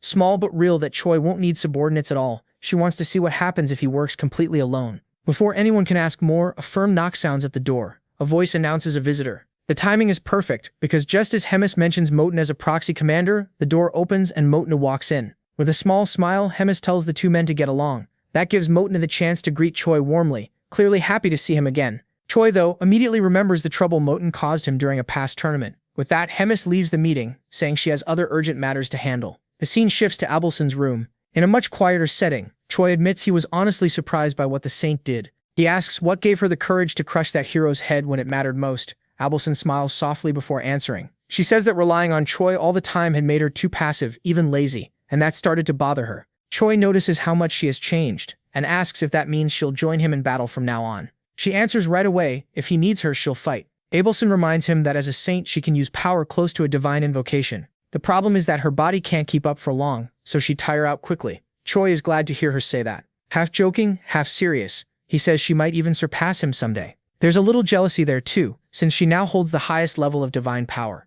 Abelson answers modestly, saying, power alone doesn't decide a fight. Those words carry weight, especially from someone who has won in odd, creative ways, instead of just overpowering people. Then Rahil joins in with a teasing tone. She says Abelson makes it sound like Choi wins through dirty tricks alone. After that, she brings up something that catches him off guard. Rahil explains that the rank of battalion commander is equal to hero in the human world. On the whole continent, probably only about 1,000 people rank above a hero, which means Choi is already near the very top. That leaves Choi speechless for a moment. He knew he had grown stronger, but being among the 1,000 strongest people in the world is on another level. From there, the story shifts away from the room. The next scene moves to the holy city of Benedict. The place is in ruins, destroyed defenses, dead soldiers everywhere, and a trail of blood leading to a great church. In front of its doors stand only two people, Hemis and one trembling survivor. Hemis takes in the destruction without changing her expression. Then she tells the man she will spare his life, not out of mercy, but so he can spread her message across the land. The man shakes even harder as she continues. From this day on, she says, she will erase every village of the Divine Empire one by one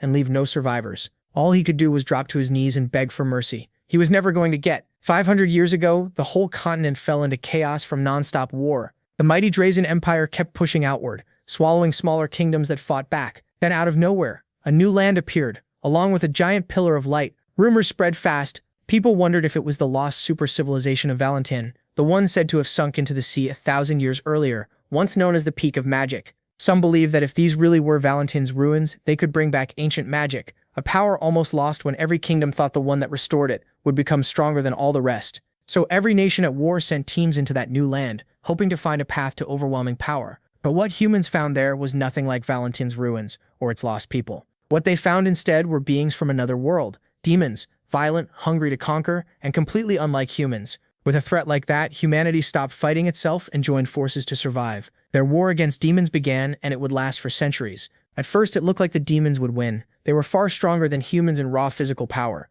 Worse, they also had demonic Shi, a deadly force that gave them an even bigger edge. Just when hope was fading, a new force stepped in. Clerics, healers, and priests, once kept off the battlefield, chose to fight. They brought divine power with them, and it could stand against the demons. That changed everything. It didn't just turn the war around, it also spread religion across the continent. From that came the divine empire of Gartranar, a union of nations held together by faith. Over the next 200 years, that faith only grew stronger, and combat clerics increased at an incredible rate. Humans, once outmatched, eventually overtook the demons and gained total military control. It was then that a new figure rose, the man who contributed more than anyone else in the war against the demons. He became a legend known as the Pope.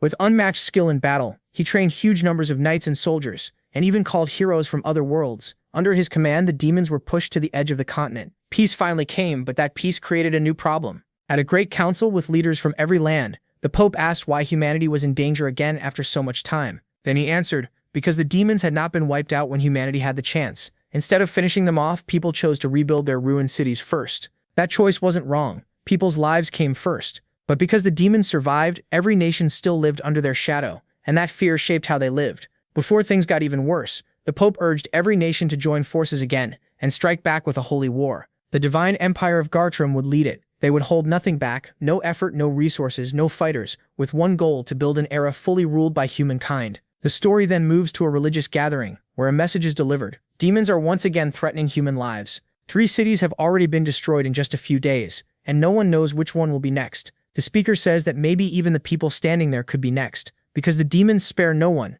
not women, not children. He then points to Father Levi, the only survivor of Benedict. In a hollow voice, the priest says the entire city was killed in a single instant. They had just been living normal lives. He alone survived to carry the message. But as far as he's concerned, his soul died back in Benedict with the people he loved. He says he has no reason left to live. The speaker takes over again, warning that the demons grow stronger every day. He says the Pope has declared a holy war and refuses to just stand by. He also reveals that Azahel Bald, the legend of Gatling, has come out of seclusion to join the war. Other nations have also promised to send their own legends and heroes to protect the people. A major offensive is already starting, but even that won't be enough to wipe the demons out for good. If the continent is going to have a future, then every man and woman who can fight must lend their strength. Now is the time. The call goes out to all. Join the holy war, God's will that will lead them to peace. The speech ends with a loud cry from everyone there, all united by one goal: destroy the demons once and for all. The scene changes again. In private, the Pope speaks to a subordinate and says Cardinal Elrin may be capable, but his recent failures are too serious.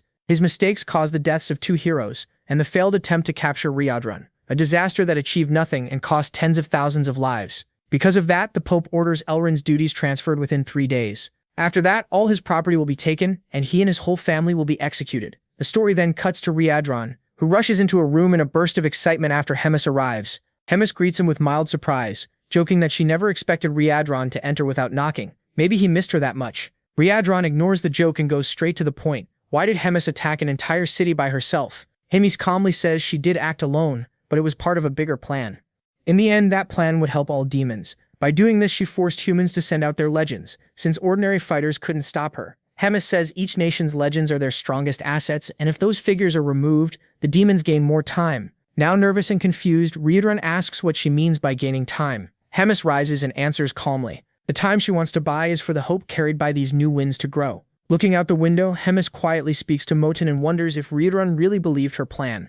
Moten says he probably didn't doubt is just part of his nature. Then he asks if Hemis truly has no plan to work with the Demon King anymore. His worry is obvious. No matter how strong she is, the road she's taking is far too reckless. Hemis answers without hesitation. There's no chance they'll stand together again. Even if they could fix things, it would come with a cost. She refuses to accept. She adds that she doesn't hate him. She understands why the Demon King wants to avoid another war with humans. Then she tries to make Moten understand, saying the Demon King has started making foolish choices lately, driven by pointless emotions, worrying about dead subordinates, comrades, even family. To her, those thoughts mean nothing. If someone dies, she says, it's because they were weak and deserved it. In the true order of things, the strong at the top crush the losers and take victory. To Hemis, that's how the world should work, and it's what the Demon King once believed too. That's why his new sense of compassion makes no sense to her. She confronted what she saw as his cowardice, but lost patience in the end. After one final warning, she turned away and told him to get himself together and return to his old, colder self. Even so, Hemis admits she feels a little regret.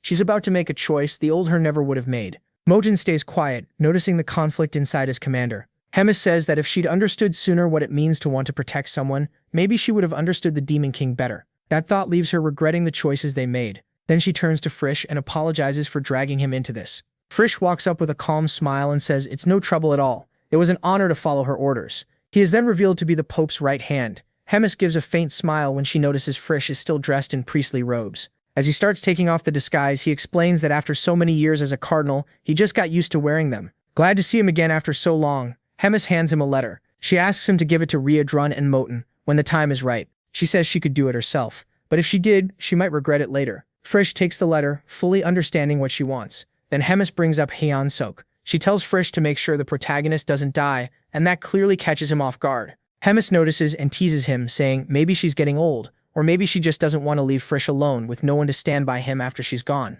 The next day at Gardrick Castle, the doors slam open, jolting Hyun-Sok awake. Startled, he jumps up and shouts, full of fake authority, who dares interrupt the commander's sleep. But the moment he sees Reincarnated, all that confidence disappears. He lowers his voice and asks what's going on. Reincarnated tells him to leave at once and run as far away as he can. MC is stunned and asks why. Reincarnated explains that the human army will attack the castle the next day, a huge battle involving humanity's strongest figures, their legends. He protests, asking if it wouldn't be better for him to stay and help. Reincarnated shakes his head. The enemy only wants one thing, Hemis dead. He says that while he believes she can win, if anything happens to her, he won't be able to protect Hyun-Sok by himself. Then the story shifts to the moment a letter is slipped under Reincarnated's door. He picks it up and starts reading. The letter reveals part of Hemis's past and the truth behind recent events. In it, Hemis says the demons suffered countless deaths and were finally driven into exile at the far edge of the continent, and even after cornering them completely, humans still never finished them off. There were many reasons for that choice, but the biggest one was the Holy Empire. For the Empire to keep its power, the demons had to stay alive. The Demon King took advantage of that and made a secret deal with Gartrum. Both sides agreed to hold the front line and leave each other's land untouched. Because of that, the demons' survival became linked to the humans' idea that the war was still going on. They were kept alive through small clashes and minor threats. That balance helped keep Gartrum and the other nations united. Only Hemis knew about Gartrum's offer, and she refused it right away. To her, dying with pride was better than living in chains. But that choice came with a price. She was exiled. Using Rotaka's actions as an excuse, they sent her to the Black Fortress. In the letter, Hemis says all of that was just the beginning. What matters is what comes next. Frisch says the humans are getting ready for a huge assault, an unmatched battle with legends and heroes from every human nation. While she faces them herself, Reincarnated must guard the castle and take over as commander. She admits his current strength may not make that easy. Still, when the vote for the next commander happens, Hyuna and Azjaz will back him. That had already been arranged, and Azjaz needed no persuading. He cared too much about his nephew to refuse. Hemis writes that this is all she can do for now. From here on, everything is in his hands. She trusts him to do what's best, and thanks him for making her time in that suffocating castle a little easier. At the end, she brings up Choi. Reincarnated shouldn't worry. His path has already been prepared. Choi will leave the Demon King's army, and if all goes well, he and Reincarnated will meet again. But for now, Choi has to leave with the Saint. Later, they begin getting ready to depart. Reincarnated tells Choi that once things are settled, and he's in his proper place, he'll make contact through the communicator. Choi hates how sudden this is, but he still goes along with it. Then someone calls out to Choi. Ebelson and Frisch arrive. Hemis's aide steps up, introduces himself and says Hemis ordered him to go with them. He explains the plan. They need to enter human society and watch how things develop. During that time, Abelson will pose as a priestess in training. Frisch then hands out fake identities to everyone. He says that he and Choi will act as mercenaries. If nobody has questions, it's time to get in the carriage. Abelson gets in first and Choi follows with clear reluctance. He's still stuck in denial, holding on to the hope that everything will somehow work out. Once they're inside, Choi asks Frisch where they're going. Frisch sighs, regretting that he didn't explain it sooner. He says the Holy Empire's regions are far too dangerous, and Drazen is famous for rejecting heroes. That's why they're heading to the Kingdom of Marriott. The next morning, Ryodran wakes alone in his new room. He sits quietly, thinking about what he should do next. His gaze rests on the desk that used to belong to Hemis. He thinks about all the demons who have already died. If things keep going like this, even more will be lost. Knowing the truth behind the war between humans and demons, Ryodran reaches a painful answer. None of those deaths meant anything. A knock at the door suddenly breaks his thoughts. It's Roiger, standing firm and saying it's time to go. Taking one last deep breath, Ryodran steels himself and declares that from this moment on, demons will be different. He'll do everything he can to make his will a reality. The scene shifts as Ryodran stands before his army and orders them to listen closely. He starts by praising what they are, reminding them that demons are a warrior race born for battle, and no other race could ever tame them. That's why, he says, they must face the coming battle without fear. And if needed, they must be ready to die for freedom, to die as warriors for the future of their whole race. Rajan raises his voice at the peak of the speech, declaring his way of battle and ending with firm conviction. Demons are warriors of pride. The focus then shifts to Hemis, who quickly realizes Rajan has already started making his move, so now she has to make hers as well. On her side, Hemis heads into action. From a mountaintop, she jumps down to the lower ground. As soon as she lands, she finds a man calmly waiting by a tree. The man speaks first, saying he knew she was coming and had been waiting for this meeting.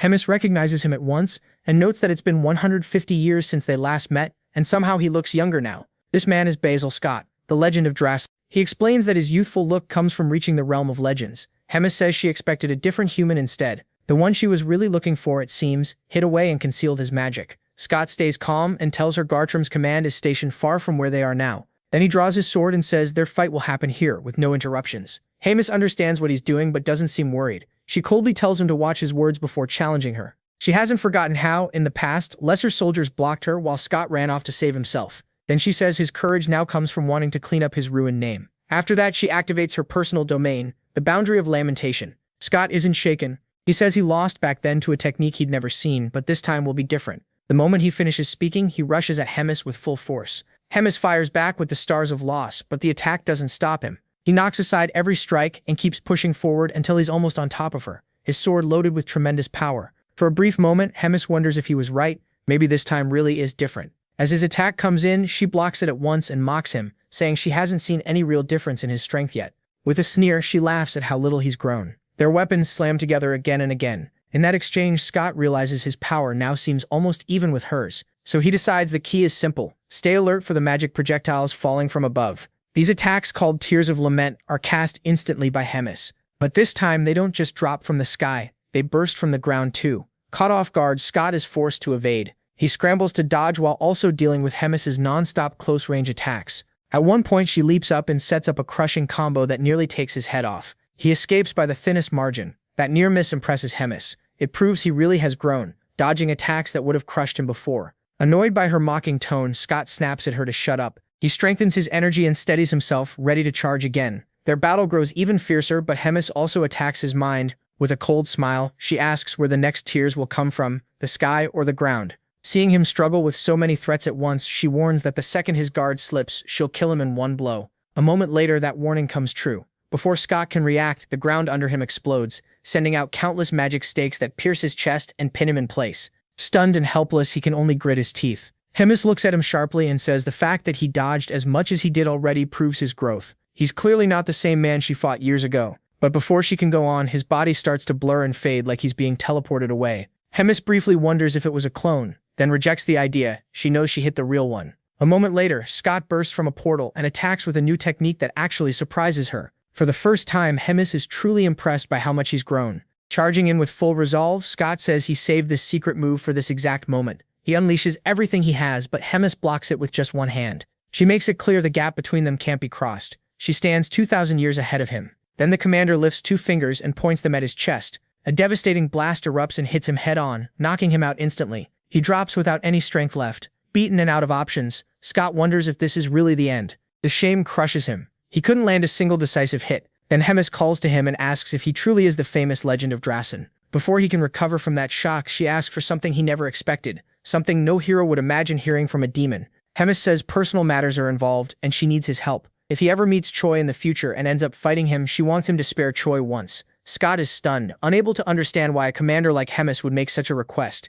Before she can explain more, the sky suddenly splits open and a huge wave of golden energy crashes down on him. The blast is so overwhelming that the legend of Drasen is completely erased. Nothing is left behind, not even dust. Caught off guard, Hemis tried to figure out what had happened. She was sure the hero was dead, and anger rose in her chest. She had given him time to talk, only for someone to interrupt so rudely. Looking up at the sky, she recognized the only person who could have used that kind of power, Azrael Bald, descending with his subordinate Morim beside him.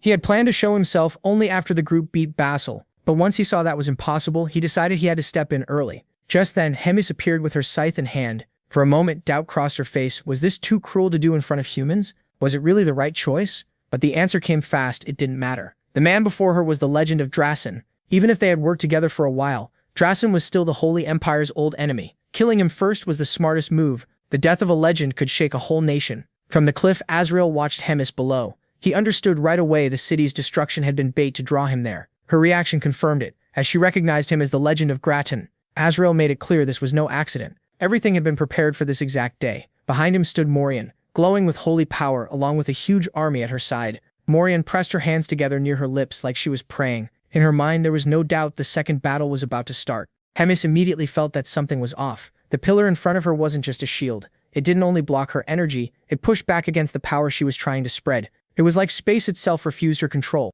The pillar held sacred power built up over time, and now its golden light spread outward, wiping away her influence. Above them, Azrael lifted his sword before the army. The plan was simple. The saint would hold the pillar, and the knight would protect her at all costs. The soldiers took their places, hands resting on swords planted in the earth, heads bowed. From where each one stood, golden flowers bloomed like signs of holy power. At Azrael's order, they raised a barrier so Hemis couldn't escape. A golden sphere wrapped in lightning-like energy lit up the battlefield. Hemis had to cover her eyes against the glow from both the pillar and the sphere. Right away, she knew this barrier was unlike anything she had seen before. Her scythe broke apart into black smoke, tiny sparks drifting away. The repelling force was that strong, and her domain started collapsing under the sacred power. Even the shield she still had was only a weak remnant now, nowhere near enough to protect her. Then when her face came back into view through the light, it had changed. She tore open the stitches, sealing the cuts that ran from the corners of her mouth across her face. Sharp fangs showed through the slits, and a twisted smile spread. Hemis mocked them, saying that without the handicap she had put on herself, they never would have dared challenge her.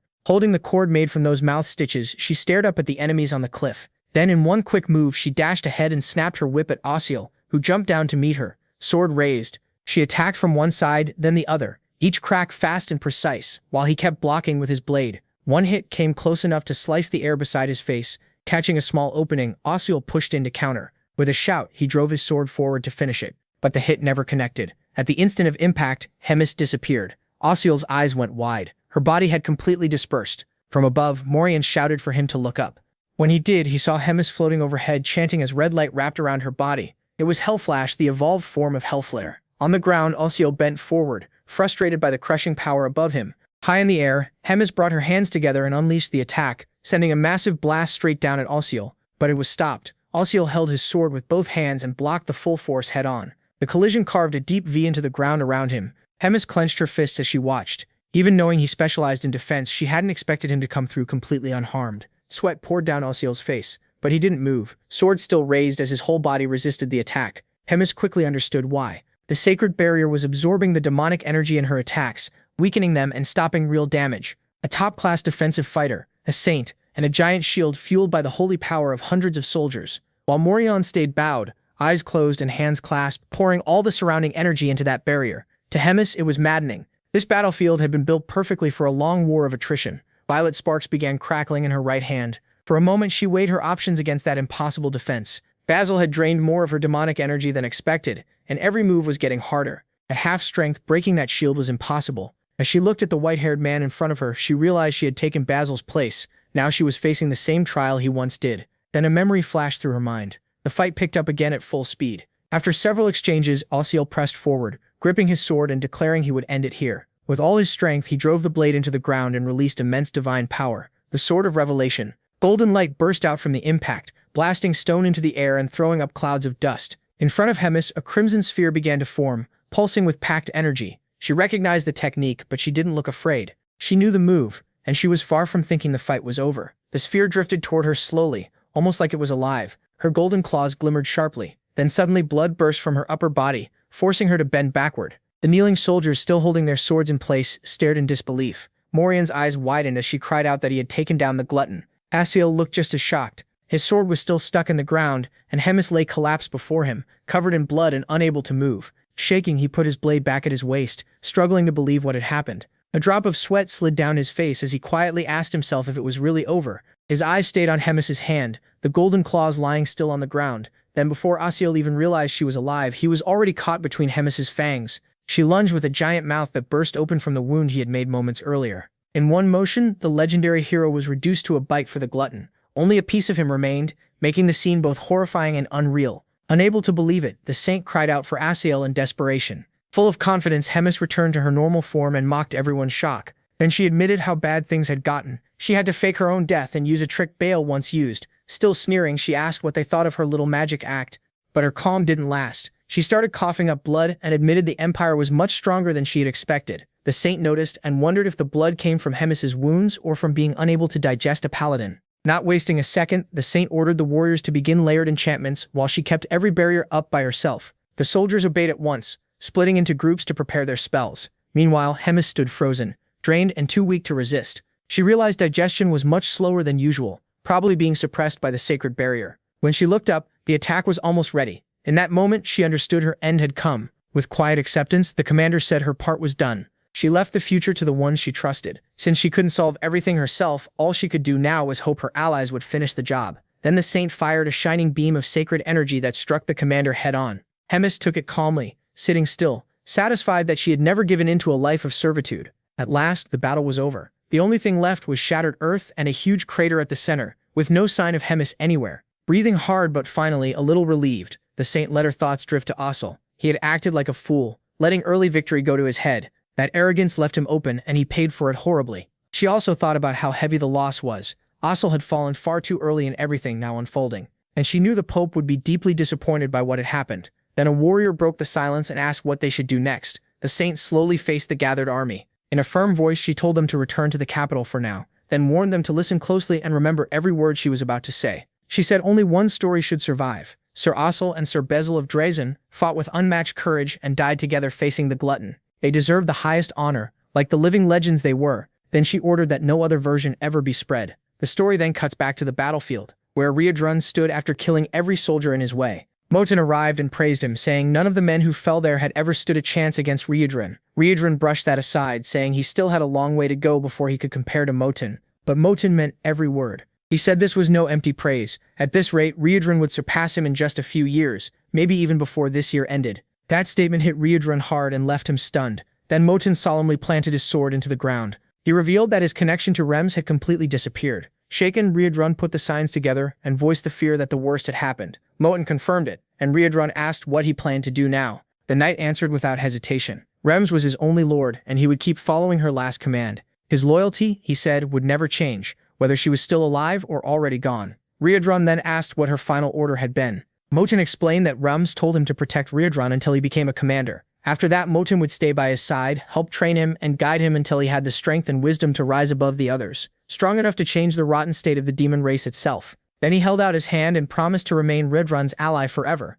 The scene shifts to a great temple, where the Pope addresses the faithful with grim news. One of the Holy Empire's greatest pillars had fallen. He announced that Asiel had become a martyr after giving more than 2 centuries of his life in service. With a heavy voice, he mourned the loss of a longtime comrade, a man who had stood beside him and the legendary Sir Quinley for many years. The Pope said Asiel had lived with unmatched devotion to God. Even with his final breath, he thought only of the Holy Empire's people, praying that their remaining days would be safe and peaceful. He then asked everyone present to pray in honor of Asiel's deeds. He urged them never to forget that sacrifice, warning that one day divine punishment would fall on all who oppose God. With sorrow on his face, the Pope reflected that he had often warned against growing careless in moments of advantage. Now he grieved the tragic end of the legendary hero Asiel, whose death would weigh on the faithful forever. He was suddenly interrupted by a messenger, who reported that Drahan sent someone to Marriott asking for permission to investigate the battlefield where Hemis was fought. The Pope guessed they were looking for the truth behind Basil's death, but said the cleanup was already finished and nothing was left to find. Even so, he ordered the messenger to contact Marriott in secret and have Drazen's request rejected.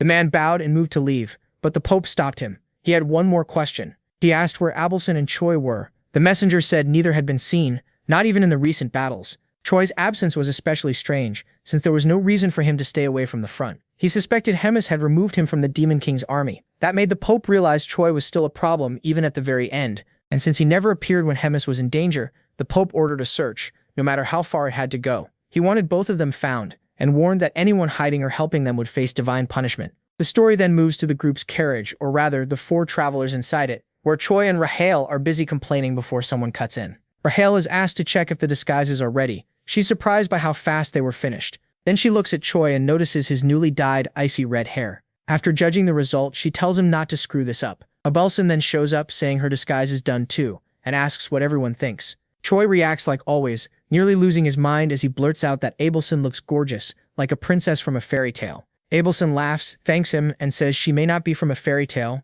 but she really is a princess, one from Marriott. That makes Choi snap back to reality fast. Frisch is stunned that Choi never connected Abelson's surname to the kingdom they're heading to. Even Rahel admits she wanted to defend him, but this time he was just too dumb. Choi quickly bows toward Abelson and apologizes for not realizing she was a princess sooner. She tells him it's fine and asks him to treat her like always. Choi mutters that as a Korean, he's got something like a servant mindset. Then it hits him that if Abelson is a princess, she must have influence in Marriott. Abelson says she's not sure. She already talked about it with Frisch, but if possible, she doesn't want to reveal who she is or even go back there. Choi asks why, only to get smacked on the head by Frisch, who calls him an idiot. Rahel agrees right away. Frisch explains that one of the strongest empires on the continent is hunting him, and Abelson doesn't want anyone else suffering because of her. Abelson adds that it's not like she'll never return, but if things get bad enough, she may have to ask for help because they're still her family in the end. The story then cuts back to the battlefield where Hemis clashed with the heroes. A sharp cracking sound suddenly rang out through the rubble, and from inside the ruins, a dark aura started to rise. Whether that was good or bad, no one could tell yet. Now inside human territory, the trio keeps moving deeper into the forest. Worried, Choi checks his system again, still bothered that it isn't working. Rahel notices his concern and asks what's wrong. Choi explains that ever since they entered human land, the hero system has stopped functioning. All he sees now is a screen full of glitches and scrambled text. Rahel doubts it, saying the system is way too advanced to just break like that. Choi says he's felt something strange for a while now, as if someone is watching him and setting up obstacles in real time. Rahel pushes back, saying she can't see the system, so she can't know for sure. Maybe it's bugging out because Choi is taking a totally different path from other heroes. He's such an irregular case that the system just can't handle him. In other words, a messed up user of demonic power who goes against humans. Of course, Choi only reacts to the part where she called him messed up. Rahel finishes by saying that even so, she still hasn't been ordered to leave Choi and go back, so maybe that means he's doing something right. Frisch overhears them and cuts the chatter short, warning that they're almost at the village closest to the borderlands. Khitan Village, Kingdom of Marriott, Viscount Andef. Abelson gets curious and asks if this is Choi's first time entering a human village. He says yes, his journey started in a weird place thanks to someone, but at least now he finally gets a proper hero experience. Abelson says he'll probably be disappointed because his first human village won't be anything special. Soon guards stop the group and ask for identification, and Frisch smoothly answers that they're 3 mercenaries looking for paid work. Choi is surprised by that story, especially in a region right by the demon border. Frisch ignores the reaction and says it'll make sense once Choi sees the place. What waits ahead is a disaster, ruins everywhere, and people living in misery.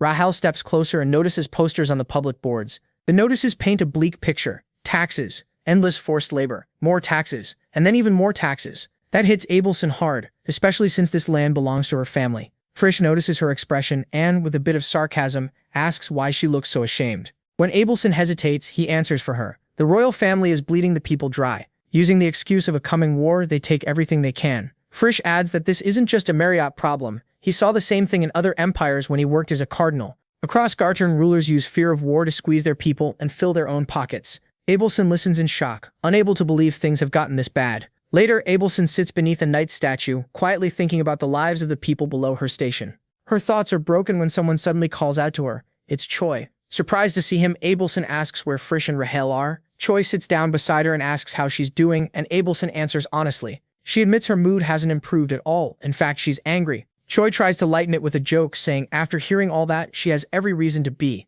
Abelson says the anger isn't aimed at Frisch but at herself. She wanted to defend the Empire somehow, but she couldn't. Nothing she said would excuse what Gardner has been doing to its people. Hearing that shocks Choi, and he starts thinking of a way to cheer her up. The problem is, every idea that comes to mind feels completely wrong for the moment. Before he can choose, Abelson calls out to him. Panicking that he messed up, Choi blurts out an apology even though he hadn't said anything, which only makes her stare in confusion. A second later, Choi realizes she wasn't about to scold him at all. Abelson also freezes for a moment, caught off guard by his reaction. Then she smiles and says an old story just came to mind, one she thinks he'd like to hear. So Abelson begins telling him about a hero from Khitan, a place that looks like a poor little village now but once knew real glory. That hero was Lofer Dozer, a name remembered for centuries. He came from the age when warriors who fought the demons were first praised as heroes and legends. Lofer was the greatest hero of his time. His name spread past Marriott and across the whole continent. He earned that fame through both his deeds and who he was. A spotless warrior who loved his homeland, protected the weak and showed mercy.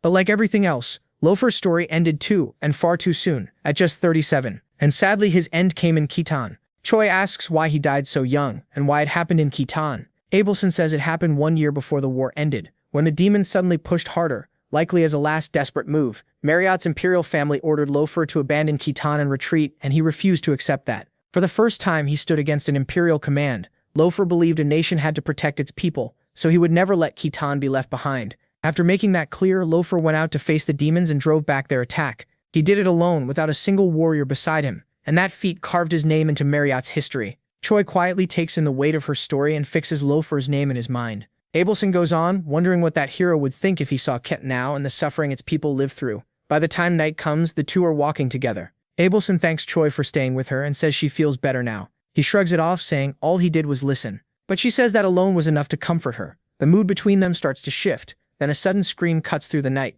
Two men come rushing out of an alley shouting in panic that there's a dead body and calling for the guards. Choi immediately heads over to check, telling Abelson to stay alert. It only takes a glance for him to realize this isn't something ordinary. This isn't just a dead body. The blood around it has been arranged in a strange pattern. Abelson moves closer, worried, but Choi tells her the officials should be here soon and the immediate danger seems gone. Even so, something feels off, so he asks her to inspect it too.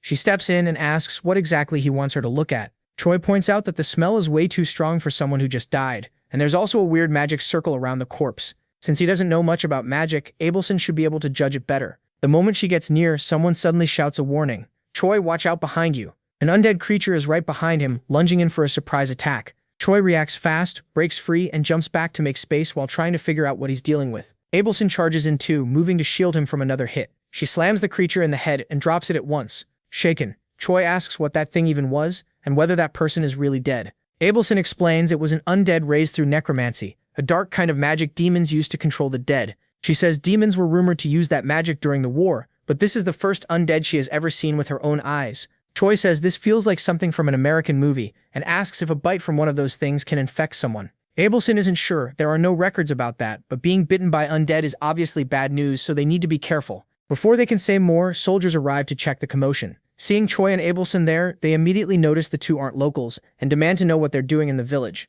Abelson starts to answer, but Choi cuts in first, saying they're mercenaries who came looking for work. The guards trade looks and quietly discuss it, with one saying the pair do seem like mercenaries. Then a guard asks to see Choi's mercenary badge, and he hands it over right away. After checking it, the guard confirms their story, says he understands why they're here, and tells them to come with him. Later, after things settle down, Choi tells Frisch everything that happened, including the part where he accepted work as a mercenary. Frisch is instantly annoyed. They've been walking around letting people think they're mercenaries, and now they're even taking jobs. At this rate, he says Choi might end up becoming a real one. Not long after, Edmer shows up looking for the mercenaries the guild told him were amazing. That description leaves Choi and Abelson a little thrown off, and even Edmar starts to wonder if they really deserve that kind of praise. To keep up appearances, Choi boldly says they're not just good, they're legendary mercenaries, and people should feel lucky to live in the same age as them. After showing off like that, he quietly apologizes to Abelson in his head, telling himself it was the best way to hide who they really are. Then he moves on, saying the guild told them to handle this fast,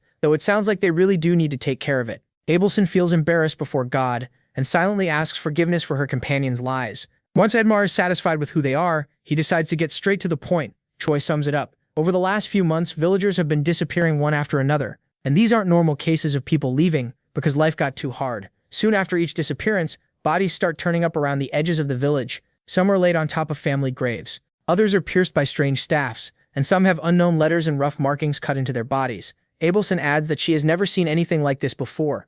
Choi goes on, saying the villagers recently asked their lord for help. Instead of solving it, he ordered them to move to a nearby settlement, most likely because he didn't want to waste effort on poor villages that barely pay taxes. So the residents gathered what little money they had and sent a request to the mercenary guild. Frisch gets it now and asks if that's why Choi pushed so hard to be treated like actual mercenaries. Rahal snaps that they're all liars, complaining that she was left out and saying this is their punishment. Frisch then looks at Abelson and says Choi lying is one thing, but a saint doing it is too much. Even so, they all understand the situation. From here on, it's better not to attract attention. If undead are involved, the Demon King's army could take notice, so acting carelessly would be a bad idea. Abelson asks if Frisch can let them help, even for just one day. She wants to do whatever she can for the villagers before they leave. Seeing how much she cares, Choi says he feels the same and wants to help too. Frisch agrees, but sets a limit. They can stay for 1 week. If they do all they can and the problem still isn't solved, they leave. Choi quickly accepts and brightens up at once, and Abelson does too, relieved that they'll be able to help the village.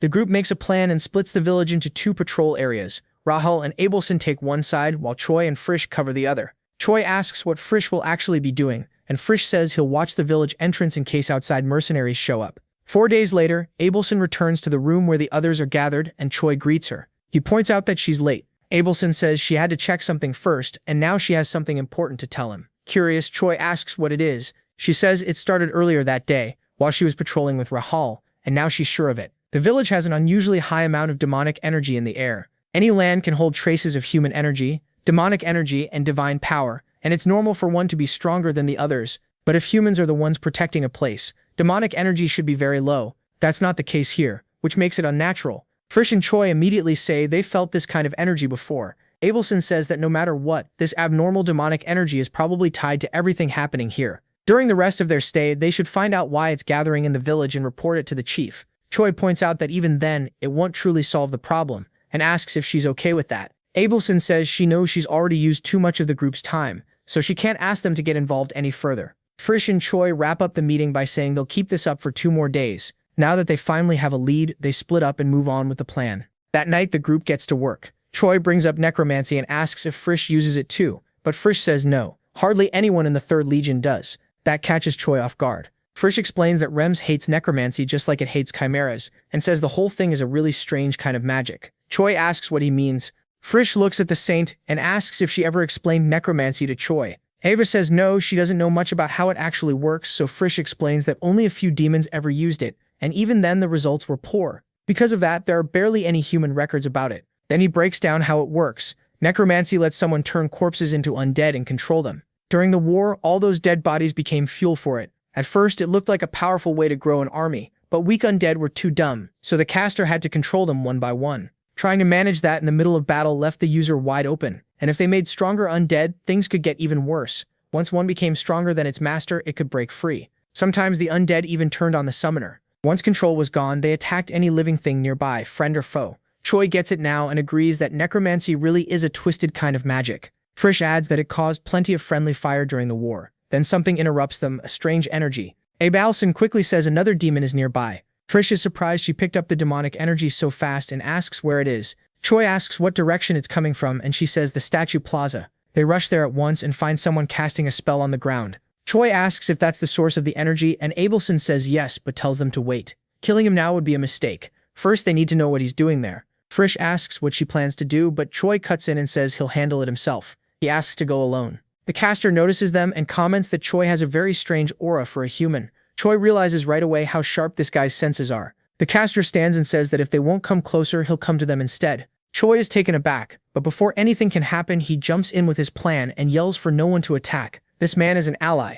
That completely throws his companions off, since it looked like a fight was about to start. The hooded man is just as confused and asks what the hell is going on. Choi then loudly declares that he is Ryan-sok, regimental commander of the Demon King's 3rd Legion, and orders the man to state his name and rank. The hooded man freezes. Being ordered around by a human already feels wrong, even more so when that human is Choi, a demon army recruit surrounded by wild rumors. On top of that, the last time they had any link to the regiment, Choi was only a company commander. Obeying him now doesn't sit right. Abelson notices the tension at once and wonders if Choi's bluff is really the right move. Frisch, though, chooses another path. Without hesitating, he backs Choi up and introduces himself as a regimental leader from the 3rd Legion. In a calm, firm voice, he says the man doesn't seem to be from the 3rd at all, and repeats the order to identify himself properly. Abelson grows even more uneasy. From where she stands, both of them are openly lying. Frischel only cares about one thing, ending this quietly so the village doesn't get dragged into it. He calmly tells her that if things go bad, she should pull back and warn the village chief to evacuate everyone right away. The hooded man slowly shows his face, still suspicious. What bothers him most is how naturally Choi and Frischel are moving around among humans. Frischel answers without pause, saying they're on a secret mission ordered directly by Hemis. Anything more than that, he says, is classified. That name hits hard. The hooded man accepts the authority behind it, and Frischel immediately presses him again for his identity. At last, the man admits he belongs to the 4th Legion. Choi understands right away. This guy serves under Park Hyuna. The man's mood instantly turns bitter, and he snaps that Hyuna is not the true commander of the 4th Battalion. In his eyes, that place belongs to Lord Onyx. Choi and Frischel trade a quick whisper. Frischel explains that Onyx used to lead the 4th, but after a major defeat, he lost the post and was demoted to vice commander. He also says this reaction isn't surprising. Many demons can't stand taking orders from a human hero, and the Demon King's army is full of that kind of resentment. Seeing them whisper, the hooded man demands to know what they said. Choi brushes it off, telling him it's nothing important. Then Choi thinks back to what the man said earlier, that when he left his unit, Choi was still only a commander.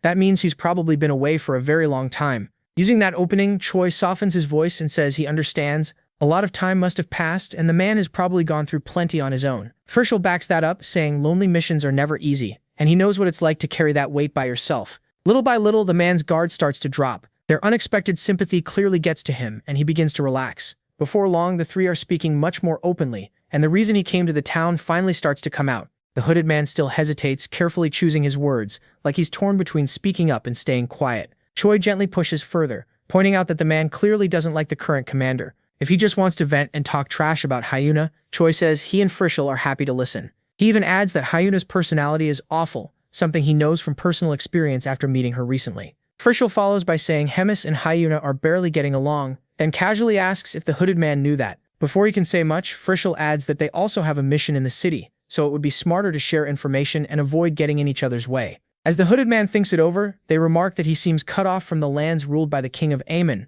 Frischel says that's common on solo assignments. People go a long time without news or contact from the main force. That finally lowers the man's guard. After a short pause, he reveals his mission, testing a magical device that turns mana into demonic energy. That revelation shocks Choi. The hooded man explains that when demonic energy is fed into the device, it starts converting the mana around it into even more demonic energy for a set time. That fills the area with dense energy and yin, making it perfect for necromancy. He goes on to say the device was made together by Onyx and Rotak. Over several months, they buried nearly 100 bodies while building a huge magic circle around the village. Recently, it started working. Zombies began appearing on their own, without needing to be summoned. He was sent to watch the results, collect data, and oversee the test until Choi and Frischel showed up.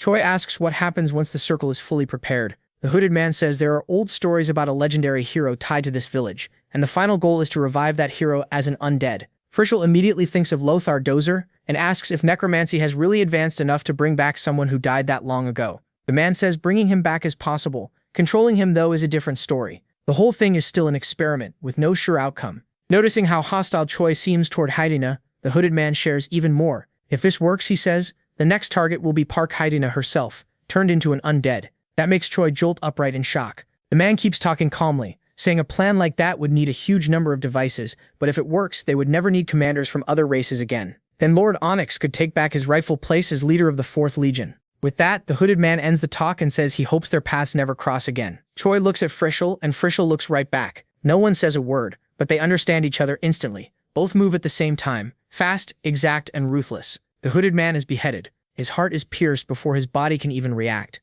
In his last fading moment, what he feels isn't fear or rage, but bitter disappointment. He had been fooled by the very people he thought he was using. As soon as he dies, the magical device becomes unstable. Its core starts pulsing wildly, and energy bursts out across the plaza, skidding over the stone, throwing sparks and slamming into the statue in the center. The device shakes once, then goes still. Frischel breaks the silence, saying it's strange how they both chose the same move without saying a word. Choi admits he didn't expect them to sync up that well. Frischel goes on, saying the Legion's interests mean little to him next to Lord Hemis's. He'd rather keep Hyuna as a quiet, passive commander than let the Legion tear itself apart in a power struggle. Choi finally exhales, the tension leaving his shoulders. As far as he's concerned, the legal mess is done. The summoner is dead, the device is shut down, and now they can leave the city with a clear conscience. If they destroy the remaining magic circles, the undead should vanish, and the demonic energy in the village ought to fade back to normal. Sure of that, neither of them notices the air changing behind them. As they leave the plaza, a strange mist starts spreading along the ground, and Choi casually says this might improve his relationship with Park Hyuna,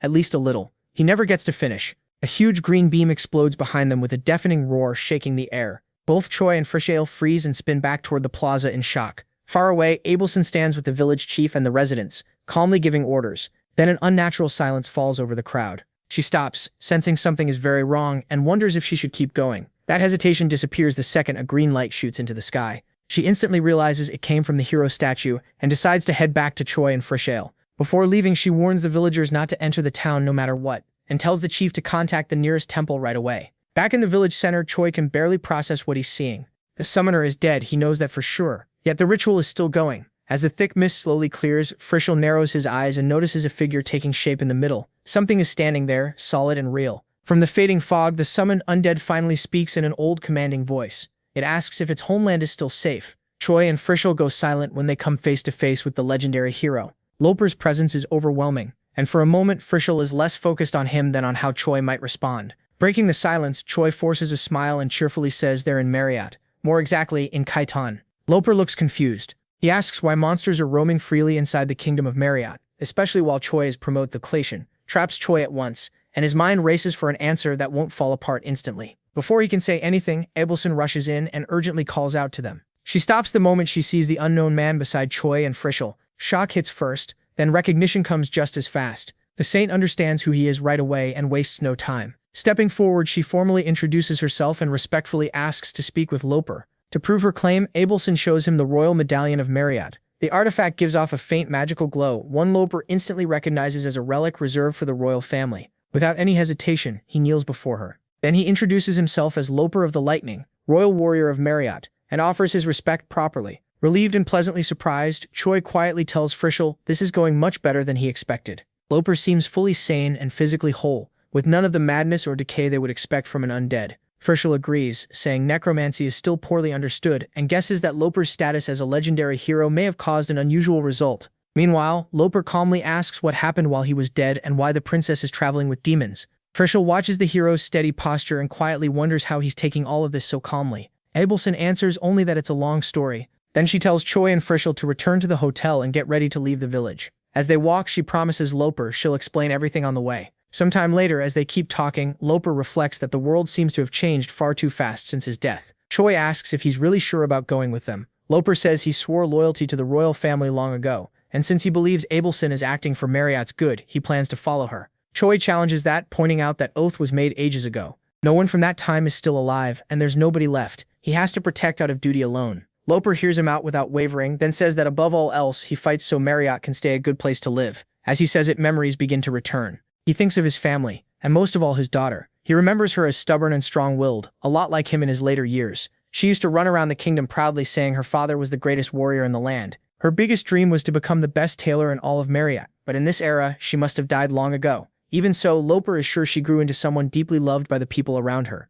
That belief shapes his resolve now. He no longer cares about glory or praise, only about protecting everything she once loved, even in a world far beyond his time. Abelson is clearly surprised to hear that Loper had a daughter. When he says her name was Rosa Tozer, she listens closely. Loper softly adds that after his death, Rosa likely took the name Crossel and was raised by her mother's family. At that, Abelson points out that the current royal commander has the surname Crossel. Loper quietly shakes his head and calls it a coincidence. Crossel isn't a common name, but after so many decades, he can't believe one of his grandchildren could still be alive. Abelson gently pushes back. She says that when she was a child, she heard the commander's mother was a tailor, and the commander himself is good at knitting. She also reminds him that he's known as the second legend of the Marriott legends, and legends do not age like normal people, so a surviving descendant may not be impossible after all. Loper thinks it over, then says that if the man really is his grandson, he must be someone worthy, someone who carried that heroic bloodline with pride and discipline. The idea sparks a quiet curiosity, and he admits he'd like to meet him someday. Nearby, Choi quietly tells Rahale he's glad Loper didn't turn into a mindless undead monster. Rahale agrees, relieved they aren't trapped in some cruel story where the kingdom's protector destroys his own people. Loper adds that the idea of him destroying Marriott is completely absurd. His mind drifts to simpler memories. His wife loved the candy shop in the 4th block across from the palace, while his daughter adored the yarn shop 2 blocks away. As he talks, something strange starts creeping closer. An unknown energy presses against him, faint at first, then heavier by the second. With every word, it gets closer. Then the change comes fast. Loper's voice stumbles and suddenly gives out, replaced by something twisted and inhuman. His body folds forward like an invisible force is crushing him, overwhelmed by something no one can clearly identify. Choi notices it right away, and frustration surges through him. Deep down, he already knew luck alone was never going to save them. Frischl reacts instantly, takes charge, and orders everyone to get away from Loper while they figure out what's happening. The hero fights violently against the curse, his body shaking with pain. Choi asks Frischl what he thinks is going on, and Frischl grimly says Loper will probably attack any living thing in or around the village. Worse, if no one stops him, instinct may drive him toward the capital, where countless civilians live. That leaves only one option. They have to fight. They don't have the power to truly suppress a legend, but running is no longer possible. Driven by sheer resolve, Abelson steps forward and tells the others to run, declaring that she will handle this herself. Frischl answers calmly that she can't manage this alone, and that a burden like this should fall to the temple or the royal family. Still, since undead are weak against sacred power, and Loper may not be at full strength, she might have a chance to face him directly. Choi notices Abelson's hands trembling. She knows, just like he does, that she may not be able to stop Loper. Even so, she steadies herself and says her greatest duty is to protect her land as the Princess of Marriott. Choi immediately says he'll fight beside her. Frischl tries one last time to stop them, but it doesn't work, and Hyunsuk Choi argues that letting Loper destroy his own homeland would be even crueler, turning the village into a slaughterhouse. Seeing their resolve won't break, Frischl gives up on talking them out of it and joins the fight. He moves into place with practiced ease, jumping onto a nearby building to take the high ground while the protagonists Choi and Abelson approach from the front. From above, Frischl keeps his eyes locked on Loper, ready to move the instant things go bad. At that moment, the possession fully takes over. Whatever control Loper had left is ripped away, and his whole presence changes as instinct replaces reason. Almost at once, his eyes snap to Frischl's elevated position. Frischl understands the danger immediately. The hero's instincts are simple. Take out the backline first. He braces for a direct attack. Loper bursts forward with terrifying speed, but before he can hit his target, Abelson steps in and intercepts him head-on. She plants her feet and blocks the strike with her shield, the impact shaking the street. Without wasting a second, she releases her sacred power. Bright energy bursts out as spectral chains wrap around Loper's limbs to hold him down. At the same time, she signals Choi to move. Choi bursts into action and closes the gap in an instant. He takes full advantage of the opening the chains created. In one fast move, he grabs Loper, throws him off balance, and slams him hard into the ground, cracking the stone. But Choi knows that means nothing yet. A legend like Loper won't go down that easily. The real fight is only starting. Then Choi locks his legs around Loper, and using every bit of strength he has, drives him down again. The hit digs a deep crater into the ground. Loper lies still for a moment, and Choi jumps back to make space. Behind him, Abelson watches the crater with shield and spear ready, trying to tell if it's finally over. Choi already knows the answer. His strongest attack didn't leave a single mark. Loper's body is bent backward, chin pointed up, but he's completely unharmed. Red smoke starts to spread around him, and tiny sparks flicker in the air. Nearby, Frischl keeps his weapon trained on Loper. He knows monsters like this only stay down if a priest purifies them, or if their head is cut off. Abelson quickly searches for another option. Exorcism magic could work, but only if she gets enough time to focus and finish the spell. The problem is clear. She still isn't skilled enough to fight and cast at the same time. A storm begins to gather overhead, twisting into a lightning-filled vortex. Abelson looks up and raises her shield on instinct. Rahul gasps when the first drops of rain hit. The sudden storm catches her off guard. Abelson frowns as the rain soaks her. This isn't normal, and her eyes snap back to Loper. One hand is raised, fingers clenched, while countless bolts of lightning gather around it. In that moment, it becomes clear. Loper's title was never an exaggeration. Lord of the Heavenly Thunder fits him perfectly. He calls down a storm, and lightning answers, crashing around him with such force that dust and broken earth explode into the air. There is no doubt now, he truly is the Lord of the Heavenly Thunder. Loper stands at the center of the storm, cloak whipping behind him, holding two swords, one silver, the other formed from living lightning. Then his unique transcendental power activates the Thunder Sword style, lightning haste. With blazing eyes, Loper launches forward at terrifying speed. In a blink, he cuts across the battlefield, leaving only streaks of electricity behind. He swings both swords at once. Choi barely reacts in time, crossing his arms to block, shocked by how absurdly fast Loper is. Even staring right at him, Choi can hardly keep up. Loper is simply too fast to follow. Loper gives him no time to recover and attacks again from above with the lightning sword. Choi lifts his right fist under his face and uses it like a shield to take the blow. From a nearby rooftop, Frischl keeps his aim on Loper, covering the backline while rain pours down. A jagged crack tears through the ground along Loper's path, shaped like lightning. Even in the dark, the red glow around him burns bright and threatening. Hatred fills Loper's eyes. Veins bulge across his face as he rushes Choi again. This time, Abelson steps in front of Choi, gripping her spear and raising her shield. From behind her, Choi senses the hit coming and warns that it's a frontal attack. She doesn't hesitate. Her shield answers at once, creating a second barrier, huge and golden, spreading out in front of her. But Loper is sharper than expected. Instead of crashing into it, he plants a foot on the shield, leaps up, and slips over the barrier. Mid-air, he flips past Frischl so cleanly that Frischl doesn't even notice him above. Abelson stares for a split second, then sprints forward, shouting a warning to Frischl and readying another defense. She knows the attack isn't over. Loper lifts an arm and a bolt of lightning rips down from the sky straight into Frischl. The blast throws him off the roof and smashes him into the ground, tearing open a crater. Rahel flies to the edge and looks down in horror. Frischl is twisted badly at the bottom, but he's still breathing. He manages a small movement just enough to show he barely survived. A second later, and he would have died. Behind Abelson, Choi keeps watching Loper, now standing on the rooftop Frischl had occupied. Above him, the storm still churns, lightning flashing around his silhouette. Then another sign appears showing the next power Loper is about to use, the Thunder Sword-style bolt from the blue. He leaps forward, pulls both swords back, and hurls them straight at Choi. Again, Abelson jumps in front of him, and her shield's golden power expands the instant the blades hit. The impact is monstrous. She grits her teeth and holds on with everything she has as the ground under her feet starts to give way. Behind her, Choi sees the opening and signals the exact moment to move. Abelson drops to one knee at once, giving him a step. Choi uses her as a launch point, flies forward, and drives a full-power kick into Loper's stomach, blasting him backward. As he's sent flying, Loper grits his teeth, furious at being hit like that. Choi wastes no time and turns toward Frischl, who has already started recovering from the fall. For Choi, the fight is nowhere near done. This is the moment for a risky move they've practiced before. He grabs Frischl's scratched-up arm as Frischl, glasses crooked, hesitates for a second, knowing how dangerous this is against an enemy who just escaped death. Still, once he understands what Choi wants, he grips back. With perfect timing, Frischl twists Choi's body in midair and throws him forward with all his strength toward Loper, who is already recovering, arching back with both swords ready. While flying through the air, Choi gathers his power and activates dropkick, driving himself straight at Loper with one leg extended. He puts everything into it. Right before the hit, the tension shows in his eyes. Undead or not, he believes breaking the body should stop it. The clash is enormous. Lightning and dust explode from the impact, and the shockwave is so strong the others have to brace themselves to avoid being blown back. Clinging to Frischl's cloak, Rahul watches nervously through the spreading dust, desperate to see what happened. Little by little, the dust clears and reveals the truth. Loper is completely unharmed. With a cold expression, he grips Choi by the leg like he's carrying nothing, while Choi struggles uselessly in the air. His grip tightens around Choi's ankle.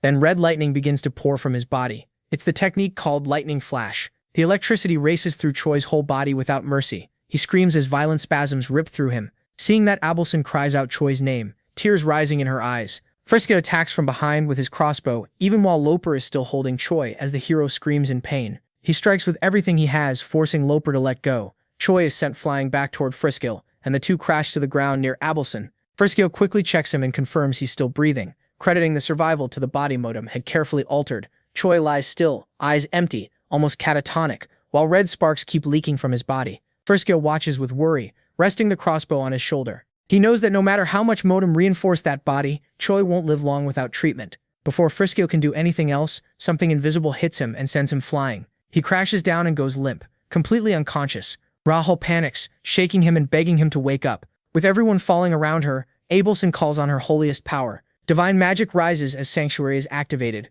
Golden wings spread from her back, and brilliant light pours off her body. She knows exactly what this power will cost.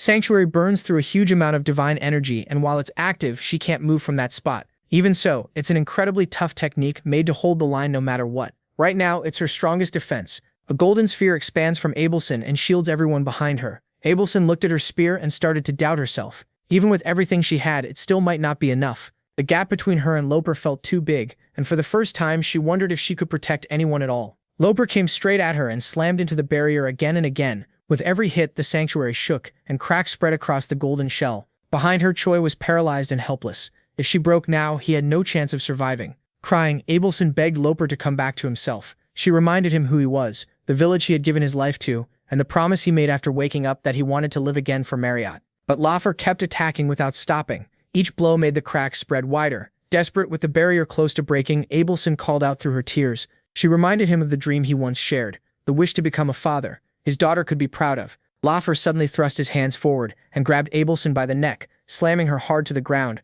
Then he pinned her under him and squeezed her throat so hard she could barely breathe. Even while choking, Abelson used what little air she had left to keep speaking. She reminded Loper of the people he loved in that land, of all he wanted to protect, and of his dream to make that place better for everyone. In painful silence, she begged him to wake up and see clearly again that it still was not too late. Then something started to change. Memories rushed into Loper's mind. He saw celebrations, laughter, and people thanking him. Moments when he was praised not as a monster but as a a symbol of hope. Still, the pressure on Abelson's neck kept growing, and her vision started to dim. Right before passing out, tears running down her face, Abelson forced out one last truth. To them, Lopper was a hero. Then drops landed on her. Shocked, she almost thought it was rain. A moment later, she realized it wasn't. She slowly reached up, touched Lopper's face, and felt tears on her fingers. He was crying, and just as he seemed ready to think about how irritating she was, he suddenly shouted for her to shut up. Red lightning wrapped around him while tears kept falling from his eyes. Then, without hesitating, he drove the silver sword straight toward Abelson's chest. Seeing that, Frisch froze in horror. The shock hit so hard he tried to call out to Abelson without even thinking. Then the story cut to a memory. Frisch stood in Lady Hemis's office with a long paper in hand, suggesting they restart necromancy research. Hemis shut it down at once, saying necromancy was banned in the 3rd Legion, and she had made sure the other legions stayed away from it too. Frisch noticed how strict she always became whenever the undead came up, and he quietly wondered why. While still writing, Lady Hemis asked him a simple question, whether he still remembered their faces. Frisch admitted to himself that he did. He still remembered his old training companions, all of whom died in battle while he alone lived. Hemis stopped writing and set down her pen. She said she had faces like that too, people she wanted to see again, people who died young because they were weak. Back then, she had thought it would be wonderful to bring them back, and that longing pushed her into necromancy research herself. She succeeded in reviving some of them, and for a moment she was truly happy, believing she had gotten those bonds back. In the memory, Hemis reached out to one of the reanimated figures and promised herself she would treat them better this time and protect them. But then the memory moved on. Instead of taking her hand, that creature grabbed her wrist with hostile force.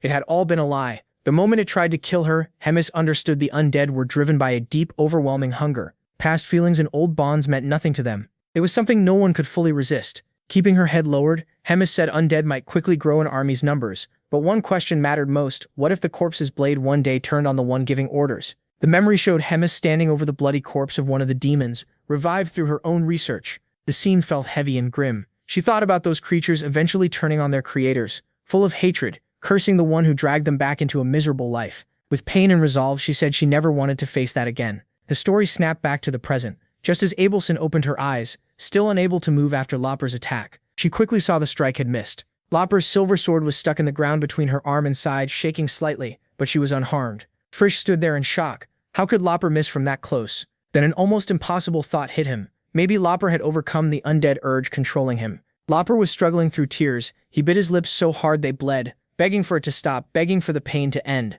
His shaking body pulled the sword from the ground, and inside him there was only one desperate wish: not to hurt anyone else. He still hovered over Abelson, one hand around her neck, raising the sword again for another strike. But before he could bring it down, something stopped him. Choi suddenly appeared and smashed a brutal kick into Lopper's neck. The impact was so strong it tore his head clean off and sent it flying. Lopper's body started breaking into dust with countless glowing lights rising around him. The same thing happened to his severed head as it began to crumble too. Even then, he had enough strength left to thank them from the bottom of his heart. He wore a real smile, tears still on his face. In his final moments, Lopper felt relieved that he had been stopped before hurting the princess. As his eyes slowly closed and the lights around his head grew brighter, only one feeling remained: gratitude that he could leave as a father. His daughter could be proud of. Abelson watched quietly. As Lopper disappeared into the light, one hand pressed to her chest, eyes full of tears. She whispered his name with pain, respect, and thanks. After using the last of his strength to stop Lopper, Choi collapsed face first onto the ground. A low groan made Abelson turn, and she hurried over to sit beside him.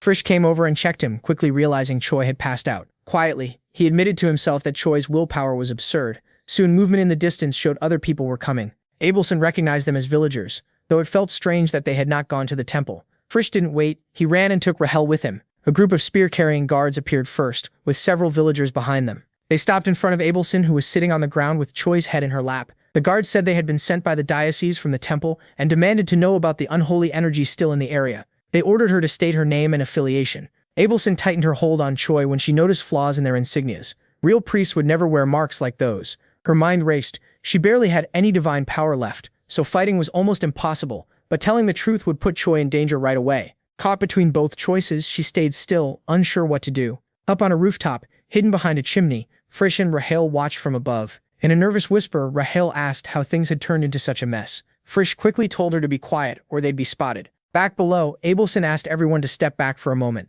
At that moment, someone important arrived, Bishop Tranio of the South Marriott Diocese. One looked at them and he seemed to recognize their faces. Abelson was stunned. She couldn't understand why a bishop would be there, so far from where he ruled. Seeing her reaction, Tranio gave her a small signal to stay quiet, careful not to let the guards notice. Then he personally assured them the two were safe, and said they should come with him for now, making it clear he would take full responsibility. The next scene moved to a refined room with white and blue wallpaper and elegant white furniture. At the center table, Tranio held his hand over a purple sphere. He explained that they had found the communication device among the saint's belongings and labeled it a forbidden item powered by demonic energy. Sitting across from him, Abelson kept her hands between her thighs and asked what would happen to them now. She feared they would be restrained and sent to the capital of the Holy. Instead of answering right away, Tranio gave a soft smile and brought up the pilgrimage they took across the continent years ago. He admitted he hadn't thought much of her back then. To him, she was a sheltered princess trying to join a brutal journey, and he figured she wouldn't last even a week. He saw it as spoiled pride, but he was wrong.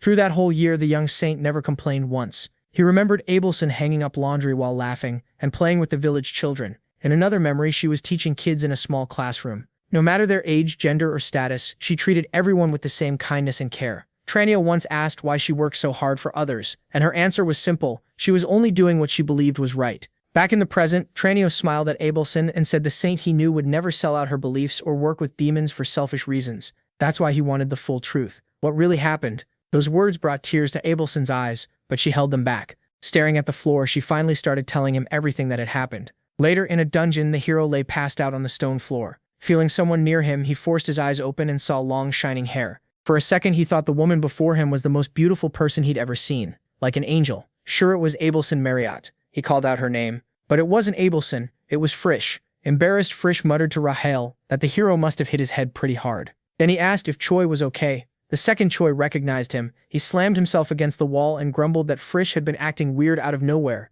Annoyed, he demanded the demonic energy used to heal him back. Kneeling there, Frischat shot back that he had even snuck into the temple just to save an ungrateful brat like him. Then the bishop appeared in the corridor, calm as ever, with Abelson right behind him. Both Choi and Frisch were shocked to see her there. Abelson walked to the cell with a key, and when Choi asked what was going on, she explained that she'd known the bishop for a long time and he was going to help them escape. Still worried, Choi grabbed the bars and said he appreciated the help, but the bishop could get into serious trouble for this. Tranio stayed calm and said he had lived long enough already. In an old body waiting for God's call, there was nothing left to fear. Abelson unlocked the cell and let Choi out, then asked the bishop to come with them. He refused, saying too many people were already terrified of the undead. If a bishop ran from his diocese now, the faithful would lose trust in God. Then he slipped a hand into his sleeve and said he was returning her things. He pulled out the purple sphere and placed it in Abelson's hands, telling her to leave without looking back. She shouldn't worry, just keep following what she believed was right. Her eyes filled with tears, overcome with gratitude. Tranio kept speaking to Abelson,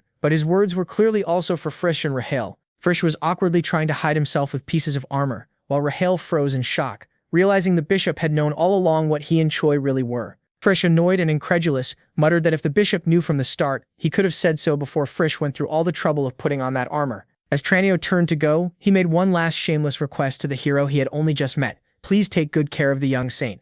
The chapter ended with the three of them riding through the forest, heading toward an uncertain future with a little hope still left. Back at his desk, Bishop Tranio thought about the undead and decided he should report it before things got worse. Then a woman's voice called out to him. A purple-haired woman entered with guards carrying an official order. By decree of His Holiness, Tranio had been stripped of his rank for helping the traitor Abelson, and they demanded to know where Abelson Marriott was. The woman was Kinley Riverford, the legendary wanderer of Gartron. Tranio calmly adjusted himself in his chair and greeted her, noting that this was their first meeting since her last birthday. He also remarked that the little saint wasn't with her. Kinley demanded to know where the traitor had gone. She warned that he understood the consequences, and if he kept provoking Orban's anger, things would only get worse. Tranio gave a light laugh and mentioned the interrogation chamber reserved for heretics. Without facing them, he said that if they truly needed his cooperation, he had no choice. He only asked for a little time to change into his ceremonial robes. One of the guards refused, saying they couldn't leave a great criminal alone. Still turned away, Tranio reminded Kinley that he had once carried her on his back and helped raise her.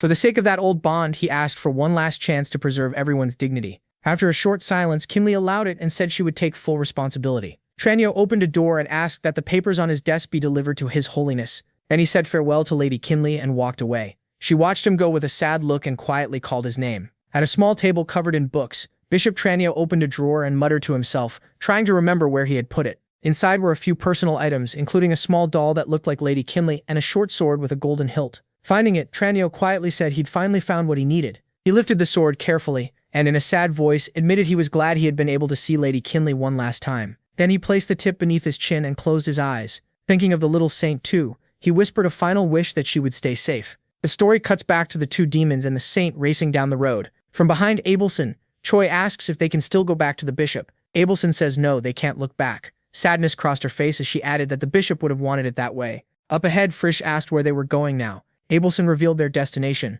Natasha, the capital of Marriott. They were headed for the royal palace there. The story then shifts to the Grand Cathedral of Gartron. Before the altar, the Pope quietly announced that Tranio was dead. From that, he concluded that Choi Hyun-sok and Abelson had escaped. The view then showed Lady Kinley standing behind him. She explained that tracking them had been difficult because they seemed to have hired a very skilled rogue, leaving almost no traces. Holding several documents to her chest, Kinley went on to say that their destination could only be one of three places. First, they might seek refuge in Drasen, a land hostile to Gartron. Another option was Ultimum Festo, where deserter heroes gathered. The third was the Marriott royal family, since Abelson was related to them. The Pope then brought up reports that Choi Hyun-sok's group had defeated Lofred Dozer. He noted that the man's growth had far exceeded their expectations, which was troubling.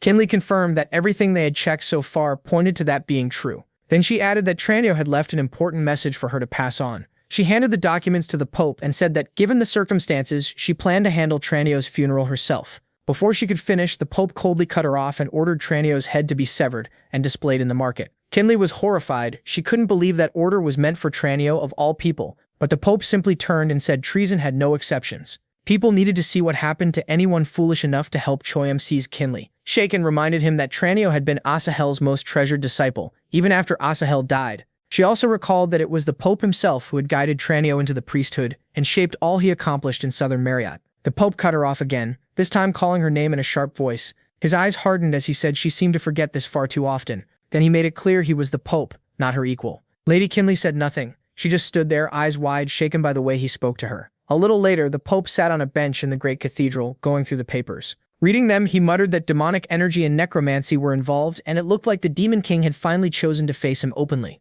Even so, he stayed calm. After a short pause, he added that this might actually work in his favor. Park Hyuna lay on a big bed with her hands behind her head, grumbling that this was such a pain. The man who begged for her help had suddenly died, and now she had no clue what to do. Looking back, she admitted she should have tested the situation between the Demon King and Hemis before picking a side, but she had openly backed Hemis, so now she was sure the Demon King was planning something. Then Hyuna suddenly sat up. Something felt wrong. It was way too quiet. Clenching her teeth, she figured that if Hemis was gone, some kind of payback should be coming for her too. That strange silence only made her feel worse. An imaginary little angel popped up beside her and suggested asking Gartran to send her back, all the way to the start of that other world. Hyuna lowered her head and mocked the idea. Going back would mean becoming a second version of herself with no will of her own. Basically a puppet. She'd rather die than live like that. Then a little demon version of herself offered another option. Switch sides again and serve Drasen instead. If Lubu could have 3 fathers, Hyuna could serve 3 masters. She shot that down right away. She had already gone to Drasen with Sullivan, and they made it clear they didn't take refugees from another world. Trembling, she covered her face and realized there was only one option left now: the Demon King's army. Frustrated, she thought that if she'd known from the start that the Demon King and the Holy Empire were only putting on a show, she would have chosen very differently. Hyuna finally snapped. Grabbing her head, she shouted that of course she wouldn't be stuck here if she'd known that sooner. If she'd learned the truth back then, she would have just taken Sullivan's advice and gone with him to Ultimo Festo. As she tried to calm down, her thoughts kept spinning. By the time she understood what was really going on, she had already become a Legion commander. All this time, she had pushed down her fear and told herself nobody would be crazy enough to throw away a Legion commander. But now that belief started to crack. Standing there with wide eyes, she began to wonder if she should get out while she still could. At that moment, a knock came at the door. A voice announced Vice Commander Onyx. When he entered, he was carrying a glowing purple sphere and said Red Warren from the 3rd Legion had something urgent to tell her. Hyuna stared at the sphere suspiciously, wondering what this was supposed to be at a time like this. Right after that, the orb started playing a message. The voice inside said the matter was important, and asked if anyone else was in the room. Hyuna answered that Vice Commander Onyx was with her. The voice told everyone else to leave. Hyuna didn't argue, and ordered Onyx and the others out. Once the door shut and she was alone, the message went on. It said this was from Hyuna Sok. Hyuna shouldn't trust anyone. The only person she could trust was herself. Hyuna raised an eyebrow. Surprised, she asked why his name was coming up now, and what that message was even supposed to mean. The sphere in her hand began to crack. The voice said it didn't know the full details either, only that the warning was urgent, but before it could finish, the bedroom door flew open. Several demons rushed in and pointed their swords at Hyuna. At the front, a hooded figure said they had to move the plan ahead of the date reported to the Demon King, but they had no choice. In the next second, the demons raised their weapons and shouted the order to kill the human traitor. Hyuna let out a nervous laugh. Cold sweat ran down her face as she muttered, frozen in place. That bad feelings really never missed. The scene then shifts to Natasha. the capital of Marriott. Moving through the crowded streets, Hyunasek said they had finally made it. Beside him, Rahul looked around excitedly as she took in the huge city, packed with shops and people. As they followed the main road, Frisch asked what they would do next. Abelson answered right away. They were going to meet her father. Still, since they were finally in a real city, she said maybe they could also try one of the famous restaurants. While she was talking, the carriage that had just passed kept rolling down the street. For a brief second, the person inside could be seen through the window. It was Lady Hemis. The moment the carriage passed, the protagonist got a strange feeling, like he knew someone inside. He stopped in the middle of the street and turned to look after it, making the others stop too. Rahel asked what was wrong. Without looking away, Hyunasek asked if she hadn't seen it.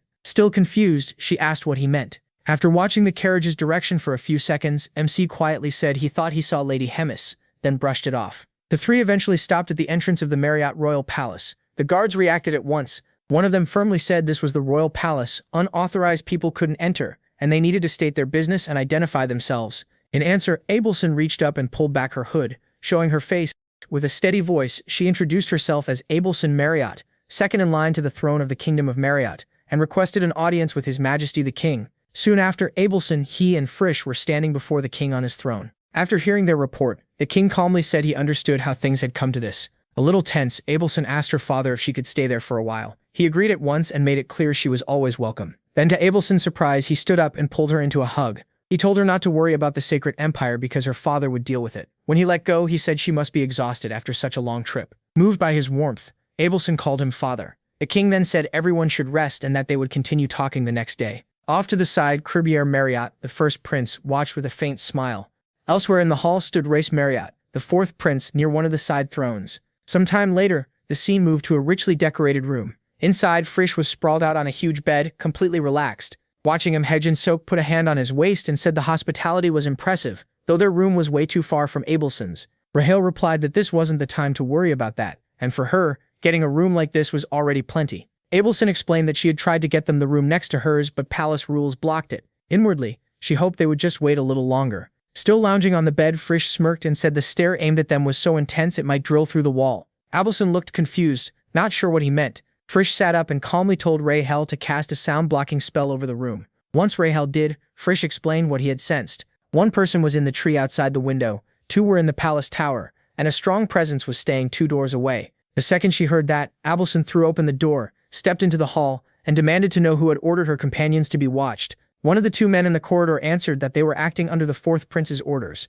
He said the surveillance was there to prevent any scandal involving unknown people in the palace. Furious, Abelson ordered them to leave at once. She sharply reminded them that she was Abelson Marriott, second in line to the throne, and asked if they had forgotten. Right behind her, Hyunasek appeared in the doorway and asked if she was okay. Abelson folded her hands and, like she hadn't just snapped at the guards, calmly said she should be the one asking that. Then she sincerely apologized for how he and the others had been treated. Chai gave an awkward smile and a small shrug, saying the guards weren't completely wrong. He understood the situation and told her not to worry. That made Abelson lower her eyes and thank him. She apologized again, respectfully calling him Mr. the Protagonist. Then a thought hit her. Even after coming home, she still didn't feel at ease. Realizing that, she quietly wondered what they were supposed to do next. The next morning, everyone sat down for breakfast around a huge 10-seat table with 8 places filled. Sitting across from Abelson, one of the princes said he understood. If the undead were involved, they had an idea what might be going on. He explained that undead had suddenly appeared in a small mining village at Marriott's far northern border, so half of the royal knights had been sent there at once.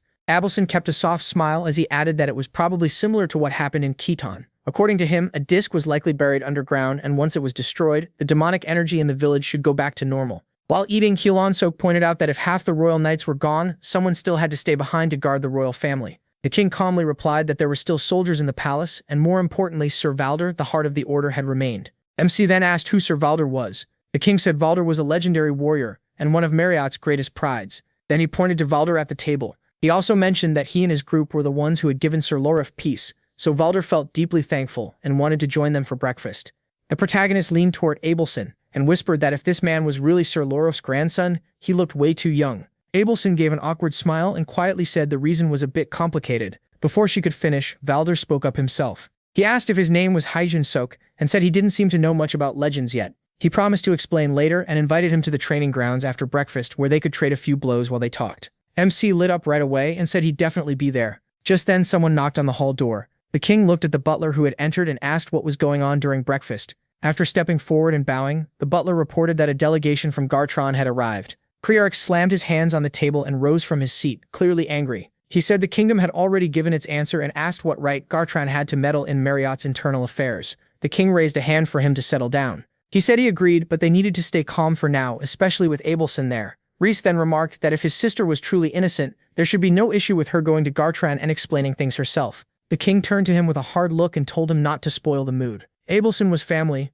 Hyunsuk looked at her with concern. The whole mood at the table had changed in an instant, and he quietly wondered what was going on and whether she was okay. But Abelson said nothing. She only kept her head lowered in silence. Later, in an open part of the castle, he ran toward the training grounds. As soon as Valder saw him, he said the protagonist had arrived fast. The protagonist answered that there was no way he could turn down an invitation from a legend. Noticing he had plenty to ask, Valder told him to ask anything he wanted. Inwardly, he reminded himself that the protagonist was one of his grandfather's benefactors. A bit uneasy, MC asked if he could start with something about Abelson. As he spoke, he remembered the heavy mood from breakfast and how bad it had felt. Valder stretched before answering. He said it was a little unexpected to begin with the princess, but since he had promised, he'd answer honestly. Abelson's position was not good. He explained that the continent was divided between two great powers, Gartron and Drassen, and Marriott leaned more toward diplomacy with Gartron. That became even clearer after Princess Abelson was chosen as a saint. He said that after what Abelson had done recently, the royal family was probably in a very hard spot. Valder partly agreed, but said the king was not the kind of man to easily throw away his own family. He added that Abelson looked a lot like the late queen, and the crown prince cared deeply for his younger sister. As for the third and fourth princes, both were timid and weak-willed, so it was hard to know what they would do. Valder went on to say that since the king and crown prince openly cared for Abelson, the third and fourth princes would have a hard time forcing their own views. Hyunsuk then asked what Valder himself thought. Valder calmly answered that he was only the royal family's sword, and a sword moved by the will of the one holding it. Valder kept stretching, rolling his shoulders with his hands behind his back. As he moved, he said his master had always been his majesty, the king of this nation. He had sworn that decades ago when he first became a knight. The protagonist was stunned by that word. Decades. Hesitantly he asked how old Valder was. Valder answered as if it were nothing. 97. Even more shocked, the protagonist said that wasn't just youthful, it was unreal. As he began stretching his legs, Valder calmly said that was only natural. He was a legend, after all. Then he asked how much he actually knew about heroes and legends. Scratching his head, Imhumi awkwardly said, not much. That Valder looked young, used lightning, and getting hit by it hurt like hell. Valder sighed and said he really knew almost nothing. He went on to explain that the lightning he mentioned belonged only to his grandfather. To begin with, a hero was someone with power far beyond normal people. But the word also described those who still hadn't crossed the line to become a legend. Then Valder asked what he thought separated a hero from a legend. He froze, eyes wide, then hesitantly guessed that maybe it was youth. Valder replied that the protagonist was oddly stuck on that idea, but he wasn't entirely wrong. He explained that when a hero reached the realm of legends, the body became young again and returned to its peak. That was why he didn't look 97. Then he added there was a second part, authority. It sounded grand, he said, but it was really just a personal trait, a special power ordinary people didn't have. According to Valder, once someone crossed that boundary and became a legend, that special trait appeared. It could take many forms. Like his grandfather's lightning, it might be tied to one of the 5 elements, or like Gartron's Great Barrier, it could appear as a kind of telekinesis focused on defense. In most cases, these traits were linked to physical strength or raw power. Still, in rare cases, much stranger powers appeared. As an example, he mentioned Basil of Drassen, whose ability could completely erase a specific moment. Valder ended by saying powers like that were extremely rare. Hyunsuk then asked if becoming a legend also meant becoming a mage. As he raised his arms over his head to stretch, Valder said it wasn't quite the same as normal magic. Mages usually trained with incantations and meditation to control a certain attribute. Authority worked differently. At its core, it didn't need incantations, meditation, or even training to use. Valder said all someone had to do was mix their imagination with the trait they had gained, then use it freely. Imhi quietly repeated the word legend and thought about Park Hyuna. Then he started wondering how old that person really was. Valder kept going, saying that even so, becoming a legend did not make someone all-powerful. He said Asahel had incredible defense, but it came with a huge drain on physical energy. Then crossing his arms, he added that his grandfather was strongly affected by the weather. Hyunsuk's eyes widened, and he repeated the word in surprise. Valder explained that on a clear day with no moisture in the air, his grandfather couldn't call down storms. Still impressed, he asked what kind of authority Sir Valder had. Valder rested a hand on the golden part of the sword at his waist, and said he'd been expecting that question, so he'd already finished warming up. Right after that, he drew his sword and gripped it firmly. He said it was time to get ready for a practice duel, and while the protagonist was here, he would let him experience that power firsthand. He promised that this alone would make him much stronger than he was. Now Hyunsuk froze for a moment, forcing a tense smile. Even so, he accepted and said he understood. That night, Abelson quietly moved through the castle halls under the full moon. She stopped at her father's room, knocked softly and started to announce herself, saying it was Abelson, but she stopped mid-sentence. Voices were already shouting on the other side of the door. One voice angrily mocked someone for still calling himself king. The second Abelson recognized it. She froze. It was her brother, Races. Inside, the king stayed seated while Races loudly declared that Gartran would one day rule the whole continent. He insisted that even Drasen, along with the smaller kingdoms between them, would eventually kneel before Gartran. Still worked up, Race kept saying Gartran had more than enough power to do it. To him, it was ridiculous for a small kingdom like Marriott to resist. The king said nothing, head lowered and eyes shut, listening in silence. Races pushed harder, arguing that a ruler had to sacrifice a few people to protect the many. The third prince, who was also there, admitted Races was not entirely wrong. A ruler did need to make hard sacrifices for the greater good. Hearing that, the king slowly clenched his fist, but the prince added one important thing. Abelson was not just one of the few. She was their older sister. Races turned on his brother and shot back, asking if that meant Marriott should go to war with Gartran. How could such a small kingdom choose something so reckless over personal feelings? That was when the king finally spoke. He said he was considering opening talks with Drasen. Marriott, he explained, was the biggest buffer between the two great powers. Because of that, Drasen might accept a diplomatic offer if Marriott reached out in friendship. Still, they would have to move very carefully so they did not provoke Gartran. Outside, Abelson sat on the floor in the hallway and listened in silence. Then Racy's voice rang out again, calling it far too dangerous a gamble. Tears started running down Abelson's face. Through her grief, she whispered Bishop Tranio's name. Her whole body shook as she cried harder, and in that broken state, she asked herself what she was supposed to do now. Abelson asked how Choi's training with Sir Valder was going. He said it was going pretty well, and that he was improving even faster than he had under Lord Redrun. She then asked if he had already seen Sir Valder's authority. Choi repeated the word, trying to understand. A moment later, he linked it to Sir Valder's so-called hyperfocus and asked if that was what she meant. The story shifts back to their training, where Sir Valder confirms that his authority is indeed hyperfocus. He explains that hyperfocus is an extreme level of concentration. Even before a fight starts, he can lock completely onto his opponent. In that state, he reads breathing, muscle movement, and tiny motions so well that he can predict what comes next. Put simply, no matter what trick the enemy tries, he reads the next move a split second early. By the time they act, he already knows the best answer. Watching Choi, he predicts the fast approach, the attack aimed at the middle, and even the follow-up from above. Choi rushes in and tries to carry out his combo, but before he can finish, Sir Valder has already moved.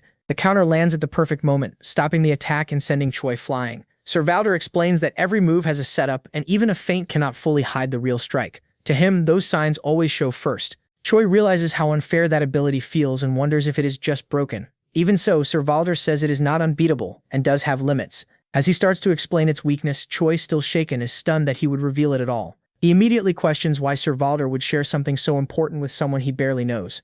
Sir Valder says there are two reasons. First, even if Choi knew how to counter it, he still would not be strong enough to beat him head-on. Then he gives the second reason. He believes Abelson is the princess's knight. He says he already noticed how much the princess trusted Choi during the journey. The way she treated him made that clear. From that, he concluded Abelson serves someone of high rank directly, and is meant to support the princess at close range. Because of that, he has no interest in showing off his authority, or meddling in matters that are not his. To make his point clearer, he gives an extreme example. What if only one person could be saved? The prince or the princess? Without hesitation, he says he would save the prince. That made his meaning clear. If that ever happened, Abelson's duty would be to protect the princess. Choi steadied himself, still trying to take it all in. Then Sir Valder returns to the main point and explains how his ability can be countered. He reveals that because concentration has limits, handling multiple enemies at once is hard for him. Hyperfocus demands all his attention on one target, so tracking several threats at the same time is not realistic. He goes on to say that against someone with an authority focused on physical power, he would be at a disadvantage in pure strength. His gift helps him predict and react.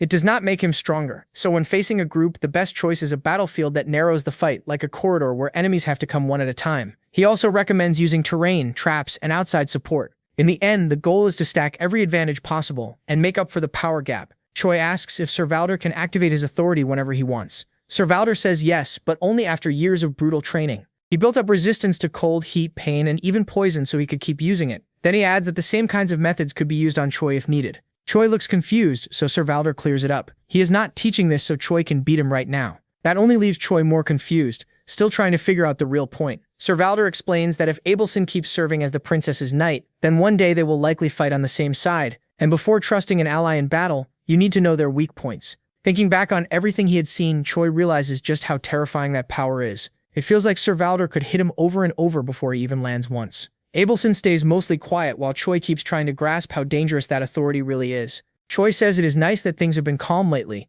Abelson, though, admits she does not know how long that peace will last. Even so, she says it has been a long time since they were able to train this peacefully. Choi agrees it really is unusually quiet. Abelson says the calm feels like the silence before a storm. He finds that odd and starts wondering if something bad is coming, but then brushes it off in an over-the-top way, saying there is nothing to worry about while Sir Valder and the others are around. Seeing his reaction, Abelson drops the subject and says she should not have brought it up. She insists nothing will happen and everything will be fine, trying to push the worry away. Then holding his hand, she asks Choi to agree. Still hesitant, he nods and the two keep walking together. 10 days pass. During that time, Choi keeps training against Sir Valder and loses again and again, while trying to keep up with hyperfocus. In another match, the score makes the gap obvious. Choi has been beaten countless times and has only managed to land a tiny hit once. Even so, Sir Valder praises his progress, saying that touching him at all is already impressive. Choi then tries to name the technique, wondering if it is some kind of mana explosion style. Sir Valder confirms it works by crashing mana into demonic energy to create a brief burst of power. He says the purple energy it makes along with the spring-like force behind it is impressive to watch. He is interested in learning it himself, but admits it is basically impossible unless someone has a body as abnormal as Choi's, a result of extremely rare circumstances. Suddenly an explosion booms through the area and catches everyone's attention. The moment he realizes it came from the prince's room, Sir Valder moves at once. Seeing how serious this was, Sir Valder said he had to get there fast. Choi moved to follow, but Sir Valder stopped him and reminded him of what he'd said earlier. He told Choi to stay with Princess Abelson and protect her. He would handle this himself. Inside the palace, an alarm rang out that something had appeared ahead. Choi and Abelson rushed over and found someone panicking, warning that a dangerous presence was nearby. When Choi got there, he first thought it was just a dead body. Then he saw the truth. It wasn't a corpse, but a demon. It got worse fast. There were more bodies like it up ahead, showing this wasn't just one enemy. Already on edge, Choi demanded to know what they were dealing with. Frisch said he had no idea. He couldn't understand why the Demon King's army would attack so recklessly in a place like this, far from where anyone would expect it. With no clear answer, he chose to investigate further. He then told everyone to head for the chambers and regroup with Sir Valder. Abelson agreed and led the way as the group moved carefully through the palace. As they went down the halls, they ran into Rice, who looked badly shaken. The moment he saw Abelson, he was clearly relieved. After confirming she was safe, Choi asked what was going on. Reese explained that the palace had been attacked by figures that looked like demons. He said he'd already fought some off himself, but warned there could still be more hiding around the palace. Reese said it was too dangerous to move alone with enemies still around. Since he knew the palace well, he decided to escort Abelson himself and guide her safely. Abelson agreed and started to say Choi should come too, but before she could finish, something suddenly shifted, cutting her off. Choi pointed out that Abelson could sense demonic energy, so it didn't make sense for demons to enter the castle without her noticing. That made him question whether they were really demons at all. Abelson frowned and asked what he meant. Choi brought up how the fourth prince had called it a demonic attack, but said that might be wrong. The attackers might not be demons. Reese got annoyed and demanded an explanation, making it clear they had no time for vague doubts. Before things got worse, Abelson stepped in and told them to calm down, reminding them Choi was with her. She suggested the enemies might have used magic tools to hide themselves, or maybe she had let her guard down. For now, she chose to trust Reese and stay focused. A moment later, Abelson sensed something nearby. She said there was faint demonic energy around them, confirming enemies were close. Reese immediately asked where, and she pointed in their direction. But then she hesitated. Something felt off. Even though the enemies were coming closer, they weren't trying to hide their presence. Worse, that energy didn't feel like a normal demon's at all. Abelson tried to pin it down, realizing it was strange and unlike anything she expected. Before she could finish, Reese noticed something closing in and warned the prince. He ordered everyone to get ready. At that same moment, Abelson finally understood. It wasn't a normal demon. The energy felt mixed, like something half human and half demon, a lot like Choi. Then the figure appeared, twisted and violent, with glowing eyes that made it clear this was no ordinary threat. Looking closer, Abelson noticed something impossible to ignore and was horrified to connect that presence to Sir Valder. Choi saw her reaction and was alarmed too, trying to understand what had happened and who could have turned him into this. The distorted figure forced out a warning, telling the princess to run. Abelson was too stunned to move, frozen by what she was seeing. Reese, on the other hand, only looked irritated, staying oddly calm in the middle of the chaos. Then the story jumped back a few minutes. At the king's chamber, messengers reported that Sir Valder was on his way, and the royal guards were coming too. Hearing that, Reese ordered everyone to move faster. They had to finish before help arrived. Moments later, Sir Valder burst in with a sharp attack that stopped the enemy's advance and entered without hesitation. The moment he arrived, he took control of the fight and first checked whether Reese was safe. Reese said he had already seen what happened in the chambers and would take responsibility for it. Sir Valder told him to wait. He said he would end this quickly and take the attackers alive so they could get answers. Reese acted confident, praised Sir Valder's skill and loyalty, and stepped back like he was told. Servalder warned everyone to give him room to focus, but as he got close, Race showed what he was really planning. Without warning, he smeared a substance onto Servalder. The sudden move caught him completely by surprise. Servalder tried to figure out what Race had just done, and immediately realized something was very wrong. The sudden blow sent Servalder flying back, still affected by the substance before he fully understood it. As he struggled to recover, he turned to Race and demanded to know what the third prince was doing. Before he could act, another figure appeared, thanked Race, and took over the situation. That was when the truth became clear. This had all been planned and Race had allowed it. Servalder quickly put the pieces together. The prince had likely joined forces with outsiders, maybe the same group behind the whole attack. Then he realized something else. No hidden enemy had ever slipped past his senses. That meant the assassins hadn't broken in. They had been inside from the start. Someone from within had opened the way for the royal family to be attacked, even weakened. Servalder understood this wasn't normal poison. His body should have resisted almost anything, but this attack worked in a completely different way. Race revealed that he had planned carefully for someone like Servalder, someone known to be poison-proof. What he used wasn't poison at all, but demonic energy forced straight into the body. He explained that when demonic energy clashes with human mana, the body violently rejects it and starts to leave a like on this video that helps Mamoru make more juicy content for his viewers. Activate the cheeky little bell and I'm out.